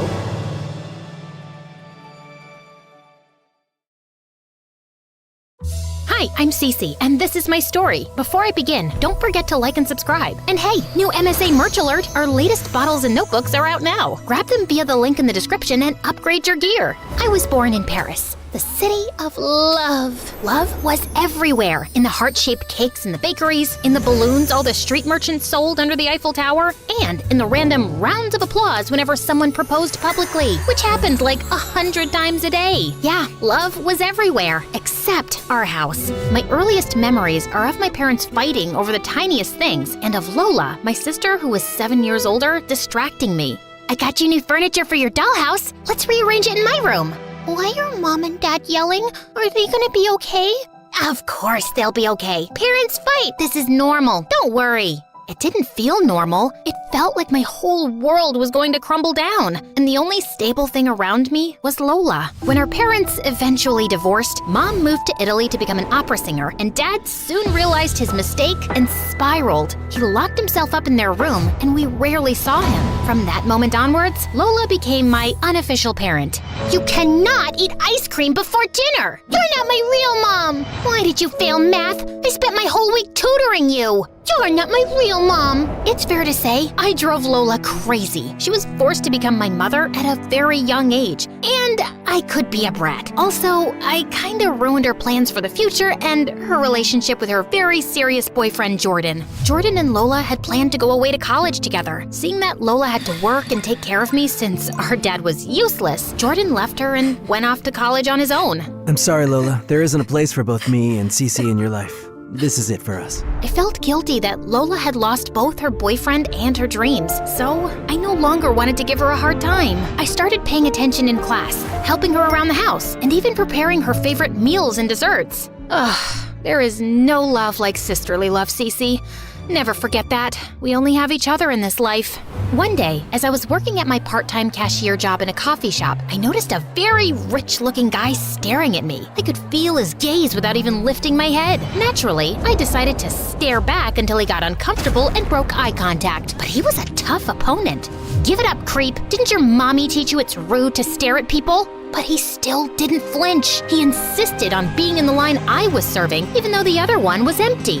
One Americano, please. Will that be all? How about your number on the side? I just stood there with a poker face until he finally gave up and said, Yes, that will be all. One Americano coming up. Name? Ben. That'll be €4, Ben. He gave me 100 and told me to keep the change with a wink. Nice try, jerk. If you think you can buy my number, you're sadly mistaken. Take your stupid money. I'm just a generous tipper, girl. But I will get your number eventually. And by the way, your eyes are gorgeous. And then he left. I wish I had shoved that change in his stupid face. Oh well. I could just use it to buy Lola something nice. This rich jerk kept coming back every day, and I'd always notice he had bodyguards waiting outside the shop for him. One day he came in when the place was empty. I won't leave until you give me your number. Then I hope you brought a change of clothes and a toothbrush. You know, Cece, not to be a self-centered jerk, but I'm a great catch. If you're so great, why are you so desperate to get my number? Determined is a better term. I enjoy a hard challenge, and I just can't get you out of my head. Then get a new head. I would, but I have great hair. You're not getting my number, weirdo. We'll see. For the next few weeks, he showed up with extravagant gifts, like a full mariachi band or roses that filled up the stores and customers couldn't get in. My boss finally snapped and told me to handle the situation or I was out. Of course, I couldn't get fired. I had to help Lola with the household expenses. So I caved and gave him my number. I'd just block him later. When I told my coworkers what happened, they all burst out laughing and started showing me his pictures on the internet. Turns out, he wasn't just a rich kid, but a famous actor as well. Apparently, he had bought the staff's silence because he didn't want me to go out with him simply for being famous. To my surprise, he wasn't that big of a jerk either. He was crazy romantic, like crazy romantic. One day, I mentioned that I was craving pizza, so he insisted on going to Napoli for lunch. I thought he managed to get last-minute tickets on a plane to Italy, but turns out we were going with his private jet. You know, Cece, when I first met you and realized that you didn't know who I was, I felt truly alive. I had a rare opportunity to introduce myself however I liked to someone who didn't already have some opinions about me. Well, for future reference, you didn't do a great job at it. You came off as a creep. Yeah, you made that very clear. Don't worry. He was sweet, charming, and attentive, and I found myself falling for him. I was hesitant to bring Ben home to see our poor house and meet my useless dad. Only when I made sure he actually loved me and accepted me no matter what, I invited him to dinner. But Lola wasn't too enthusiastic about him. You're spending too much time with him, Cece. Boys are trouble and a distraction. You should be focusing on your studies to get into a good college instead of dating flamboyant stars. I'm not a kid anymore. Don't worry about me. Also, I can do both. Then, Ben and I went public, and he started taking me to all his premieres and movie sets. Sometimes, I would miss school and travel with him wherever he went. Lola was furious about this. I did not break my back to keep you in school and give up on my dreams, so you can live in some stupid fairy tale with a boyfriend. Fairy tales aren't real. I'm grateful for the things that you've done, but you can't keep holding that over my head. You also chose to do this, and I try to pitch in. You're welcome to stop caring for me now and go back to school. You're an ungrateful brat, Cece. You just met this boy. You're not his first love, nor the last. Don't get too used to this lifestyle, cause it won't be long before he drops you. Then we'll see what you'll do, kiddo. You almost sound like you resent me for getting a taste of the good life. Just let me be, Lola. But she didn't let me be. One day, I came home after a trip to Hollywood and found Lola waiting for me in the dark. Have a seat. OMG, you freak! You scared me! I think you should see this. What's this? Your Prince Charming isn't so innocent. I hired a private detective to follow him around. See for yourself. I couldn't believe Lola would go that far. Where did she even get the money to do this? In the folder she gave me, I found pictures of Ben in Saint-Tropez playing volleyball with many models and screenshots of him replying to other girls' stories on Instagram. That didn't really bother me till I saw a photo of him having dinner with one of his exes, and they were holding hands. I felt utterly disgusted and couldn't believe Lola was right. Ben had already left on another trip for 2 weeks, so I just blocked his number and blocked him on all the socials too. And I promised Lola that I'd never speak to him again. But I did find myself missing him. So, instead of caving and unblocking him, I decided to watch one of his movies. So, one evening, there I was, engrossed in his latest spy film and a family-sized pizza topped with pepperoni and my salty tears, when I caught a glimpse of something outside my window. It was Ben, swinging from a rope off the roof like a low-budget action hero. I quickly opened the window before he fell down and smashed his most valuable asset, his money-making face. What are you doing? Well, it was impossible to reach you by any normal means, and Lola wouldn't let me in, so I thought I could swing outside your window until you tell me what's wrong. Do you think I'm stupid? Do you think I wouldn't know about your affairs? What the? You heard me. I know all about Saint-Tropez and your DMs with other girls, and the dinner with your ex. I showed him the pictures, and to my surprise, he burst out laughing and tussled my hair. You dummy, you. Well, first, these so-called models are my cousins. Gross. I can't help it if we're all a good-looking bunch. Secondly, these DMs are made by a very famous fake account. Everyone on Earth knows this person is acting like me. How did you even miss this? Okay, fine, but what about the dinner? How are you going to justify that? Well, now that's embarrassing. I got an anonymous call telling me that this big-time director wanted to meet me to discuss his upcoming superhero franchise, for which he wanted to cast me. I smelled something fishy because the call didn't come through my manager, but I was too afraid to miss the opportunity, so I went. There I found my ex, who had received the exact same call. It was obviously some kind of stupid setup, but there wasn't even any paparazzi around that we could see. And here I'm holding her hand because she's telling me her cat died. I didn't bring this meeting up because it wasn't anything important. Do you honestly think I believe that? Yes, do you know why? I voice recorded all my calls and meetings, so here you go. Oh man, he humbled me quickly and left me speechless. I hated being proved wrong. But where did you get these pictures? Did you hire someone to stalk me? Don't flatter yourself. They were thrown my way. Don't think for a minute that I'm obsessed with you. Cece, baby, it's too late. I've seen you eat that pizza with snot and tears crying over me. I hit him with the cushion as he laughed, then he hugged me. The next morning, I told Lola everything, but she wasn't relieved or happy. And you believe him? You're so naive, Cece. Well, I know him more than you or your private detective. He's an honest guy who loves and spoils me. Can't you just be happy for me? You're my sister. Is that too much to expect? Lola looked at me and then sighed. You're right. I suppose I can give him a chance. I was only trying to protect you. He seems too good to be true. I know, but maybe I lucked out and he doesn't have any skeletons in his closet? Yeah, maybe. But just as I thought everything was on track, it all exploded in my face. One morning, as I was watching the news, I saw a picture of Ben's father shaking hands with some thug. In the latest Hollywood drama, the famous businessman, also known as Ben's father, is allegedly smuggling illegal goods and accepting bribes. Does this mark the fall of his empire and possibly Ben's reputation and career too? As I watched in horror, I suddenly noticed Lola standing behind the couch, a huge, evil smirk on her face, and the realization washed over me. Lola was somehow behind this. Lola! My scream shook the house, and I turned around to pounce on her. Even Dad, who hadn't come out of his room in ages, came out running as we rolled around on the floor. How dare you humiliate Ben and his family like that? What did you do? Just used some AI-generated images. Ow! Calm down, will you? I'm doing what's best for you. This is what's best for me? Ruining my relationship and someone's life? How could you do that? Ben was nothing but nice to you. I've been nothing but nice to you. What is your problem? And then Lola's face twisted with rage. My problem is you thinking you deserve to go off and live your fairy tale life with your stupid perfect boyfriend when I gave up everything for you. So what? I should just live here and take care of our useless dad after giving up on my boyfriend and my dreams? And it was all for you. Finally, the truth comes out. You jealous, horrible dinosaur. I slapped her hard. You selfish, ungrateful pig. Our epic slap showdown kept going until our palms were sore and Dad finally intervened. I stormed off and shut myself up in my room. How could I tell Ben my sister ruined his family's reputation? I tried calling him to see how he was taking it, but I couldn't reach him or anyone from his family or managers. He just disappeared from the face of the earth. I joined my dad in despair and didn't leave my room when Lola was in the house. And I certainly didn't leave the house. One night, as I was watching one of Ben's films, I heard loud knocks on the door and police sirens outside. Dad and I got out of our rooms quickly, only to find the police taking Lola away. You're being detained on suspicion of defamation through made-up evidence. You have the right to remain silent. Lola, I swear, I had nothing to do with this. I know, Cece, I did. Lola turned herself in?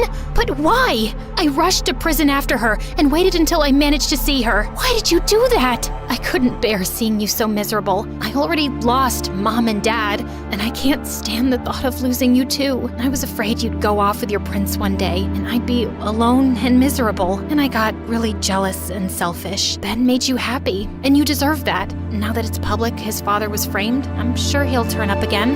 I was speechless. I believed Lola regretted what she'd done, but she had to pay the price for it now. And Ben would get to hear that it was Cece behind everything and would make sure he stayed away from me forever. But one day, as I was leaving the police station after visiting Lola, I bumped into Ben. I thought I'd never see you again. My family and I were advised to stay low and not to talk to anyone till the matter was cleared up. Now I'm here to pay Lola's bail, and we're dropping all charges against her. What? Why would you do that? Because she turned herself in, so she obviously regrets it. And because I love you, and she's your sister. And because I'm confident that I can win her over too. I wore you down, didn't I? You sure did, and I love you too.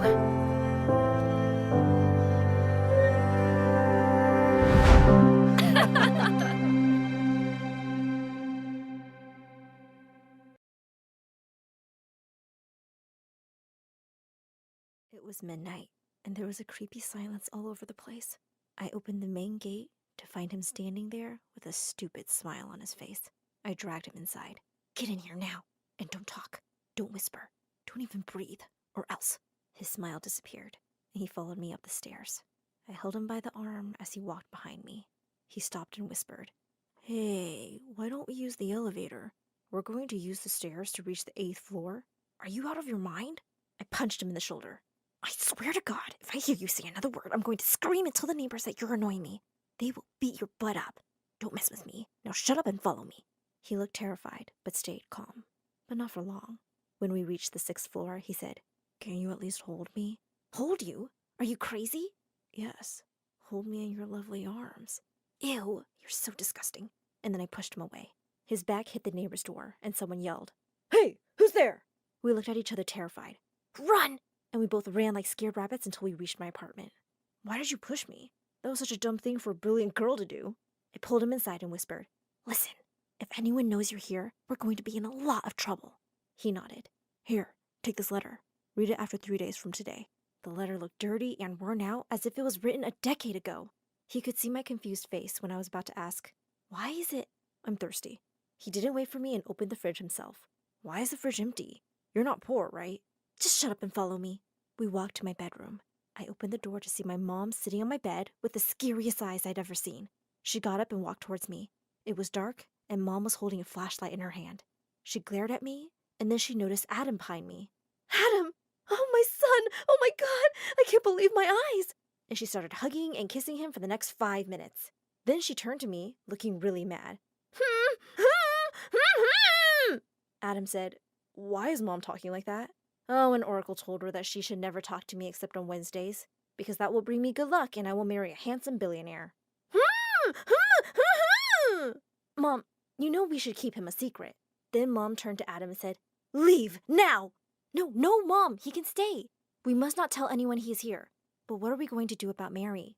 Mary was my older brother's wife, and she was really chatty. "Oh, Mary, how is she? And how are her 2 beautiful girls?" "Driving us crazy, and now she's pregnant." "I don't know when your loser, good-for-nothing brother is going to find a job and move out of our house." After a long discussion, we decided that we would keep Adam in my room till morning, and once Mary left for work, we would send him to stay at his friend's place. Then Adam asked why the room was dark, and Mom says she knocked over the lamp because she had panicked that I had run away with a stupid boy for good. Ugh, Mom and her theories about girls. So annoying. Oh, hi there. My name is Sarah, and I'm from Egypt. I live in a neighborhood full of young girls. No woman has given birth to a baby boy in 20 years in our neighborhood. And no single guy has moved to live here in 20 years as well. My mom thinks this neighborhood is cursed. So imagine what the women here will do when they find out that my single 25-year-old brother had just come back from the States. In the morning, Mary was screaming at her kids to get ready for school. I was standing in front of my room guarding it when Mary walked towards me. "Move aside. I left my scarf in your room last night. I need to get it." "What on earth were you doing in my room, taking off your scarf?" "I don't have time for your stupid argument, Sarah. Move, now." I said no, and we both got into a small fight. She was way stronger than me and pushed me away. She opened the door and I gasped. The room was empty, and Adam wasn't there. She looked around for 5 minutes, and just when she was about to leave, my dumb brother got out from under the bed. "I got your scarf, Mary." "Huh, you totally fell for it." "What?" Mary turned around, looking really shocked to see him. Then she hugged him tight. "What did you do? Why did you tell her you were here, stupid?" "Well, I don't know. I just missed my Mary. Come on, she's one of us." But this Mary had 4 sisters, and they lived on the 1st floor in our building. She would do her best to make sure that Adam would meet her dumb, annoying sisters so one of them could have a chance to marry him. I couldn't handle 2 Marys in my life. "Isn't it time for you to go to school, Mary? I'm sure your students can't wait for your class to begin." She glared at me and got up to leave. "Oh, Mary? I swear to God, if anyone finds out that Adam is here, I will tell your principal who steals pencil cases from the students." She looked furious and left. I was about to attack Adam for telling Mary he was here when Omar, my oldest brother and Mary's husband, came in. "Oh, Omar, good morning! Adam is here!"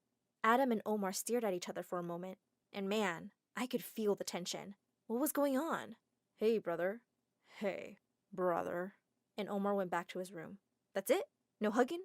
No kissing? I didn't want to think about this for now. I had a huge problem to deal with at the moment. Just then, the doorbell rang.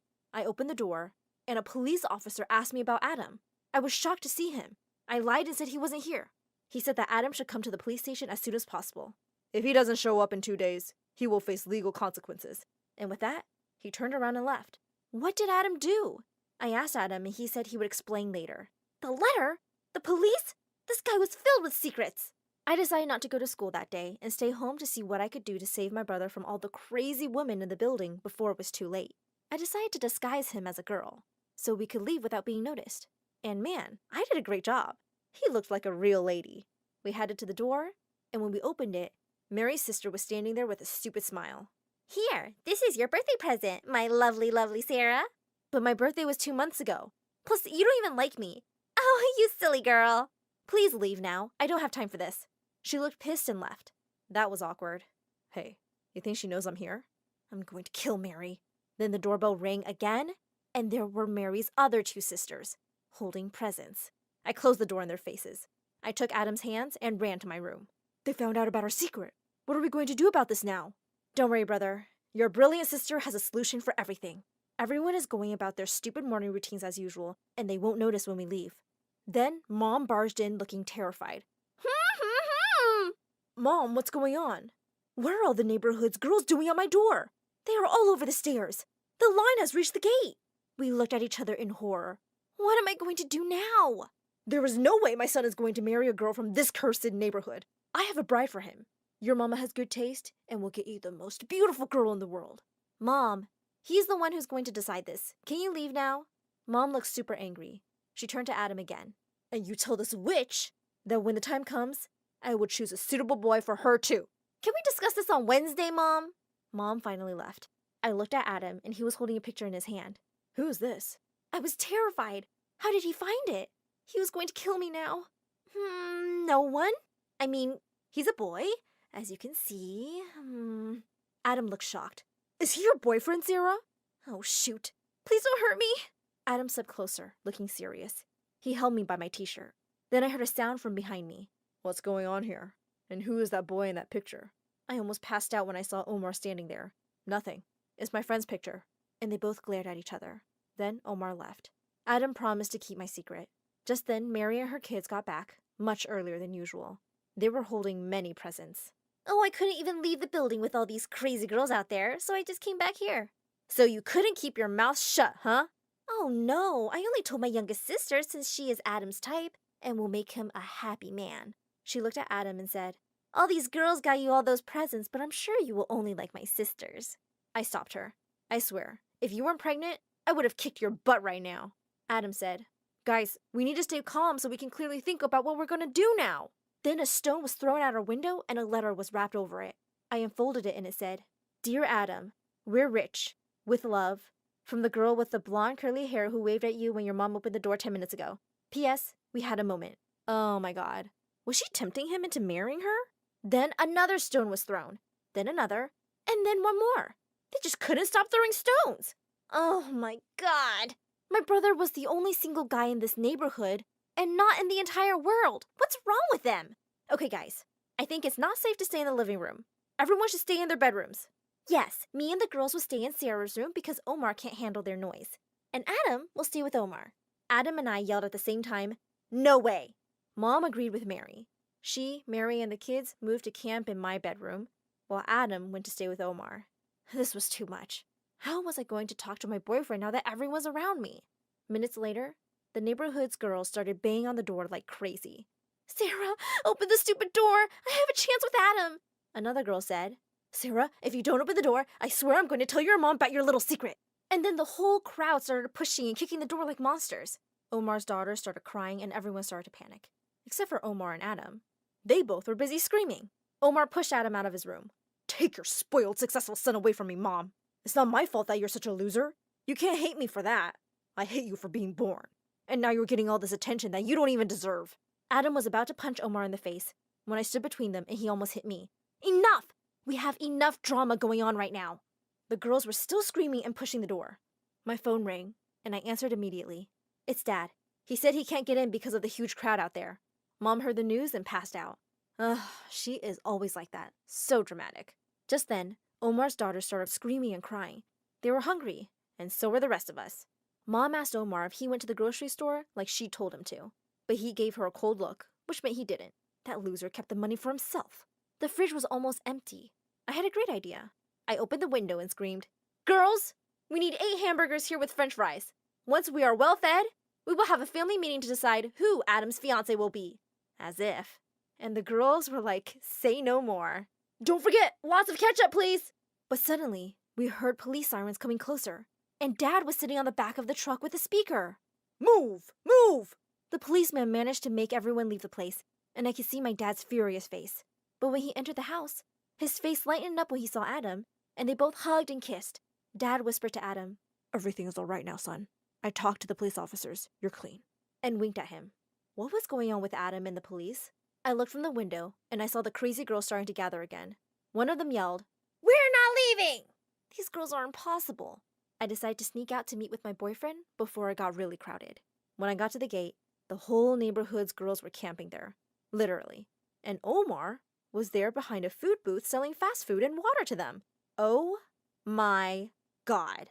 Just then, a group of girls came running to me and begged me to give their love letters to Adam. I wrinkled up my nose and walked away to the back of the building, making sure no one followed me. When I got there, I ran to my boyfriend. We were talking and having a great time until, "Girls, she is here!" Suddenly, I nearly went blind when a huge spotlight turned in our direction out of nowhere. I felt like a deer caught in a car's headlights. The girls were screaming and running towards me. The noise was so loud that all the neighbors had opened their windows and were now enjoying the commotion. Suddenly, Mom yelled, "What are you doing down there with that boy, Sarah?" I was terrified, and my boyfriend ran away. The coward. "Mom! You talked to me! I'm not going to marry that billionaire. Happy now?" Then suddenly, Mary opened her room's window. "My water broke!" Everyone gasped in shock. A few minutes later, Omar was down at the gate, holding Mary in his arms. "I don't have time! It's coming out!" One of the girls screamed, "I'm a nurse! Girls, follow me!" And they put Mary in one of their tents. Mom and Dad also followed and waited outside the tent. Oh no, Adam was now alone. I quickly ran up there. I found him sitting on the floor, crying. He looked at me, and my heart went out to him. "It's about the letter, Sarah. It's..." Suddenly, we heard noises from behind us. The crazy girls were running towards us. I had to run to the door to lock it, and I managed to do it on time. I turned around and Adam wasn't there. Where did he go? I panicked. I called out to him so many times, but I heard nothing. I looked in all the rooms, and he was nowhere to be found. I remembered the letter and ran to my room. I opened it and started reading. Oh my God! I rushed out of the apartment and ran downstairs, calling out Adam's name in horror. All the girls were looking at me. "Find me, Adam!" Everyone was running around like crazy, and Mary was still screaming in that tent. It was insane! Seconds later, a girl got out from behind the bushes, carrying Adam around her neck and yelling, "I found him!" The girls were all celebrating and jumping around them. "Put me down, for God's sake!" I ran to them and helped Adam stand on his feet. Mom got out of the tent and glared at me. "Shame on you! Can't you just make me proud like your brother Adam? I can't wait for the day to see him happily married to a girl of his own choice. Oh, and see his lovely children." "Mom, I'm already married, and I have a boy." Mom gasped. She and all the girls looked like they were about to pass out. Then one of the girls stepped closer and slapped Adam and said, "I can't believe you did this to me. I don't even know you," and pushed her away. Mom said, "Is she... I can't even say it." "Yes, Mom. She is American."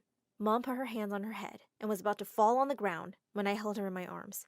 "Mom, love doesn't recognize cultures or any differences. The heart wants what it wants." Then we heard the baby's first cries. Mom said cheerfully, "The baby is out. My third granddaughter is here." She glared at us. "I'll deal with you two later." And she ran away to the tent. When she got back, she was holding the baby and her face looked pale, as if she had seen a ghost. "Are you okay, Mom?" It's a boy!" Oh my God. I ran to Mom and hugged her, and so did Adam, and she hugged us back. One of the girls said, "Yeah, well, I know this is emotional and all, but get lost, Adam. Let's go, girls." "No, we're not leaving, idiot!" one of the girls yelled. "This is the first boy we've had in 20 years, and I'm going to kiss his foot." And all the girls lined up behind her and kissed the baby's foot to be blessed by him. I asked Adam why the police wanted him. and he said it was just something related to his wife and son's immigration papers. Wait, had my dad known the truth all along? Dad winked at me and joined our hug.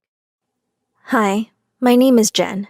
One day, I was sitting quietly in class, listening to our boring teacher ramble on and on. Miss Silva was always super strict with us, and she loved to brag about how only she understood the hard realities of life, since she had once been homeless for a whole 2 hours. When we were assigned projects, and she refused to let me do my chosen project, which was homelessness, she went too far. My dream in life was to become a social worker and help people living on the streets. Miss Silva wouldn't budge though, and she mocked me saying, "Jen, with your cushy life, you can't possibly have the perspective to understand this topic." How dare she? Everyone in my class laughed. I had been known as a spoiled girl throughout high school because we were well off, and my classmates must have agreed with her. I complained about it to my friend Carol, who agreed that Miss Silva was mean and out of line. But then she said, "Yeah, but it was pretty funny too. I mean, you are very spoiled, and you wouldn't survive half a day on the streets." I replied, "Seriously, Carol? I might look spoiled to you, but I'm not. I could make it as a homeless person for a week, if not more." Carol laughed and said,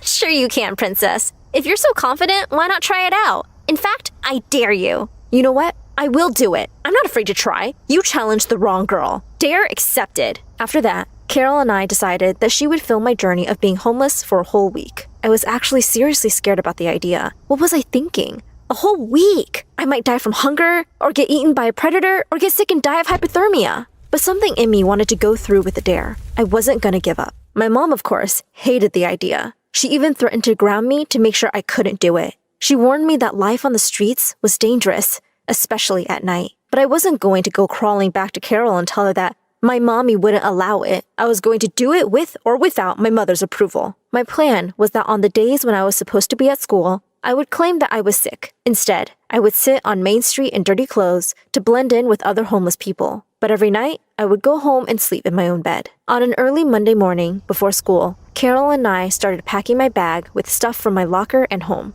I had brought way too much stuff from home, but I wanted to be on the safe side. When we were about to leave, Carol had one more dare. She wanted me to set up in one of the most dangerous neighborhoods in the city. At first, I refused, as I could end up in real danger, but Carol refused to negotiate. Instead, we made a deal that I could call 911 if anything were to happen. I began to feel weird about the whole thing. Some people were giving me wary looks, though most just pretended I wasn't there. The neighborhood looked pretty scary. It took a long time to decide where to set up. There was an empty convenience store that had gone out of business, so I decided to settle down in the doorway. I sat down and placed my Nike hat on the ground. Carol offered some last-minute cookies, but I refused as I wanted this to be as genuine as possible. Homeless people find their own food. Carol filmed me for a brief time and said, "This is Jen on her first day as a homeless person. Good luck!" And then she went home. Sitting in the doorway made me sore fast. I ended up leaning on the newspaper-covered door. I felt so nervous. How did homeless people do this? I tried to pass the time by daydreaming about me and my crush from school, Erin, but that only lasted a few minutes. Finally, someone dropped a few coins in my cap. I smiled and said thank you. The soreness started to become too much. Time for a stretch, I thought, getting to my feet. The minute I stood up, though, a mangy-looking, middle-aged man with a long, scraggly beard and black, glittering eyes confronted me. "That's my spot," he growled at me. For a split second, his tall, looming figure unnerved me, and I got ready to run away. The next moment, however, a voice in my head spoke up. "If you don't stand up to the likes of him now, the whole week will be your personal hell." The thought charged me, and I dug my heels in. "Beat it, old man! I was here first!" I tried to imitate his way of speaking. His frown deepened, and he raised his hand. With a flash, I swung my backpack off my shoulder and straight into his stomach. "Ah!" He groaned, doubling over. In my heart, I congratulated myself, thinking I'd won. The next minute, however, the man looked over his shoulder and yelled, "Get her, boys!" That's when I saw two equally mangy-looking boys emerge from the shadows. They both grinned evilly as they stepped towards me. Before they took another step, I threw the cap with the coins in the man's face, which caught him off guard and gave me time to turn on my heels and run. Behind me, I could hear him yelling at the boys to get to me faster. People around us were starting to stop and stare. I didn't have time to ask them to intervene. I pushed past everyone, heading towards the busy roads. I had a good head start, so I was hopeful I could get away from them. I realized, though, that they were hot on my heels, and as I passed a grocery store, I bumped into a woman with a trolley. "Damn!" I cursed as her stuff went flying. "I'm so sorry." I stopped as I saw the woman was none other than Miss Silva. "Jen?" she gasped, shocked. Before I could run away, she grabbed me by the arm. The boys had almost caught up to me now. When they saw me with Miss Silva, they assumed I'd gotten into trouble. Giving me one last look of anger, they turned around and went back the way they had came. I, however, was stuck with Miss Silva, whose shock was being slowly replaced with rage. "What in the world are you doing?" she asked sharply. I briefly explained to her the bet her insult had led to. She looked ashamed. "I'm sorry, Jen. This isn't what I wanted you to do." I gave her a quick hug and made her promise she wouldn't tell anyone. To my surprise, seeing how determined I was to get through this, she agreed. Then she asked me where I would be and promised to come check on me every day. Realizing she wasn't as bad as I thought she was, I returned to look for another spot around the same area. The next few days passed without any more fights, and I quickly learned about life as a homeless person. It's true that I still slept in my house as soon as it got dark, but during the daylight hours, I was struggling to survive. Carol came every morning at 6 a.m. to make sure I was still there. She'd make fun of me every time about the way I looked. I wasn't taking care of my skin and I started getting pimples. My hair looked bad, and I'd really started to smell. I got used to it pretty fast though. I also learned how to deal with homeless people. They weren't as bad as I'd first thought, and they were actually pretty nice to me. They shared their food with me and told me all kinds of tales about themselves. Soon enough, I had some homeless friends who were very good people. On the final day of the dare, I was already excited about going back to normal life. But that day, something weird happened. A man stopped in front of me. He had a briefcase and was dressed in a nice suit. He was eyeing me with a mixture of admiration and suspicion. He asked me if I was homeless, and I said yes. He left to make a call, then came back.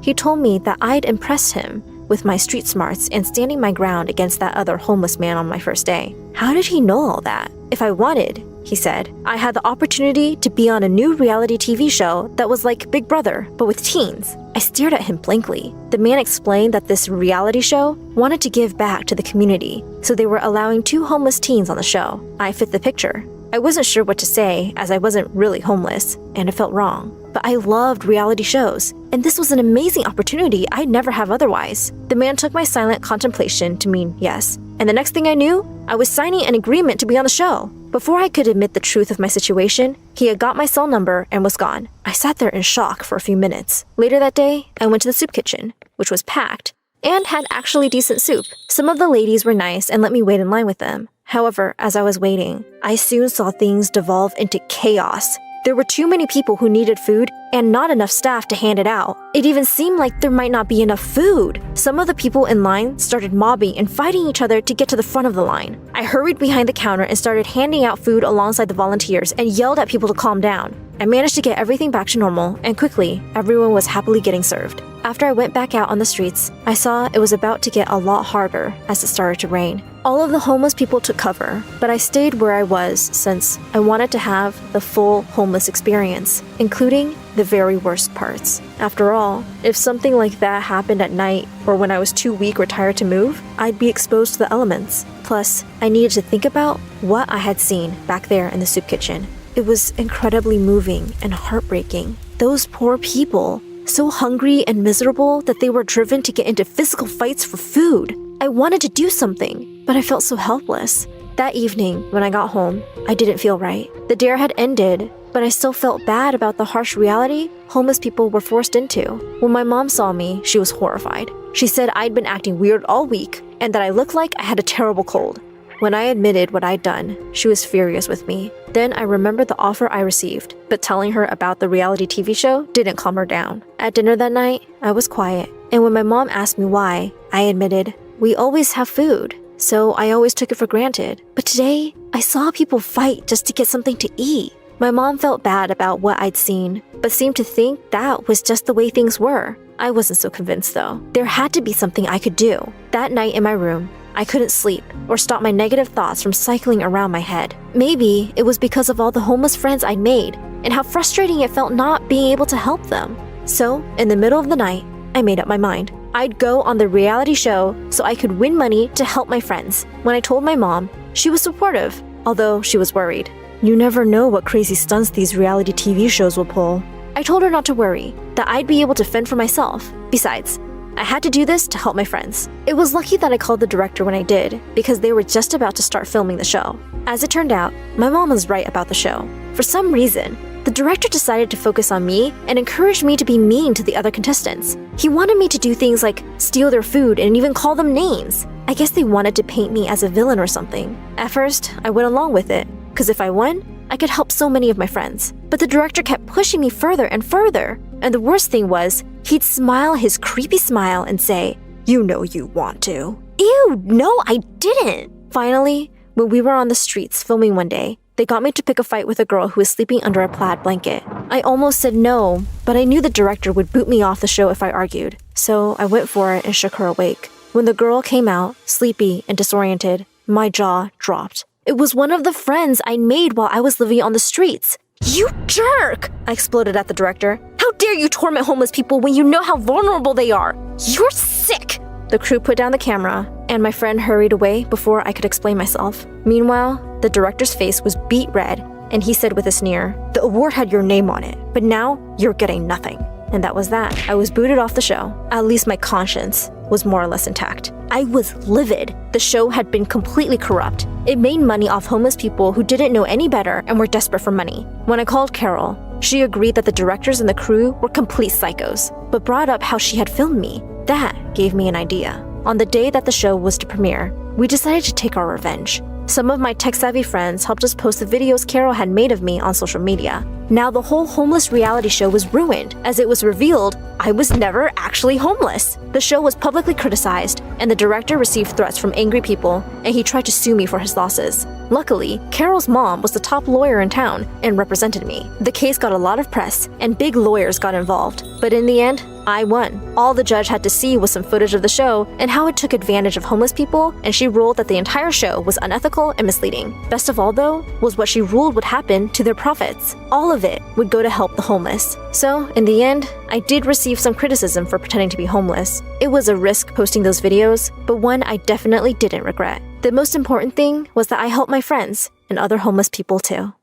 I could see the inspector getting closer, and I started to panic. I quickly closed my eyes, hoping he would leave me alone and not ask why I didn't have a ticket. But then I felt a tap on my shoulder. I tried not to move.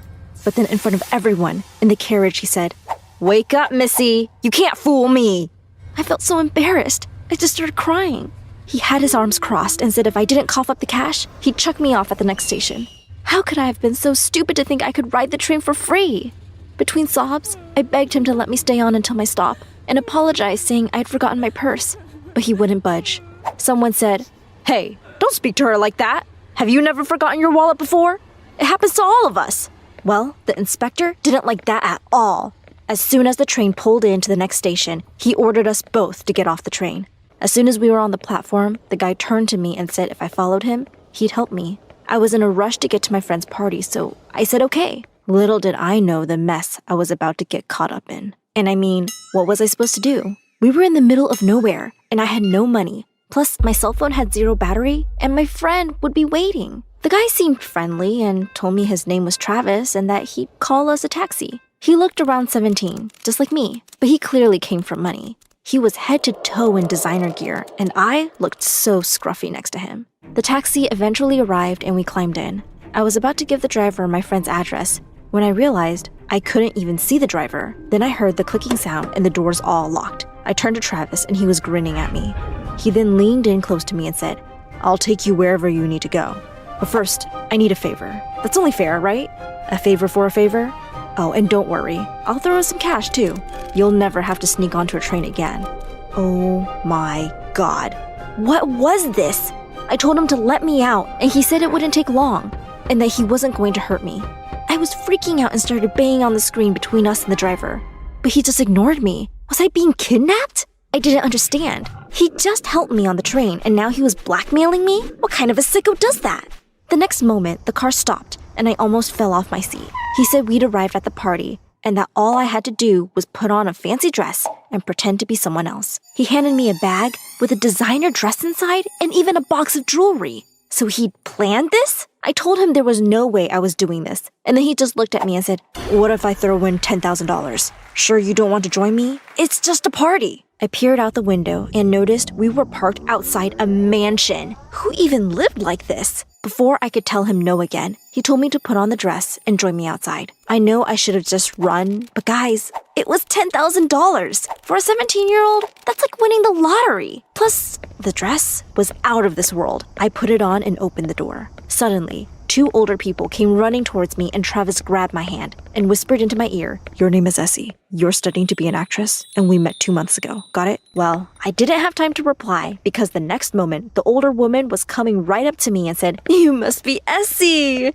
We've heard so much about you. Come and meet the whole family." Then she grabbed my hand and I realized she must be Travis's mom. This was insane. I felt like I entered a parallel universe. The house was out of this world. You could basically smell the money. And there were celebs there. I wished my phone weren't dead so I could take some pics. My friends would never believe I'd been at a party like this. There were even butlers. I felt pretty awkward. Everyone was looking at me, and I even saw some people whispering. Clearly, they knew I didn't belong at a party like this. I asked one of the butlers where the bathroom was, but as I was following him, Travis appeared and asked where I was going. Then he told me to stay by his side and that I wasn't to run off or he'd take the money back. This was so messed up. Everything in the house looked spotless. So when Travis wasn't looking, I quickly licked the mirror. It just looked so clean and I wanted to leave my mark on this house. But someone saw me. I moved away from the mirror and pretended I'd been checking my makeup. But the girl came right up to me and said, "So, you're actually real?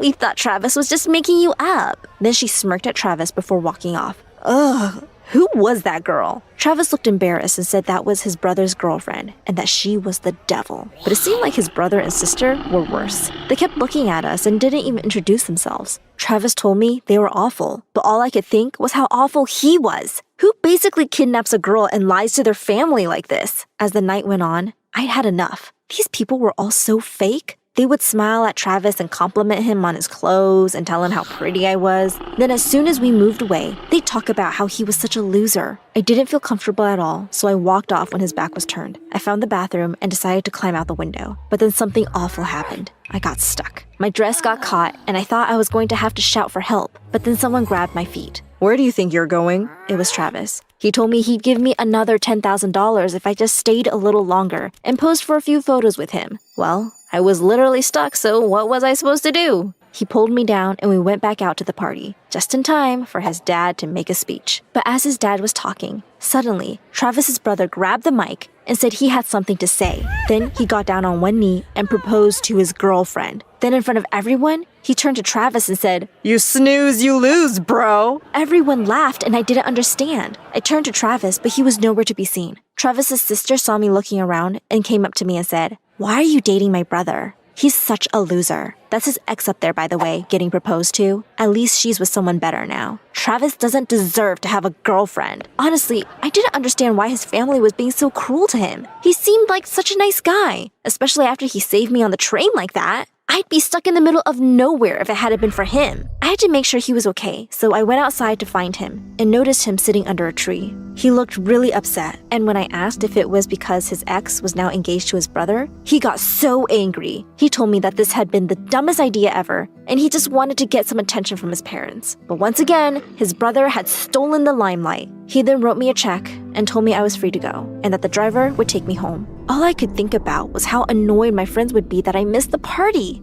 There was no way I could tell them where I'd been. The car pulled up, and I got in just as Travis's mom came running out. She started shouting at Travis, asking him what was wrong with him and how come he couldn't keep a girlfriend. Then his dad was there and said, "Another one bites the dust." When I got home, I had like a million texts from my friends, and they said I'd missed out on the best party ever. Well, I had a $20,000 check in my pocket, so I didn't feel so bad. I pretended I'd been sick, and that's why I hadn't made it. Over the next few days, though, I found myself wondering about Travis. His family was horrible to him. No wonder he paid me to pretend to be his girlfriend. The next weekend, I decided to wear the dress to my friend's birthday. When I walked in, everyone was staring at me, and I lied and said my cousin had lent it to me. I felt like $1 million in it, and all my friends said it was the hottest dress they'd ever seen. I went a bit crazy, posting loads of photos of me in it, even tagging the designer. But I shouldn't have done that because the next day, I got a DM from the designer asking me where I got the dress. She even accused me of being a thief. So I told her my friend had given it to me. But then she didn't reply again. I started to panic. What if Travis had stolen the dress? I tried to search for him on social media, but couldn't find him anywhere. I hadn't even gotten his number. Then, a few hours after messaging her, my friend called me and said I was such a liar and that I hadn't been sick the weekend before. I'd been mingling with celebs. I asked her what she was talking about. Then she told me to check my phone. There was a link and I clicked on it. I couldn't believe my eyes. It was the online magazine and there was a whole article about me. The headline was Travis and his fake girlfriend. And there were photos of Travis and I, and even one of me looking around in awe at the size of the mansion. I was shaking so much I could barely read the article. It said how Travis had bought me to get back at his brother for now being engaged to his ex, and that the dress I was wearing was designed by his ex's best friend. I felt humiliated. I posted photos all over my Instagram without even thinking, and now they all knew I was actually called Paula, not Essie. Now, they'd be even more cruel to Travis. I had to get in touch with him somehow. Honestly, I spent the whole week looking at photos of us. And I'm not gonna lie, I became a bit obsessed. I mean, we just looked so cute together. And once my friends forgave me for lying to them, they said I had to find him and get him to be my real boyfriend. That week of school dragged by, and finally the weekend came. On Saturday morning, I figured he'd be at home, so I took a taxi over there. I definitely wasn't ready to go back on a train, and all that money was burning a hole in my pocket. When the taxi dropped me off, there was a security guard standing there, and he said I wasn't allowed in. I told him I was here to see Travis, and he just said, "No, you are not allowed on this property." I'm not proud of this, but I even offered him some money, and he told me that if I didn't leave, he'd call the police. It was so frustrating, but I wasn't going to give up. I walked along the street, and that's when I noticed there was a gap in the hedge. I could totally crawl through there, I thought. I waited until there were no cars going by, and then I squeezed through. Of course, I got a bit stuck, and then I felt something wet on my face. I almost screamed, but then I saw it was just a dog. Well, the next second, it started barking, and I basically had to sprint all the way up to the house. The dog was chasing me, and I had bits of the hedge all over me. I looked like a crazy person. Then I heard the security guard. He was shouting after me, but I figured all I had to do was reach the house and find Travis.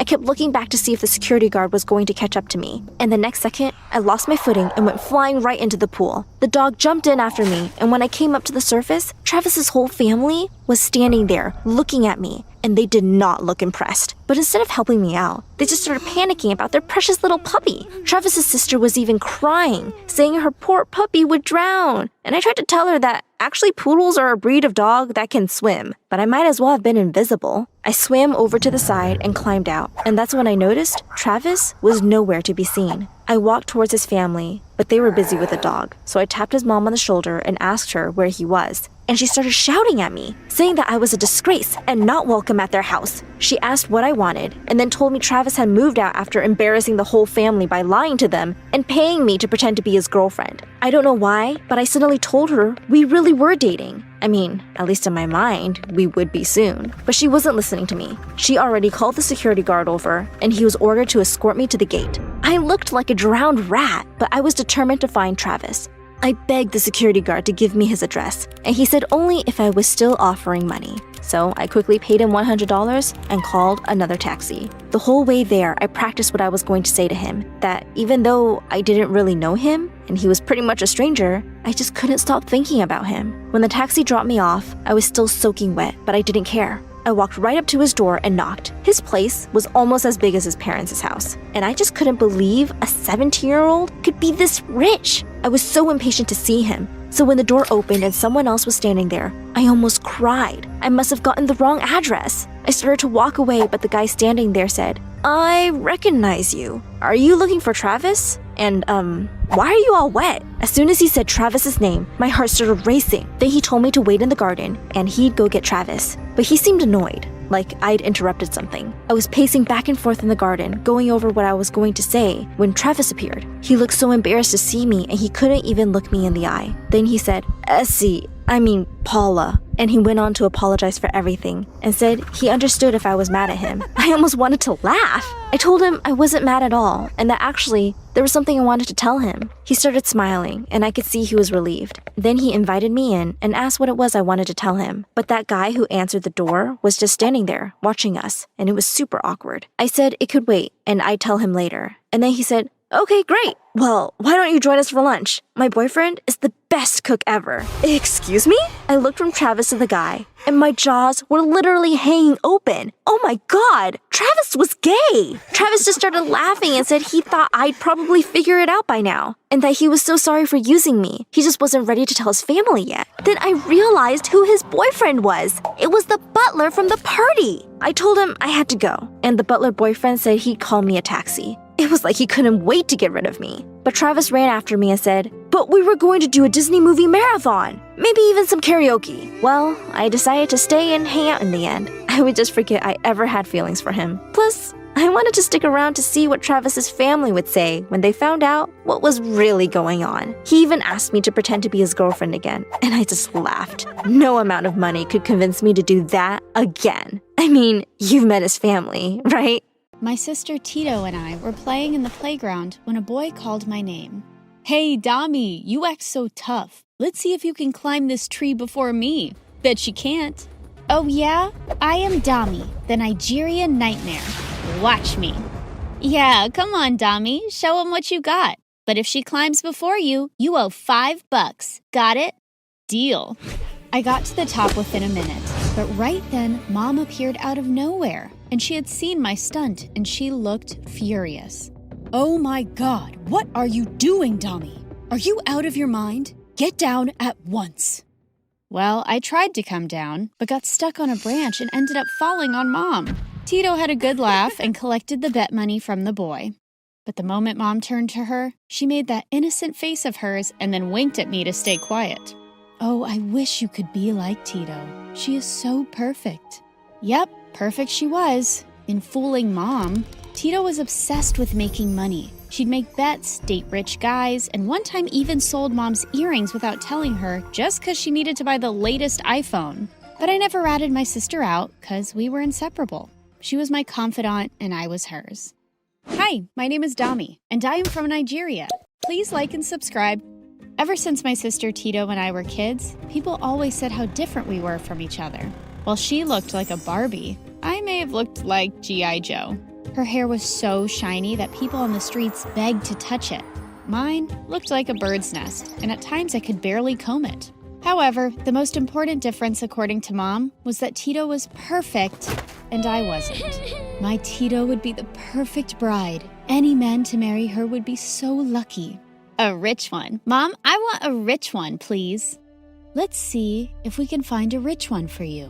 But Dami, I don't know how I'll get you out of the house. With all your hobbies like a boy, Dami, no girl climbs trees, fights, and definitely doesn't have short hair. You need to behave like a proper lady so some guy will fall in love with you and marry you. Yuck. Marry boys? Mom would always be talking about these things, but thank God Dad was different. He loved Tito and I equally and gave us the freedom to be ourselves. Don't worry about Dami. No boy will be choosing her. She will be the one to choose a boy for herself. One time when I was 12 and Tito was 15, we were walking home from school together. On our way, a really cute guy bumped into Tito, and the two started talking as if they had known each other forever. It was so boring, standing on the side being Tito's sidekick while the guy asked for her number and complimented on how pretty she was. Just then, I saw a crowd excitedly watching something on a TV at a storefront. When I joined them, I saw they were cheering for two girls in a boxing match. Who knew girls could box? Fascinating. When we reached home, Mom kept asking why we were so late, but all I could think about was the boxing match. That night, I watched tons of videos about women's boxing, and in a few days, I was practicing around the house. And it really drove Mom mad. She hated the idea of women being boxers and forbade me to even think about it. No daughter of mine is going to be a boxer. Got it? Fine. She could stop me from pursuing boxing as a profession, but she couldn't stop me from practicing at home. But one time, when I broke a vase that had my great-grandma's ashes, Mom gave up. Oh my God, just take her to some boxing academy. Please don't practice at home. Ever again. Yippee! Dad and I were ecstatic. Dad got me into a boxing academy, but since I was the only girl in that place, boys weren't keen on letting me practice in peace. As if it would scare me off. One time as I entered the gym room, I saw some boys practicing boxing on the punching bag. When I asked for a turn, they just laughed at me. Oh, little girl, your fragile fingers will hurt. Leave this to the boys. Why? Are you scared I'm gonna do better than you? I guess if I were you, I'd be scared too, little boy. The boy looked pissed, but moved aside to let me practice on the punching bag. It was my chance to show them what I had. I totally destroyed the punching bag. After that day, no one ever called me a little girl. I had been in the academy for just over 6 months when my dad got an amazing job in the city. Now my academy was just a 2-minute walk away from my new home. We were all so happy about living in the big city. We had heard so much about it, and I was excited to live in it. Tito was excited for a different reason. I love the city. Did you notice how rich the guys are here? I am sure I'll find a rich guy, make him fall in love with me, marry him, and live my best life. God, Tito, can you think of anything other than boys and getting married? Why not focus on studies? With the grades you are getting, how will you finish high school? I don't need to finish high school when I have a rich husband, duh.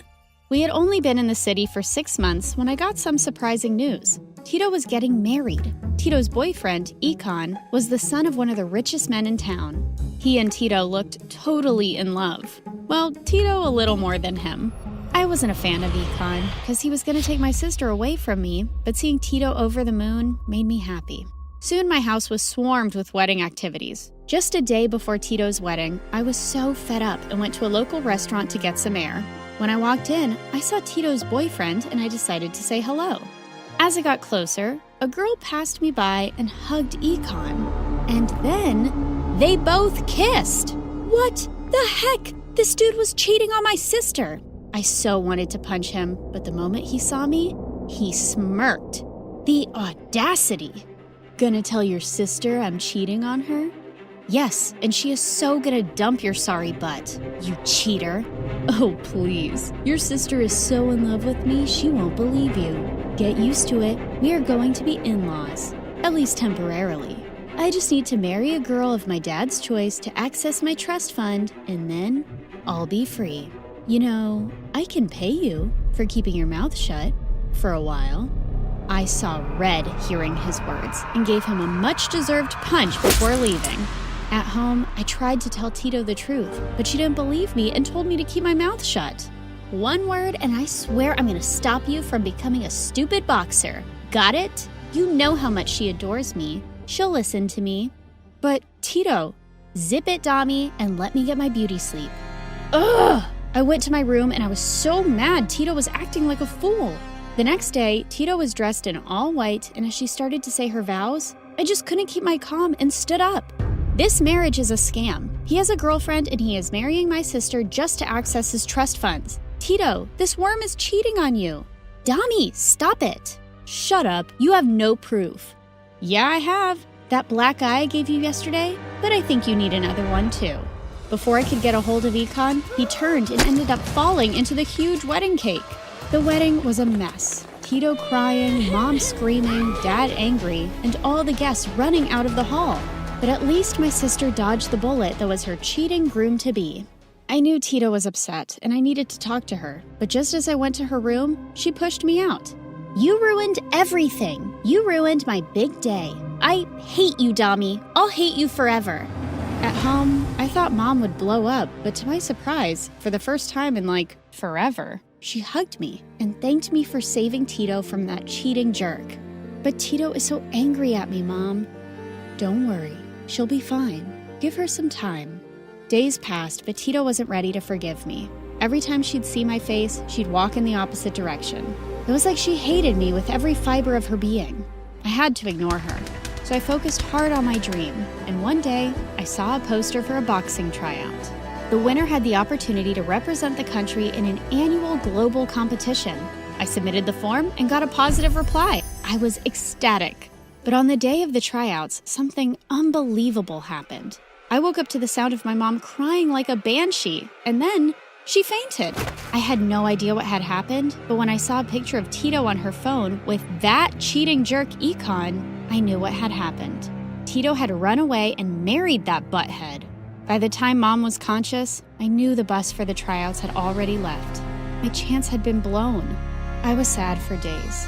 for both missing the tryouts and the fact that Tito got married to that cheat. Wow, life was a topsy-turvy ride, but I pulled myself together and applied again the next year. Like before, I got selected and represented my country on a huge platform, and in the end, returned home with a gold medal. You have made us so proud. I always thought Tito will. Mom, come on, cheer up. She is happy wherever she is. There was no stopping me. I won many championships and even started coaching young girls in the academy. But one time when I returned home, nothing in the world could prepare me for what I was about to witness. Tito had returned with a baby. So he left you, didn't he? Huh? Of course he didn't. I'm here to visit Mom and Dad. Just shut up and mind your own business. Well, Mom and Dad patched up with Tito, but her visit was just extending. It had been 2 weeks and she hadn't left. I knew that good-for-nothing husband of hers had dumped her.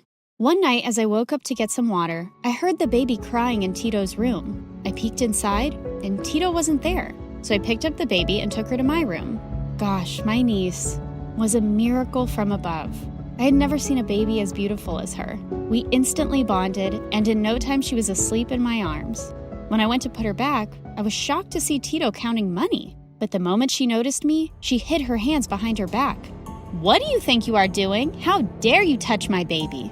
She was crying. And that money, where did you get it from?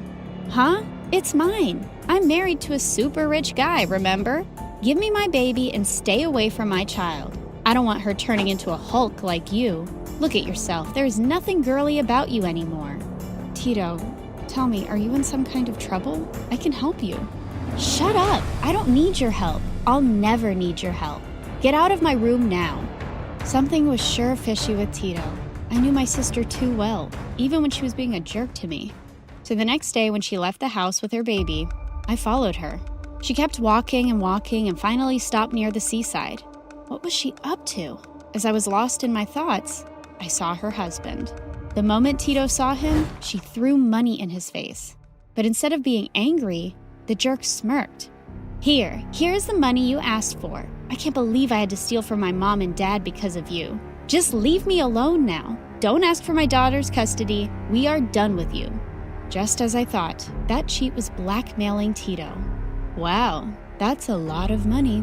Now that my trust fund is empty, I am glad I got you to bring in some cash. That sister of yours is making quite the money. On second thought, I'll hold on to my baby girl. Having her with me guarantees my supply of money. All of a sudden, he started to run, and that's when Tito let out a scream. Instantly, I lunged and grabbed him by the collar, and Tito came in time to take the baby safely away. I always knew you were trash. This was long overdue. Saying that, I gave the jerk a much-deserved black eye. Once Ecom was taken away by the cops for blackmailing Tito for money, my sister came running to me with my beautiful niece in her arms. Dami, how did you know? I followed you. You looked worried. I had to find out. I'm so sorry, Dami. So sorry for being a jerk, for not listening to you, for not admitting that I made the most foolish mistake ever by trusting Econ. Can you forgive me, Dami, please? Tito, shh. The baby is asleep. Look, I might not be able to forgive you right away, but I promise I'll always have your back and will always, always love my niece. Dami, and I promise I will wait for you to completely forgive me. Strong people like you will always find it in their hearts to forgive others, but they don't forget, so they won't be hurt again.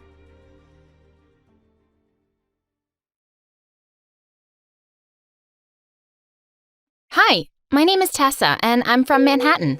I was only 2 when my dad left me and my mom and ran away with some random chick from his office. Of course, he was a jerk, so I never missed him, and Mom loved me to bits, making sure I never needed to. When I turned 5, she put me in school, and I was super excited for my first day when something shocking happened. Hey friends, my mom packed me this super delicious food. Do you want to share? I moved forward with the lunchbox in my hand when I accidentally fell, and the entire box ended up on a girl's face. Melissa. You are gone. No one messes with Melissa. But before she could charge me, I picked up her lunch and dumped it all over my face. See? Now we're even. Do you want to be friends now? Melissa looked at me in complete shock, but then she came and hugged me. Yeah, your lunch tastes super delicious. Besties forever? And that's how Mel and I became best friends. After that, we always hung out together, and I had a blast all through our school years until we reached high school. We thought it was going to be super fun, but on the very first day, something shocking happened. Again. There was a huge crowd gathered in the parking lot, and Mel, who was super curious about almost everything, started pulling me. Come on, let's go see what's going on. When we reached there, we saw a bunch of kids dancing, but they looked so funny. What the heck is that? You call that a dance? I could walk better than that. Suddenly, he got down from the old Mustang he was sitting on and emptied an entire can of soda over the kid's head. You freshmen suck. You have no skills or talent. How are you going to survive the competition? God, what a jerk. I felt like punching him in the face, but before I could do that, Mel did it. Hey, do you think you're very cool picking on these kids? Oh, no, Melissa, not now. This is no time to be a hero. Let's get going. I tried to pull her back, but she shook my hand off and said, if you really want to mess, then pick on someone your own size, you jerk. Oh, and you think you're my competition, dwarf? Well, yeah, Mel was a little small, but he was so out of line. Hey, get your filthy hands off my friend right now, or what? You gonna kill me with your cuteness, lovely? What the freaking penguin? I was so gonna kill him, but then suddenly someone screamed that the principal was coming and all the kids ran away. The jerk got out of my hands just in time, but this wasn't over. Then a few days later, while I was on my way home from school, I heard some weird noises coming from the school backyard. I went ahead to check and saw a super cute kitten stuck on the roof of the shed. I immediately grabbed a ladder and climbed it. Hey, little friend, I got you. No worries. You can come with— Whoa! Suddenly, my foot slipped and I thought I was gonna open my eyes in the hospital, but just then, someone caught me. Gotcha. It was the same jerk from the parking lot. His name was Tyler and he was kinda cute up close, but ew! Still a bully. Get your hands off me. I don't need your help. Well, in that case, get your hands off Julie. I don't want you holding her either. Julie? Yeah, my kitten. I saved her from some wild dogs a week back and made a shed for her to live in here. I'm here to feed her, but what are you doing here? OMG, I couldn't believe a jerk like him would even care about a kitten. Well, it was none of my business, but then I saw him feeding her chocolates. Hey, no, stop. You can't give her that. You'll make her sick. I took out some leftover scrambled eggs from my lunch and gave it to her. Tyler sighed with relief and told me I could feed her if I wanted to. Well, that was awesome. I loved cats. But I wasn't sure why he was being nice to me. Was this some prank? A few days later, I saw Tyler doing the most unexpected things. While the other kids ran around splashing their feet in some spilled water, Tyler helped the janitor with her brooms and trolley, and I was shocked to see this side of him. But then he saw me and walked over to me. Thanks for helping me with Julie the other day. Here, I got this for you. Oh, you didn't have to. Wait, this smells funny. I opened the box and a stinky smelling fish liquid fell out of it all over my hands. Ew! Ugh, jerk. What was with this guy? I hated him. Then a few days later, as I went to see the little kitten, I was shocked to see Tyler sitting there all sad. Tyler, what's wrong? Why are you so sad?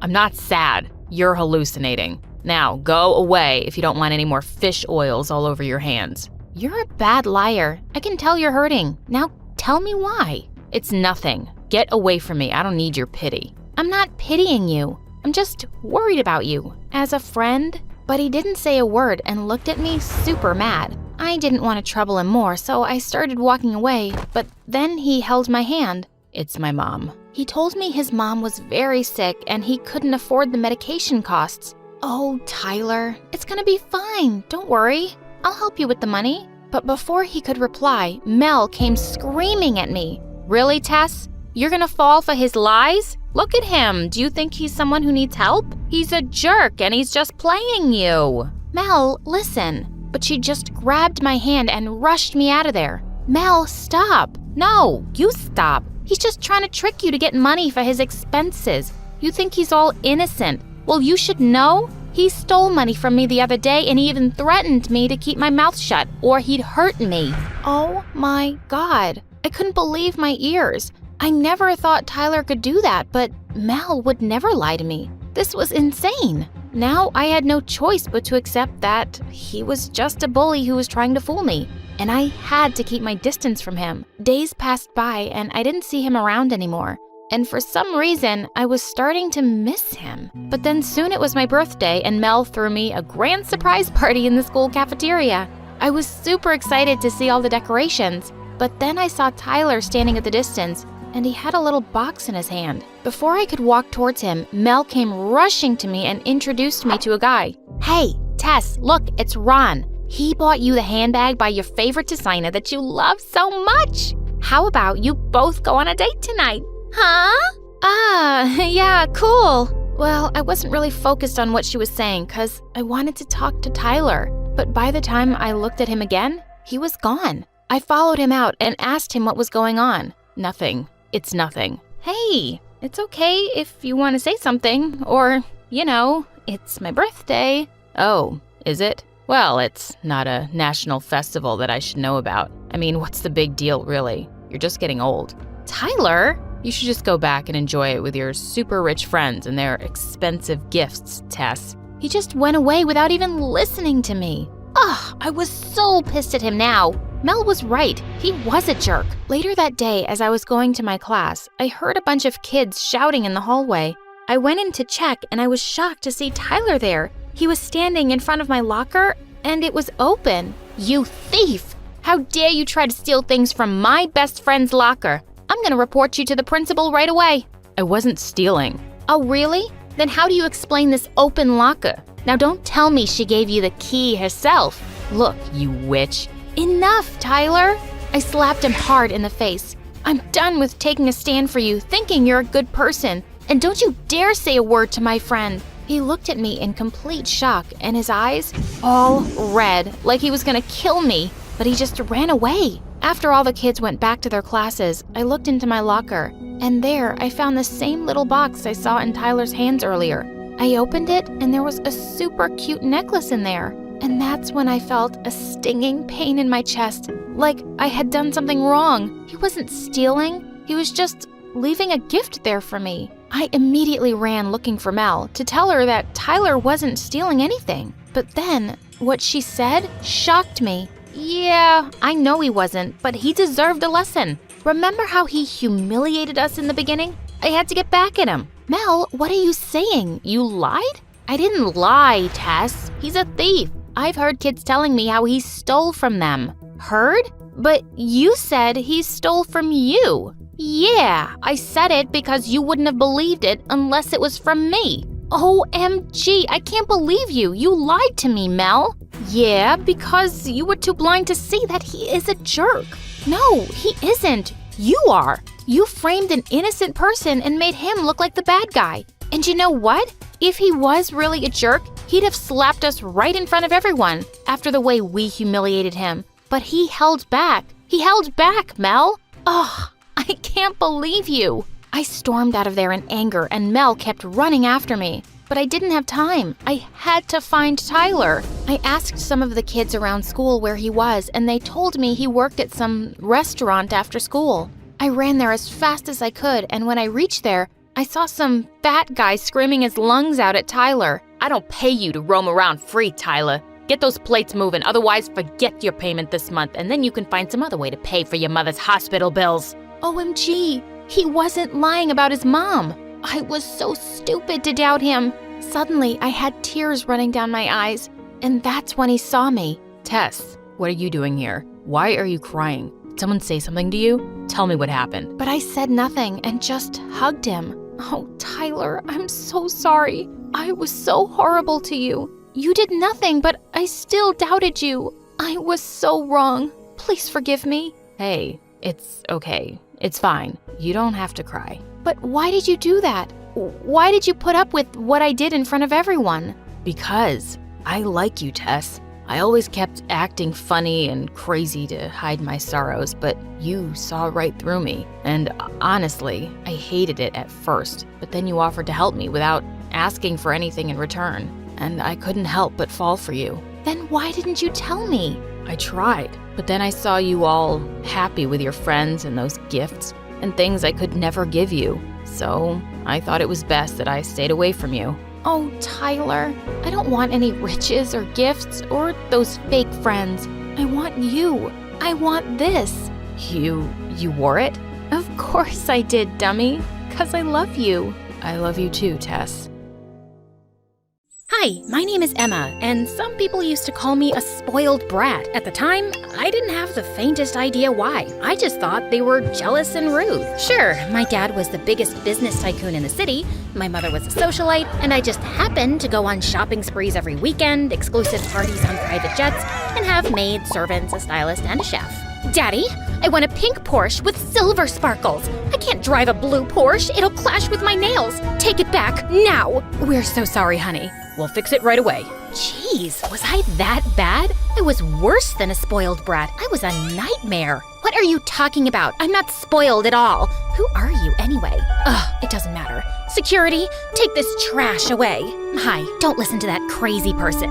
Do you see her clothes and those shoes? Such a disaster. If you want to know the truth, I'm actually very sweet and kind and all that sappy stuff. Plus, I've got 1 million followers on Insta and TikTok that love me. Every year, I take myself on vacation with my own money. Well, technically it's my parents' money, but who cares? What's theirs is mine. And what's mine, well, that's obviously mine. Anyway, my life was fabulous, like me, but then it fell to pieces. But before I continue, please like and subscribe. It happened during spring break. Every year, I'd go to a new and exciting place to vacation with my friends, and this time, we were heading for Norway, and I couldn't be more excited. Of course, I took my private jet. Sitting next to other people for hours on end would never work. I needed space and privacy to do yoga, try on all my new clothes, lie in my tanning bed, and take a nap. Okay, fine. I admit it, I snore sometimes. Please don't tell anyone. It's so embarrassing. By the time I reached Norway, it was past noon. I'd rented out a private villa for me and my friends who were going to meet me there. I planned to arrive fashionably late, as usual. I put on my sunglasses and headed out of the airport, but as I was walking, I noticed these scary guys following me. I got a little nervous, so I ran outside and saw this amazing Maserati with dark tinted windows parked at the curb. It was the most expensive car around, and it must have been for me.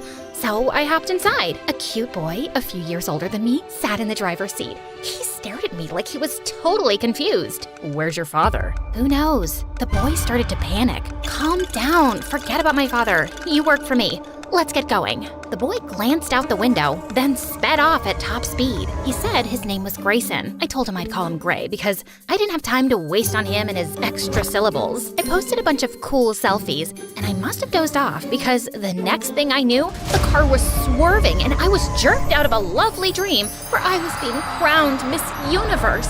What's going on? It's a snowstorm. There's ice all over the road. I can hardly see a thing. Then stop the car. We can't stop the car. They're after us. Who's after us? Your uncle's men. Gray pointed behind us. 3 SUVs were hot on her tail. But I don't have an uncle. Gray gave me the strangest look, then pulled a photo out of his pocket of a girl that looked just like me. Hold on. You're Stephanie Spaghetti, right? No, what kind of name is that? I'm Emma Stringbean. Hi, I'm MSA lawyer. Sorry about this stupid tie. It's ugly, and I didn't have a choice. And the names have been changed to protect the innocent. Oops, I forgot to mention my name. Sorry. Now can you please leave? You're standing in my spotlight. What a stupid tie. Yeah, right? I was like, guys, give me a blue one. It suits my eyes better. But the owner was like, no, our icon is purple, so your tie should also be... Why would anyone hire someone like him? Anyway, back to my story. When Gray realized that I wasn't this spaghetti girl, he turned really pale. Then one of the SUVs pulled up beside us. Stop the car, now! Leave us alone, or I'm telling my dad. The scary man smirked, then rammed our car really hard. Gray drove faster, trying to get away, but our tires slid on some ice, and Gray lost control. The car smashed through a railing, ran off the road, down a slope, and straight for a tree. Gray jerked the wheel, and we missed the tree by an inch, and the car rolled into a ditch. Gray pulled me out of the car and held me in his arms. He was so handsome and strong that my heart skipped a beat. Are you hurt? I didn't have any broken bones or bruises. I think I'm fine. Gray put me down, and my shoes got all wet. I started screaming like a maniac. What's wrong? My shoes! They're ruined! Gray glared at me. Forget about your stupid shoes. It's dangerous out here. Those guys are still after us, and when it gets dark, we'll have to worry about wolves or worse. I know these woods, and there's a cabin that's not too far from here. We can lay low there for the night, and then I can contact my associate to pick us up. I'm not going anywhere with you. You're not even my driver. You kidnapped me. I didn't kidnap you. You jumped into my car. Tomato tamale. That's not how that saying goes. Whatever. This is all your fault. Who are you anyway? Are you some kind of criminal? Are you a crazy psycho? I'm a driver for the spaghettis, but we don't have time to argue. We need to get to that cabin. It's a hike, but if we hurry, we can get there before the sun sets. Follow me. Gray headed into the forest, but I just couldn't move. What are you waiting for? Do I look like I'm dressed for a hike? I'm wearing Versace. Are you kidding? You're worried about your dumb clothes? Do you know how much this outfit costs? Suit yourself. I'm out of here. Gray walked away. I couldn't believe he was being so inconsiderate. You're fired. I don't work for you. I pulled out my cell phone to try to call my dad, but I couldn't get any reception. So I tried to get to higher ground. I walked past a creek and a clearing of trees, but my stupid phone still didn't work. Then I heard a wolf howl in the distance. I was so scared, I didn't know what to do. Come on, Emma. Don't be afraid. You're a girl boss, a tough chick.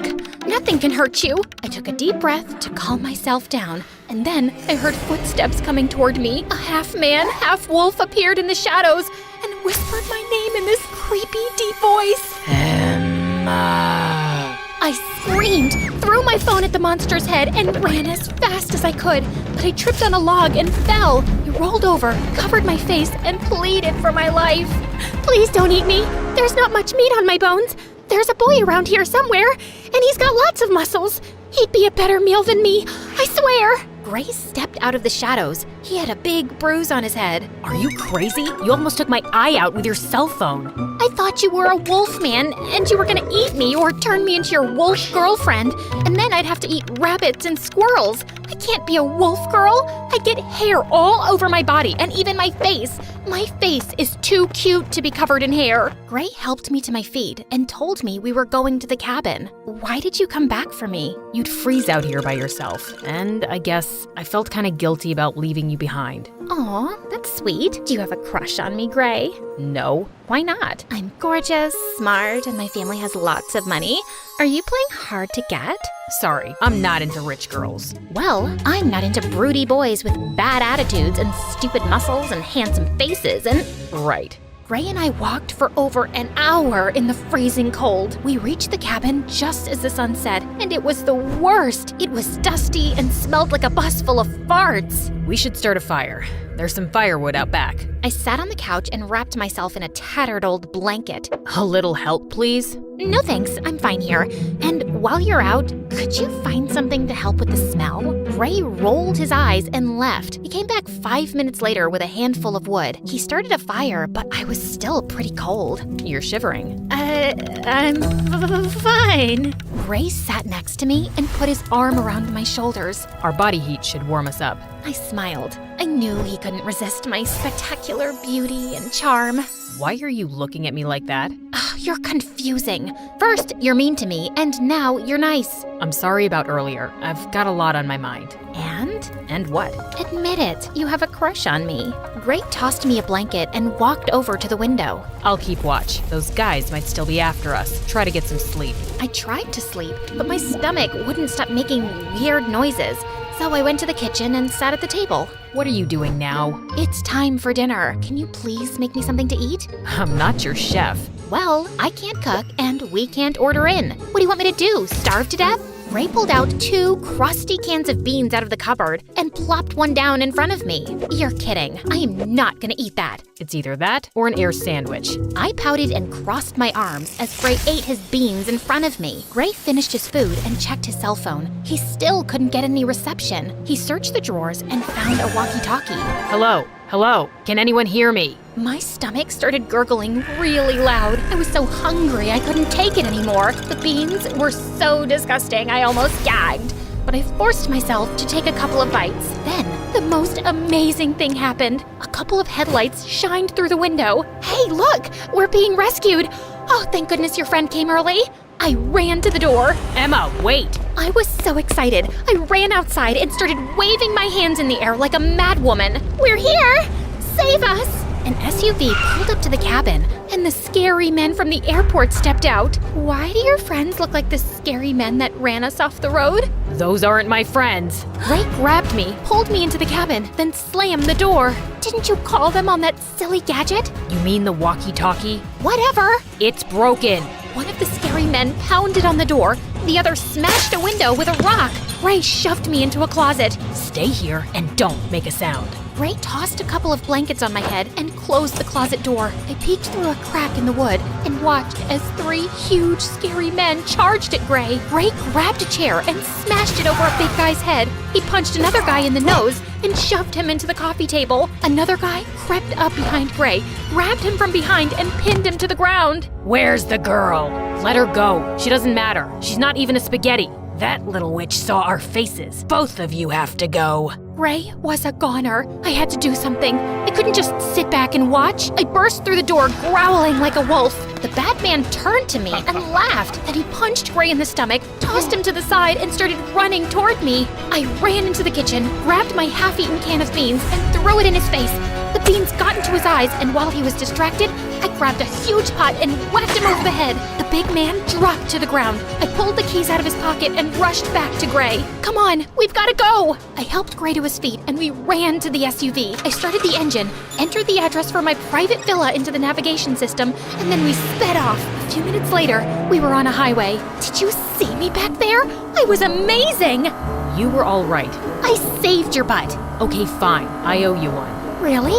You could rub my feet, or maybe give me a massage? Just then, an SUV jumped onto the road and rammed us from behind. They're still after us. How? They must have put a tracker on the SUV. What do I do? Keep driving. I clutched the wheel and pressed my foot hard on the gas. Then suddenly, my phone started beeping. I reached into my pocket to check it. It was my best friend Tracy. Hey girl, where are you? We've been waiting for you for hours. Who's that cute guy? Oh, that's Gray.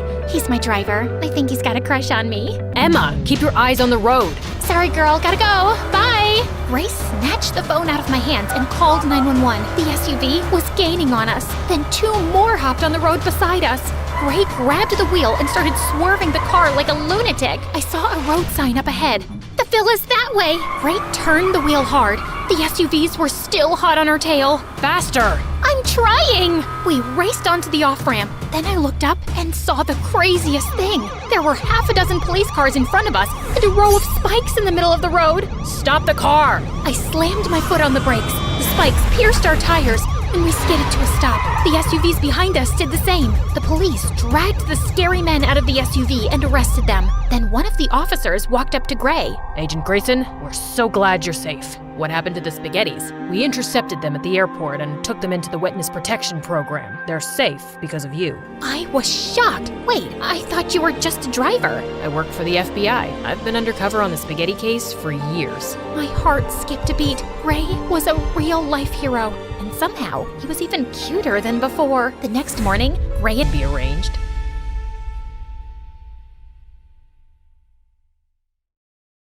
Hi, for a limited time, get up to 60% off our exclusive official merch. Don't miss out. Grab your favorites now. Visit our Amazon page through the link below and score these deals before they're gone. Okay, so I married young. Nothing wrong with that, right? I was in love, but Prince Charming was more like Prince Boring. And who knew humiliating my stepsisters and stepmom would be the start of my troubles? I was a fool to think it would be a happily ever after. Hi, I'm Cinderella, and I'm from Germany. Growing up was tough. I was stuck cleaning all day while my spoiled stepsisters, who thought they were big-time influencers with their 10 followers, attended glitzy events. They bossed me around like mean girls, and my stepmom never defended me. Jenny took my book again. What do you need with a book? You have floors to scrub. Jenny needs it to wedge her window open. You know how her hair gets frizzy in the humidity. I couldn't figure out why my stepmom treated me like this. She was supposed to have loved my dad, and he would have never wanted her to act this way toward me. I put up with it for ages, until things got interesting. My stepsisters were practically fainting fighting over a massive palace party. Prince Charming was on the hunt for true love, and every girl, including me and my stepsisters, was head over heels for him. At least my hair isn't frizzy like yours. I wish I had blue eyes, though, like Cinderella. Do you think he'll notice my wart?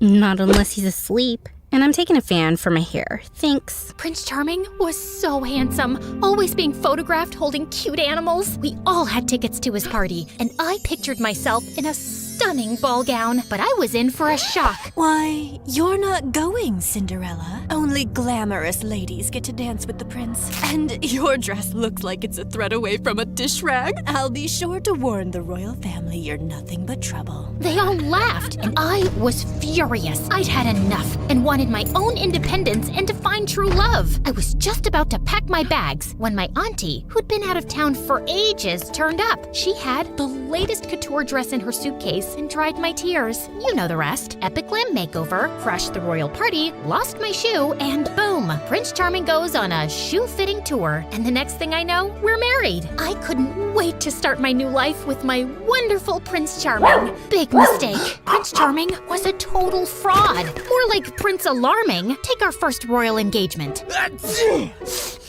All right, you know the drill. Quick photo op, and if any animal comes within 1 inch of me, I'll sue. As it turns out, Prince Charming is allergic to animals. All the cute animals in his photos superimposed afterward. He was petting air. The worst part was he followed me around everywhere and was so clingy. You are the most beautiful girl in the world. Yep, same as an hour ago. Shouldn't you be examining royal policies or something? That gets done for me. I can do whatever I like. We can do whatever I like. Shopping again, a holiday. There's more to life than a pool always being precisely 36 degrees. Don't you want to give something back? The people are fine. What's wrong with enjoying the finer things? You'll never scrub floors again. You just don't believe you deserve it, but I do. Royal life was not what I expected. Sure, it was fun splurging on whatever I wanted and hitting up some epic parties, but it all felt so empty. Little did I know, things were about to change. It all started with the arrival of my new assistant, Larissa. She was super pretty, with flawless skin and those big blue eyes. Most of my assistants were usually a nervous wreck around me, but Larissa was cool and relaxed and seemed to know exactly what I needed, even before I did. Why, Cinderella, are you about to do your speech? You have spinach in your teeth. Soon we became good friends. We had a lot in common. I shared about what it was like growing up, how my stepsisters were mean and my stepmom hates me. My dad only liked my brothers and hated that I was a girl, said I was useless and not strong and practical like them. So I ran away. But luckily I found this job. And you. We goofed around the palace and read books in the library. She was the sister I never had. I even let her take some photos, as normally phones were banned in the palace, but she never posted them online. I totally trusted her. I began to confide about feeling lonely with Prince Charming. I thought love would make me giddy, just like in the fairy tales. We all deserve true love.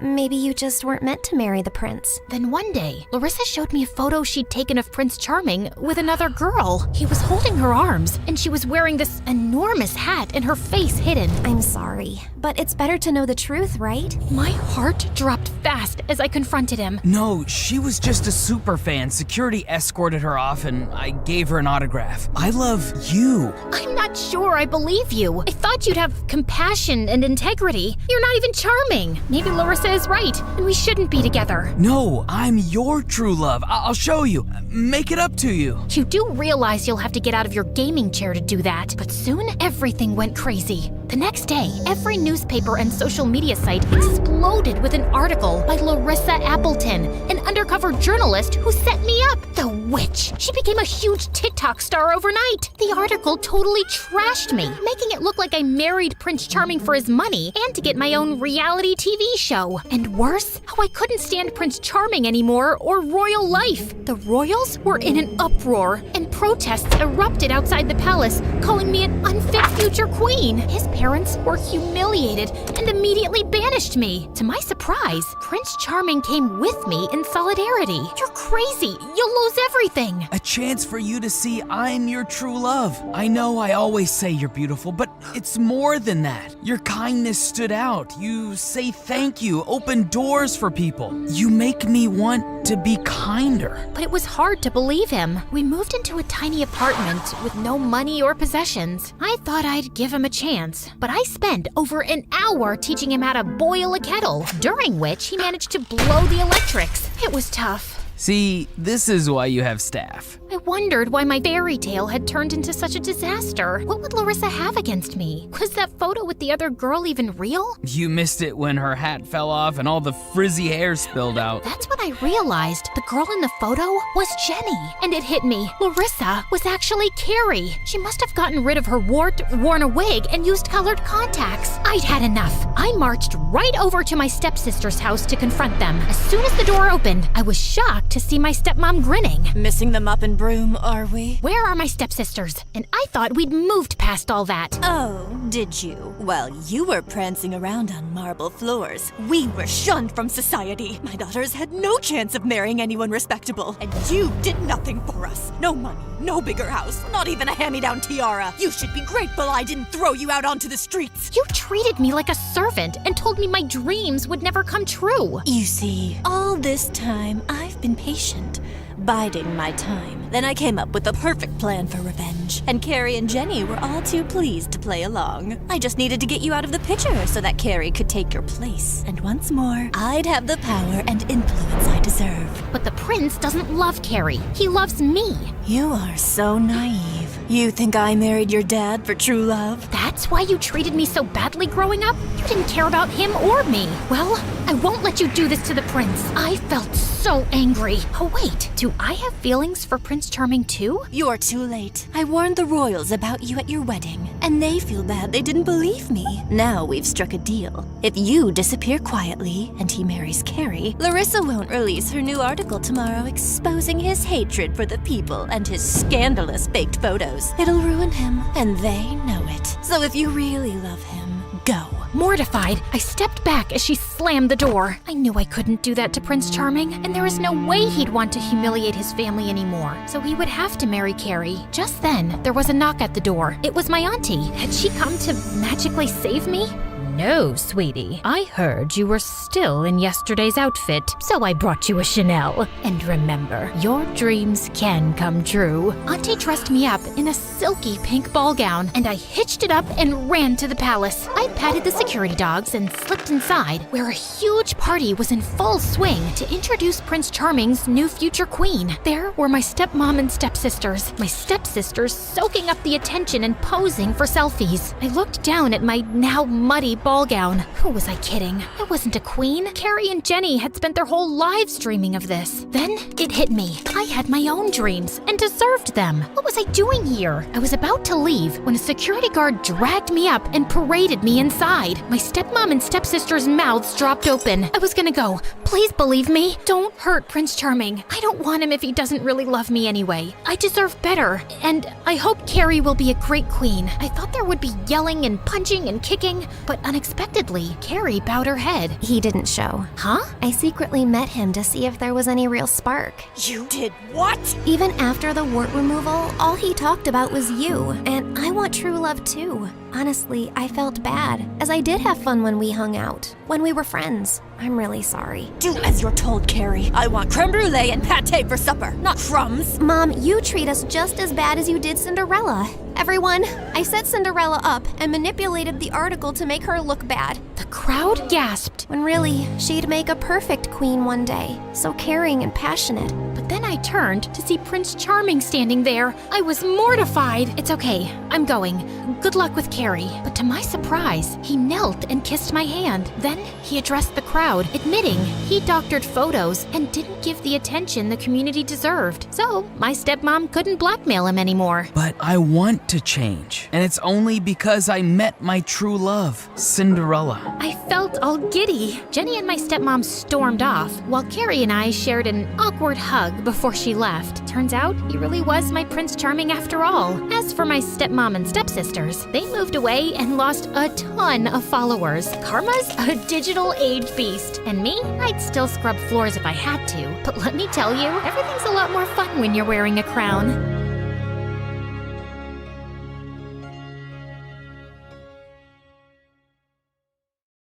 Think about your favorite spot. It's probably a tree in the woods, a couch in your sitting room, or maybe your parents' car. For me, it's always been the kitchen. In fact, this kitchen saved me from becoming a raging monster with a thirst for vengeance, destruction, devastation, and sorry. I didn't mean to scare you.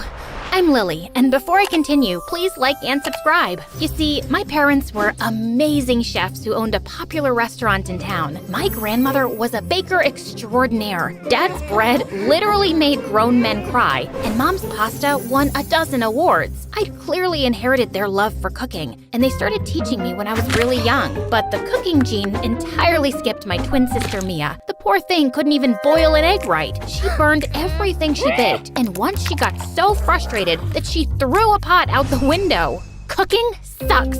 After that, she was banned from the kitchen for life. In middle school, Mia was the absolute worst. On my parents' anniversary, I baked a fancy cake. Then Mia burst into the kitchen on her skateboard. She banged into me and I fell face first into the cake. Oops, sorry, didn't see you there. That night, I stormed up to Mia's room, grabbed her precious laptop, and smashed it to pieces. Mia went ballistic. We fought like a pack of hyenas. Mom and Dad grounded us for a month. The summer before our freshman year, our parents sat us down and told us they wanted us to help out at the restaurant. I was so excited. I can't wait. This is gonna be awesome. Meh. But on our first day, my parents gave me the worst news. They said Mia would work in the office while I'd be a waitress.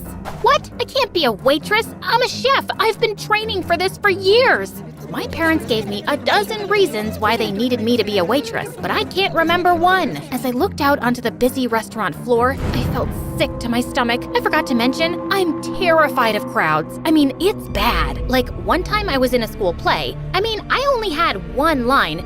The moment I saw all those beady eyes staring at me, I got so nervous, I fainted, fell backward, bumped into a backdrop that smashed into a light, and then the whole stage came tumbling down. Lily, are you listening? I don't think this is a good idea. You'll do just fine. My first shift was the worst. I screwed up 2 orders, I spilled a drink on the floor, and then one of our biggest customers, Mr. Spinster, yelled at me. My order isn't right. Did you leave your brain in the sink? Just as I was about to burst into tears, this gorgeous boy named Wyatt came to the rescue. He was a waiter at the restaurant, and everyone loved him. Wyatt calmed the customer down, fixed their order, and had them smiling in seconds. They even gave him a big tip when they left. Ignore Mr. Spinster. He's a jerk. This is for you. Wyatt handed me a $100 bill. I can't take this. You did all the work. We were a team.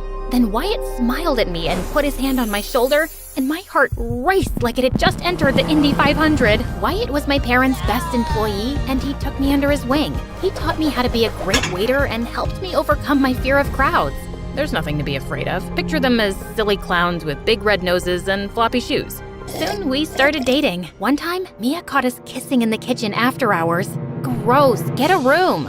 Wyatt and I had so much in common. We loved the same foods and MSA videos. He even wanted to own a restaurant someday. Wyatt was my first love, and even my parents adored him. It took some time, but Mia eventually warmed up to Wyatt after he fixed her laptop. But when school started, everything changed. Wyatt was my senior and one of the most popular boys in school. All the girls had a crush on him, but he only had eyes for me, which didn't sit well with his ex-girlfriend, Sophie. One day, Wyatt and I were talking near my locker when Sophie marched up to us. She was the most popular girl in school. Her father owned a dozen hotels around the world, and she was a social media star with millions of followers subscribing to hear about her ultra-rich life. And then Sophie shoved me to the side. Out of my way, nerd. Hey! I lost my balance and stumbled backwards. I marched towards Sophie so I could smack her in her stupid face, but then 2 huge bodyguards grabbed me and set me down 5 feet away.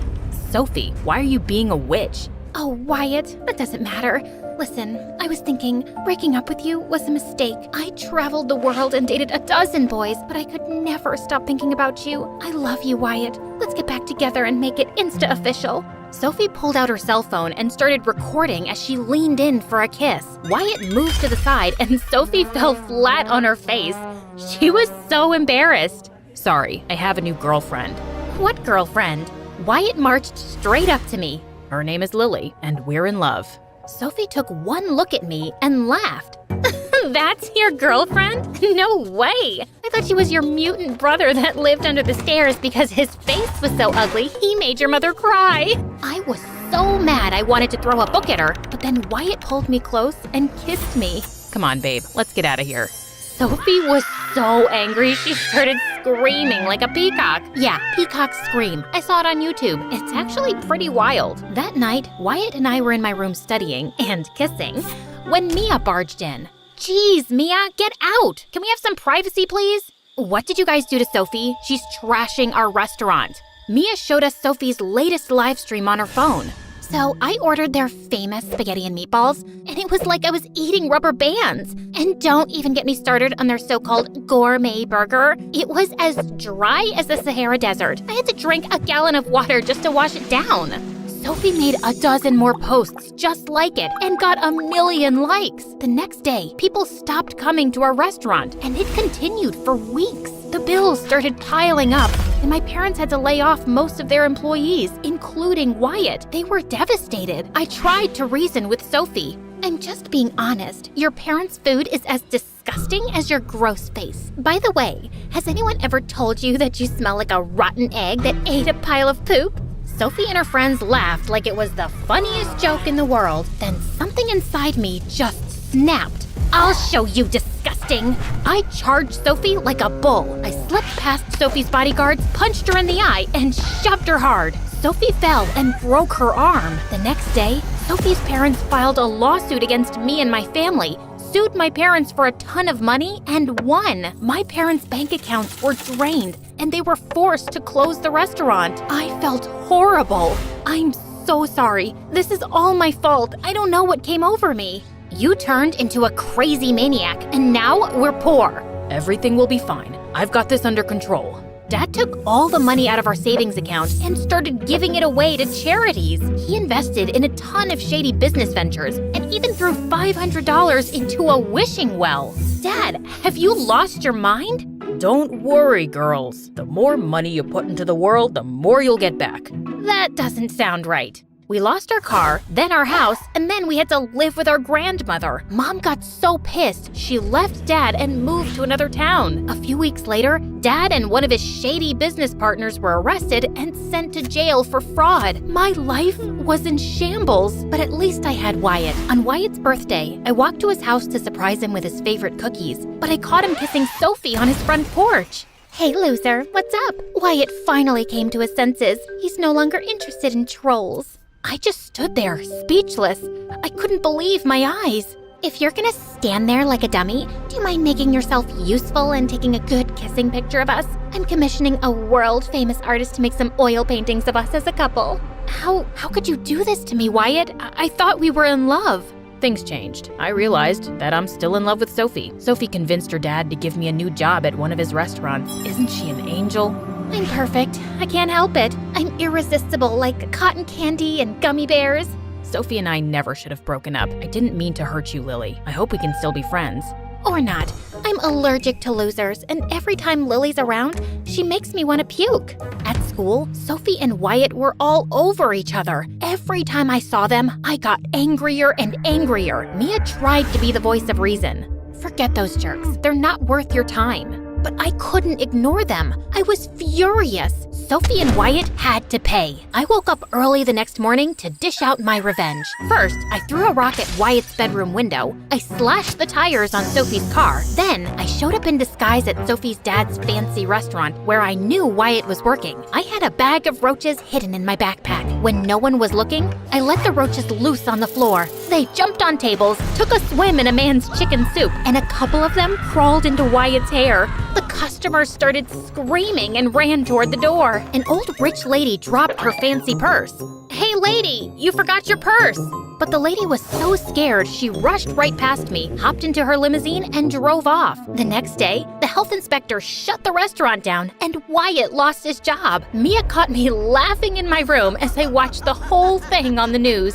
I know you're behind what happened to Wyatt. You've got no proof. And even if I was behind it, why do you care? He's a jerk. You said so yourself. Who are you? And what have you done with my sister? I shoved Mia out of my room and slammed the door shut. I didn't have time for any distractions. I had one thing on my mind, getting back at Sophie. I kept following her around, ready to attack her with a paintball gun or rotten eggs. But ever since I'd hurt her earlier, the bodyguards stayed even closer to her. But Sophie was such a witch, she fired at least one of them daily and had a replacement by the next morning. Like one time, one of her new bodyguards named Simon accidentally photobombed Sophia's selfie, and she lost her mind. You stupid idiot! Your hideous face ruined my selfie! I'm sorry, ma'am. It won't happen again. Of course it won't, because you're fired!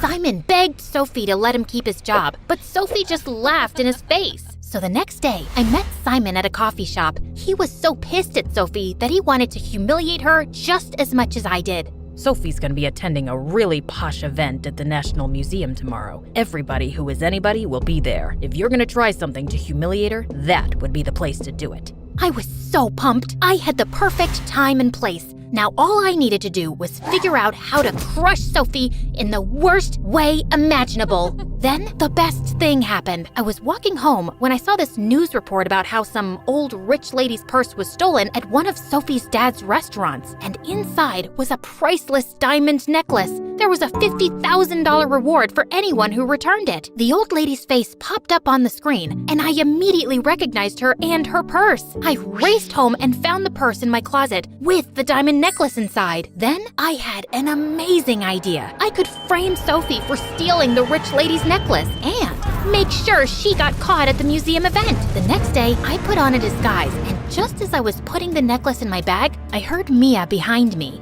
You better be returning that necklace to get the reward money, because if you're planning what I think you're planning, you've lost your mind. It's none of your business. I pushed past Mia and headed toward the front door. Then a salt shaker hit me in the back of the head. Ouch! Step away from the door, sis. I can't let you do this. Mia grabbed a huge wooden spoon. I grabbed a rolling pin. I'm leaving. Then you'll have to go through me. Mia lunged toward me, and we sparred like Jedi. I knocked the spoon out of Mia's hand, then Mia threw a plate. I dove for cover. Then I grabbed a bunch of muffins off the counter and threw them at Mia one by one. Mia picked up a cutting board and used it as a shield. I grabbed a bottle of cooking oil and sprayed it in her eyes. I can't see! I darted out the door and headed straight to the museum. When I saw Sophie get out of her car, I walked up to her, but was stopped by her bodyguards. Please, sir, I'm Sophie's biggest fan. I just want her autograph. I'm saving money to get plastic surgery to look just like her. Sophie heard that and told her bodyguards to step aside as she gave me an autograph. Dear whoever you are, you smell like failure. Wishing you well with your life as a loser. XOXO, Soph. While she was busy doing that, I slipped the diamond necklace into her purse, and then I stepped back and waited. Sure enough, the minute Sophie's bag went through security at the museum entrance, they found the necklace inside. She was immediately arrested and carried off by the police, kicking and screaming. I'm innocent, you morons! Take your filthy hands off me! On the day of Sophie's trial, I was over the moon. My revenge would finally be complete. But just as I was about to go to the courthouse to hear Sophie's jail sentence, my grandmother, Mia, and Mom confronted me. You stupid tattletale, why would you tell Mom? I was worried about you. You've changed, Lily. All you think about is revenge.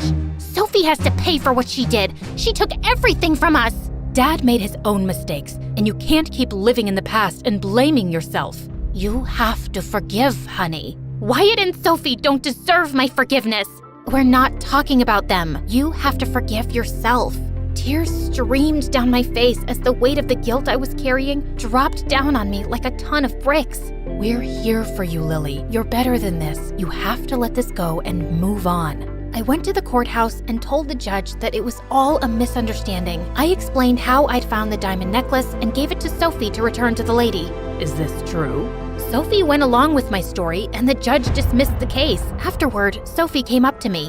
Why did you do that? I ruined your life, and you could have easily ruined mine. Because someone reminded me that I'm a better person. After the trial, I apologized to Wyatt for what I did, and he said he was sorry for being a big fat jerk. I also started working on my anger issues. I went to counseling, started cooking again, and doing lots of yoga. Sophie's dad felt so bad about what Sophie did to me that he gave me a huge check. No, thank you, sir. Your apology is enough. Mia pulled me to the side. It's great that you're zen and all now, but don't be stupid. Mia was right. I ran to catch up with Sophie's dad. Excuse me, sir. On second thought, we'll take the check. I used the money to reopen our family restaurant. Dad even came to the opening since he got out early on good behavior, and it was the happiest day of my life.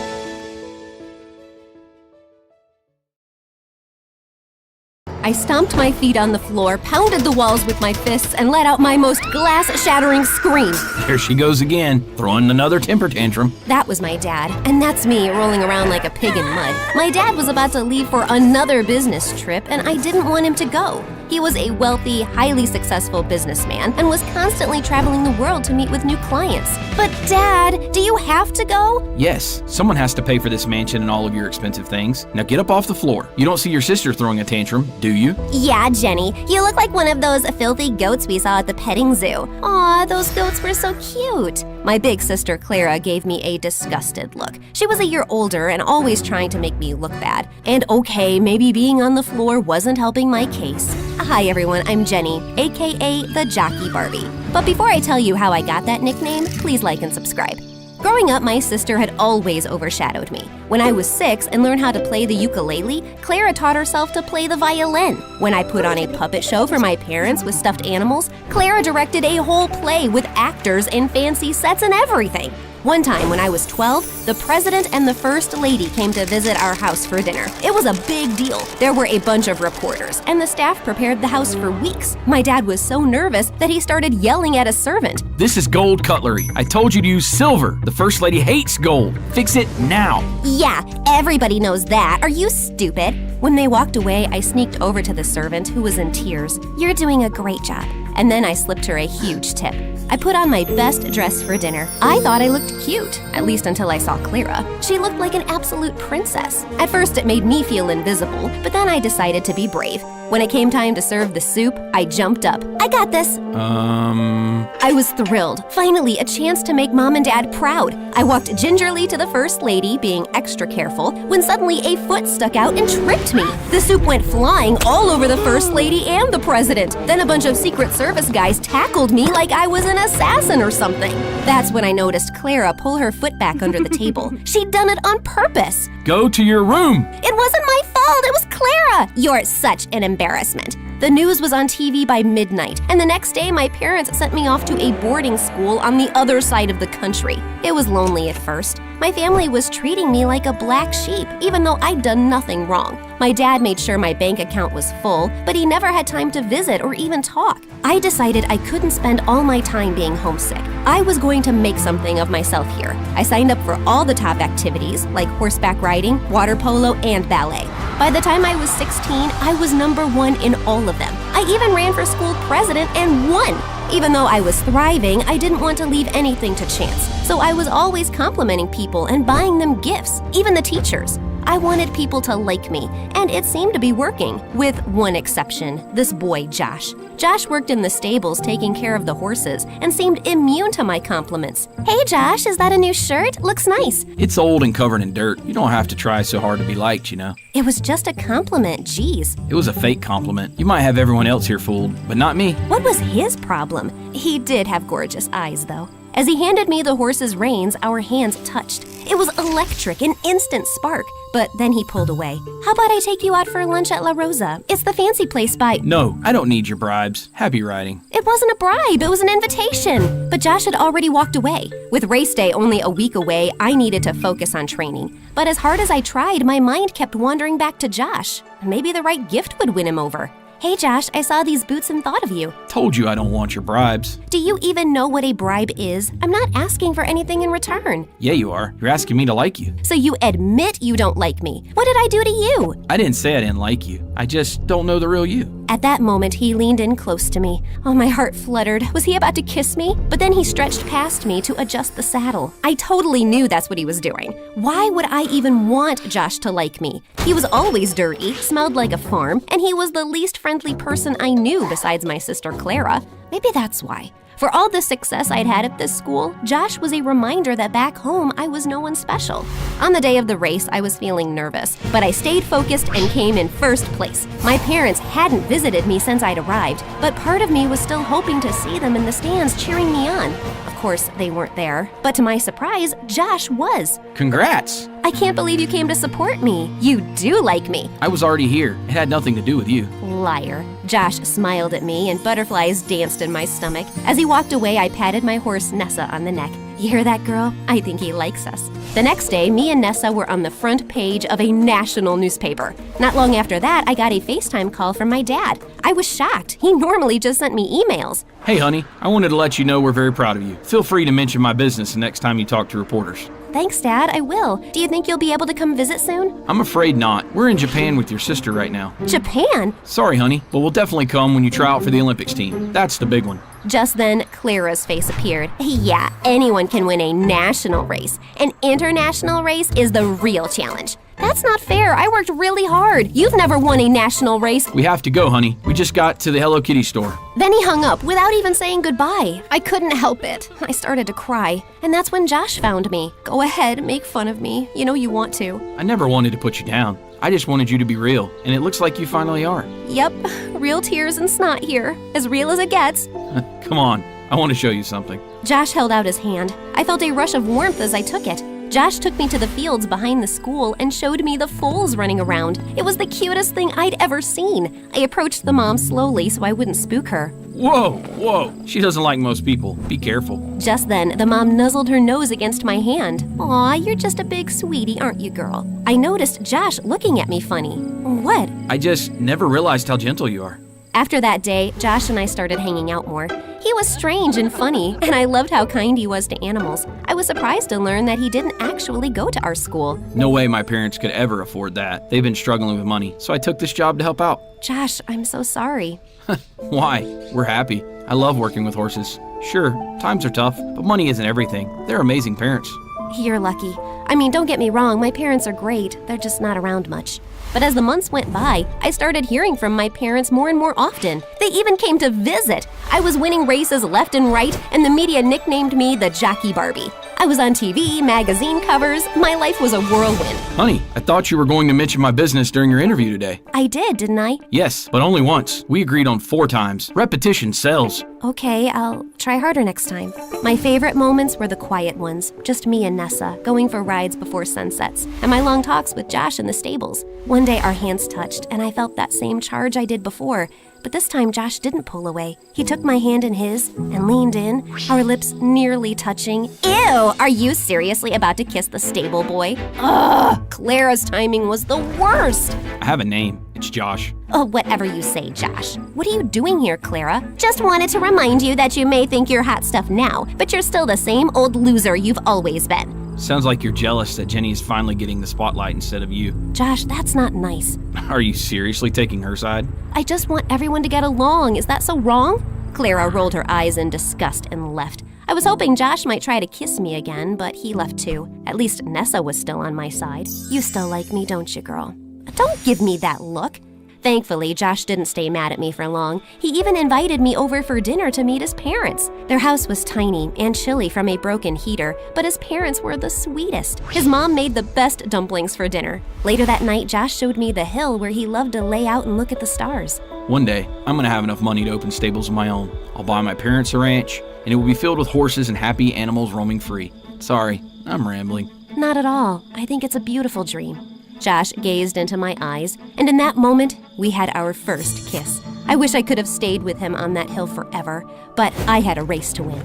Unfortunately, Nessa wasn't feeling well, and we only came in third. Third place? You won't get into the Olympics with a record like that. Winning isn't everything, Dad. I'll have to take a break for a little while so Nessa can recover. A break? Nonsense. She's just a dumb horse. You can replace her. This one looks healthy. My dad patted another horse on the rump, and the horse neighed angrily and kicked her stall. My dad was so startled that he fell back into a pile of poop. I couldn't stop laughing. Stupid animals. I'm leaving. Honey, we just want what's best for you, and the Olympics are a golden opportunity. I hope you do what's right. I didn't like the idea of riding another horse, but I didn't want to let my parents down either, so I started training again with a new horse named Clyde. Clyde wasn't the friendliest, but boy was he fast. There was no way I'd lose now. One day after training, my parents took me to a fancy restaurant for dinner. I insisted on bringing Josh with me, even though my parents looked down on him for not being rich. They were polite enough not to say that out loud, but Clara was another story. Pass me the salt, stable boy. Get it yourself, rich girl. I'll grab it. Here you go, Clara.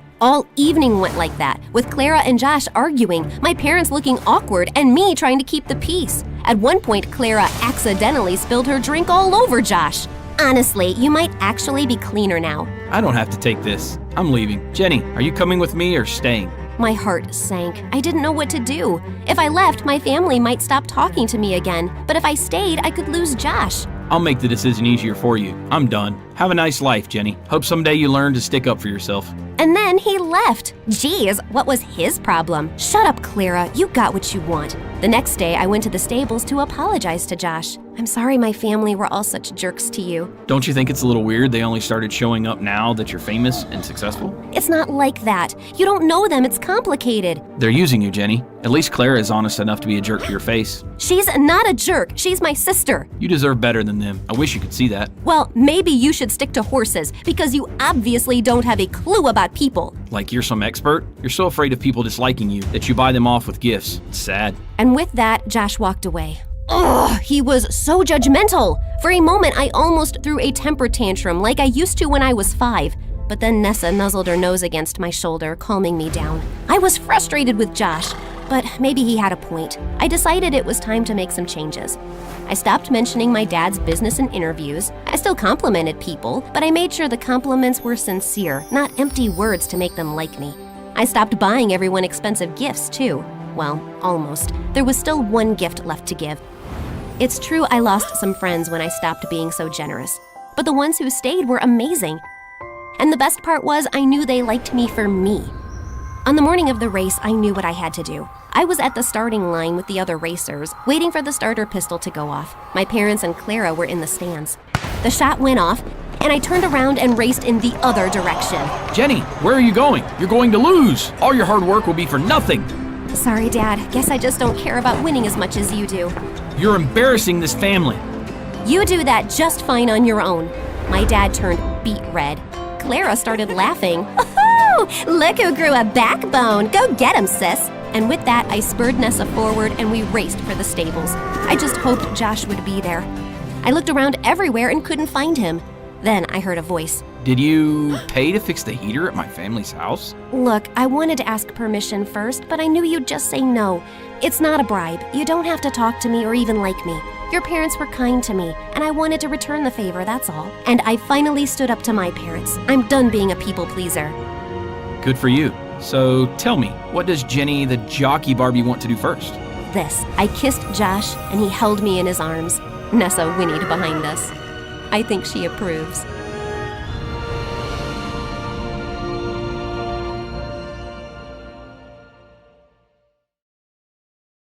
Hi, I'm Isla from Turkey. The night I was born, Dad held me close and said tearfully, God, she's so beautiful. I will name her Isla, my moonlight. Just then, the doctor came in with a grim face and told my parents that they couldn't have any more children. Dad immediately dumped me in Mom's arms.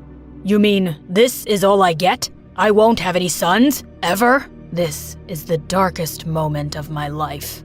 Growing up, Mom adored me, but I knew Dad thought I was a burden. The nicest thing he ever said to me was, You're just a stupid girl, but thank God you're pretty. Dad owned a small tea shop in the city. Once when I was 10, he came down with the flu, and he was being such a big baby. No one knows my suffering. If only I had a son to run my tea shop, but no, I got a dumb daughter. He buried his head in his blanket and started to cry. Mom and I just rolled our eyes and went to the shop that day, and I thought we were doing great. Sometime later, a foreign-looking woman sat down at a table. When I asked her what she'd like, she said with a tired smile, "Why don't you surprise me?" I skipped off and brewed my favorite mixture of lemon and saffron. I make it for Mom when she's tired. It'll make you feel better too. And you don't have to pay for this. The woman's eyes flew open as she tasted it. My God, this is really special, and so are you. Thank you for this tea of kindness. She tried to pay me, but I refused, and she left. But a few days later, Dad came home from the shop and threw a newspaper at me. What is this stupid tea of kindness that everyone's been asking me about? It turns out the woman was some big journalist, and she'd written an article about the amazing tea at our shop. And now suddenly, tourists and locals were coming over asking for it. I'll teach you how to make it, Dad, if you say please. All I got was a flying shoe, but I did teach him, and he even let me help out more often. Once in the 8th grade, I was serving customers on a really sunny day when suddenly my back and arms started to itch horribly. I dropped my tray and started scratching like crazy as people stared at me, and I just ran home. Mom, what's happening to me? My skin was all red and peeling off. Mom quickly took me to the doctor, and he said I had a condition called desquamation. My skin started flaking when it was too irritated by something. There wasn't a cure, but he gave us some expensive cream to soothe my skin. Don't tell your dad about this, okay? I'll get the money for the cream somehow. A week later, Mom came home with some great news. She'd gotten a janitor's job in a fancy high school, and even better, I could go there for free. But it was so much fancier than I'd imagined. The minute I entered the classroom, I knew I was being scanned from head to toe, and everyone was judging my clothes and shoes. And turns out, no one even wanted to sit with me at lunch because I didn't look a certain way. But I didn't care. I had a chance to study at a great school, and I wasn't wasting it. One day, I went into the bathroom, and I found some girls from my class there, and the meanest one, Zara, was screaming at Mom. You moron! You spilled all that dirty water on my shoes. I get that you're a janitor because you're stupid, but are you blind too? I pushed her up against the wall. No one talks to my mom like that. Do you hear me? Mom? Finally, it makes sense why someone like you is in this school. She pushed me back and pounced on me. As Mom ran forward to pull us apart, she slipped on the wet floor and fell really hard. Oh my God, Mom! The school staff rushed her to the hospital, and after hours of waiting, we found out that Mom had injured her back and she couldn't walk. I was devastated. It was all my fault. If I hadn't been fighting with Zara, none of this would have happened. The principal said I could still attend school at half the fee, but I couldn't afford that either. One evening, as I was working at the shop, I came across the journalist I'd met years ago. Wow, look how lovely you've grown up to be. But sweetheart, why do you look so sad? I broke down and told her everything. After I was done, she said, I have an offer that might solve some of your problems. You could become a model. I could connect you to all the right people, and it pays really well. Me? A model? The woman told me to think about it, and I did. It could mean I'd still be able to go to school and even save money to get Mom better treatment. I decided to bring it up at dinner that night. Dad, I'm taking up a modeling job, and he suddenly spat out his food. Modeling? Where did you even get such a stupid idea? What's wrong with it? It's for morons who don't have any brains, and it's disgraceful. Well, I do have brains, so I'm not gonna be stupid enough to waste this chance. I can make our lives better, especially Mom's. I said no! I already said yes! And with that, I angrily smashed my plate on the floor. Dad looked shocked, and I stormed off. I called up the woman and said I was taking the job. I put my cream all over my skin before going to the shoot. I couldn't let anyone know about my condition, or I'd never get the job. Everyone on set welcomed me warmly, and I was surprised that I was kind of a natural at this. 2 weeks later, I was on the front cover of a teen magazine, and Mom was delighted when I showed it to her. But of course, Dad still wasn't talking to me, and I found the magazine torn up in the trash later. But I'd been paid good money. I was able to buy some new clothes for Mom and myself, and I was back in school. And suddenly, it was a different place. People who acted like I hadn't existed before were smiling at me like we were best friends. And at lunch, I had a lot of company. A boy even asked me for my autograph. Of course, none of this was sitting too well with one person, Zara. I could see smoke coming out of her ears from a mile away. Soon after, we had a fundraiser modeling contest in school, and I was excited to participate. But as I was getting ready, I suddenly saw Zara come and sit in the chair next to me. What are you looking at? One magazine cover and you think you're the princess of this school? How hard can modeling be anyway, if you can do it? Turns out, pretty hard for her. Zara was so bad at it. She walked like a monkey and kept waving her arms like a freaking robot. And then suddenly she tripped on her dress and landed flat on her face. I ran forward to help her, but she just pushed me away. Get away, you witch! You'll pay for this! How was it even my fault? She was crazy. But a few days later, I was shocked to find her at a shoot, and I was told we'd be working together. Why are you even here, Zara? You're really bad at this. Oh, I know. But when you're really rich, you don't have to be good at anything. You just throw money at stuff and get what you want. And let me tell you, it's amazing. This girl. Also, she was so awkward, the shoot took us 6 hours. Later, as the makeup artist was removing foundation from my arms, I suddenly felt my skin sting terribly. OMG, your skin's coming off. What did I do? Oh, it's just allergies. It'll be okay. I quickly took the cream out of my bag and put it on, and then left as fast as I could. Thank God no one else was around.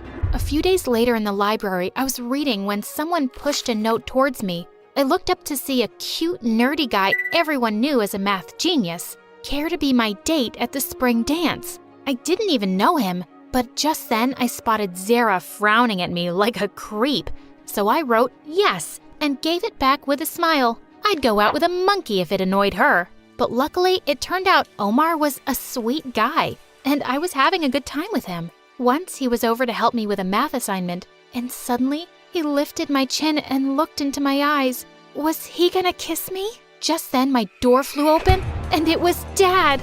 He leaped at Omar, who shrieked, and jumped out of the window faster than lightning. Dad, we were just studying. Do you think I'm a fool? I knew you'd be out of control once you became a model. You're grounded for a month. No school, no modeling. I slammed the door behind him. I had a really important show the next day, and he knew it. I had no choice but to sneak out with Omar's help. Backstage, he kissed me on the cheek and wished me luck. As I peeked out at the runway, I saw that the lights looked really intense. I quickly put some cream on my arms and legs before walking out. Suddenly, I felt crazy itching all over, like nothing I'd ever felt before. I tried to ignore it and go on, but it felt like the longest walk of my life. And then, I couldn't bear it any longer. I went wild, scratching myself and screaming as I looked at my skin, and I could feel hundreds of eyes on me. Then, I passed out. I woke up hours later in the hospital to Dad's worried face. Oh God, Isla, are you okay? The doctor came in holding my cream and asking me if I'd applied it before the show. We tested it, and it had some unusual chemicals which made your condition 10 times worse. What? But I'd been using this cream for ages. That's the first time Dad heard about my condition, and he was shocked I'd kept it a secret from him. I guess I didn't want to make you even more disappointed, Dad. He was just silent and took me home. The next day, I woke up to find that my video of going bonkers on the ramp had gone viral. I could just see my modeling career going down the drain. I didn't even go to school. I decided to go to the tea shop that evening, and I got the shock of my life. I spotted Zara on a table with Omar. Oh, hi, Isla. Back to being a waitress? Well, my brother and I will have some of your special tea, please. Brother? Yeah, brother. And I may have found out about your condition, and I may have asked him to mix something in with your cream. What? Are you guys absolutely insane? Why would you do that? Because someone needs to show you your place. Let me tell you something I discovered. Our dads are brothers. Yeah, we're cousins. Ugh, yuck. Cousins? You're making that up. I wish. But there's a big difference between us. I'm the daughter of a millionaire businessman, and you need to remember that you're the daughter of a loser tea seller and a crippled janitor. I was about to leap forward and attack her, but suddenly some of our customers jumped in. Hey, we love this place and the owners. You can't treat them like trash. They all started shouting and booing, and Zara and Omar fled from there. Dad had witnessed the whole scene, and I asked him about these secret cousins. I've never seen them before myself. My brother and I haven't spoken in 20 years. He cheated me out of all my wealth and left me penniless. I had to start from scratch with this tea shop. That's family for you. For the first time, I felt really sorry for him. I took his hand. But that's not your family anymore. Mom is, and I am. And for the first time, Dad actually smiled at me. I thought my modeling days were numbered, but none of my agents cared about what had happened at the show. They said I was one of the best models they'd worked with, and I'd never let my condition hold me back before. So why should it matter now?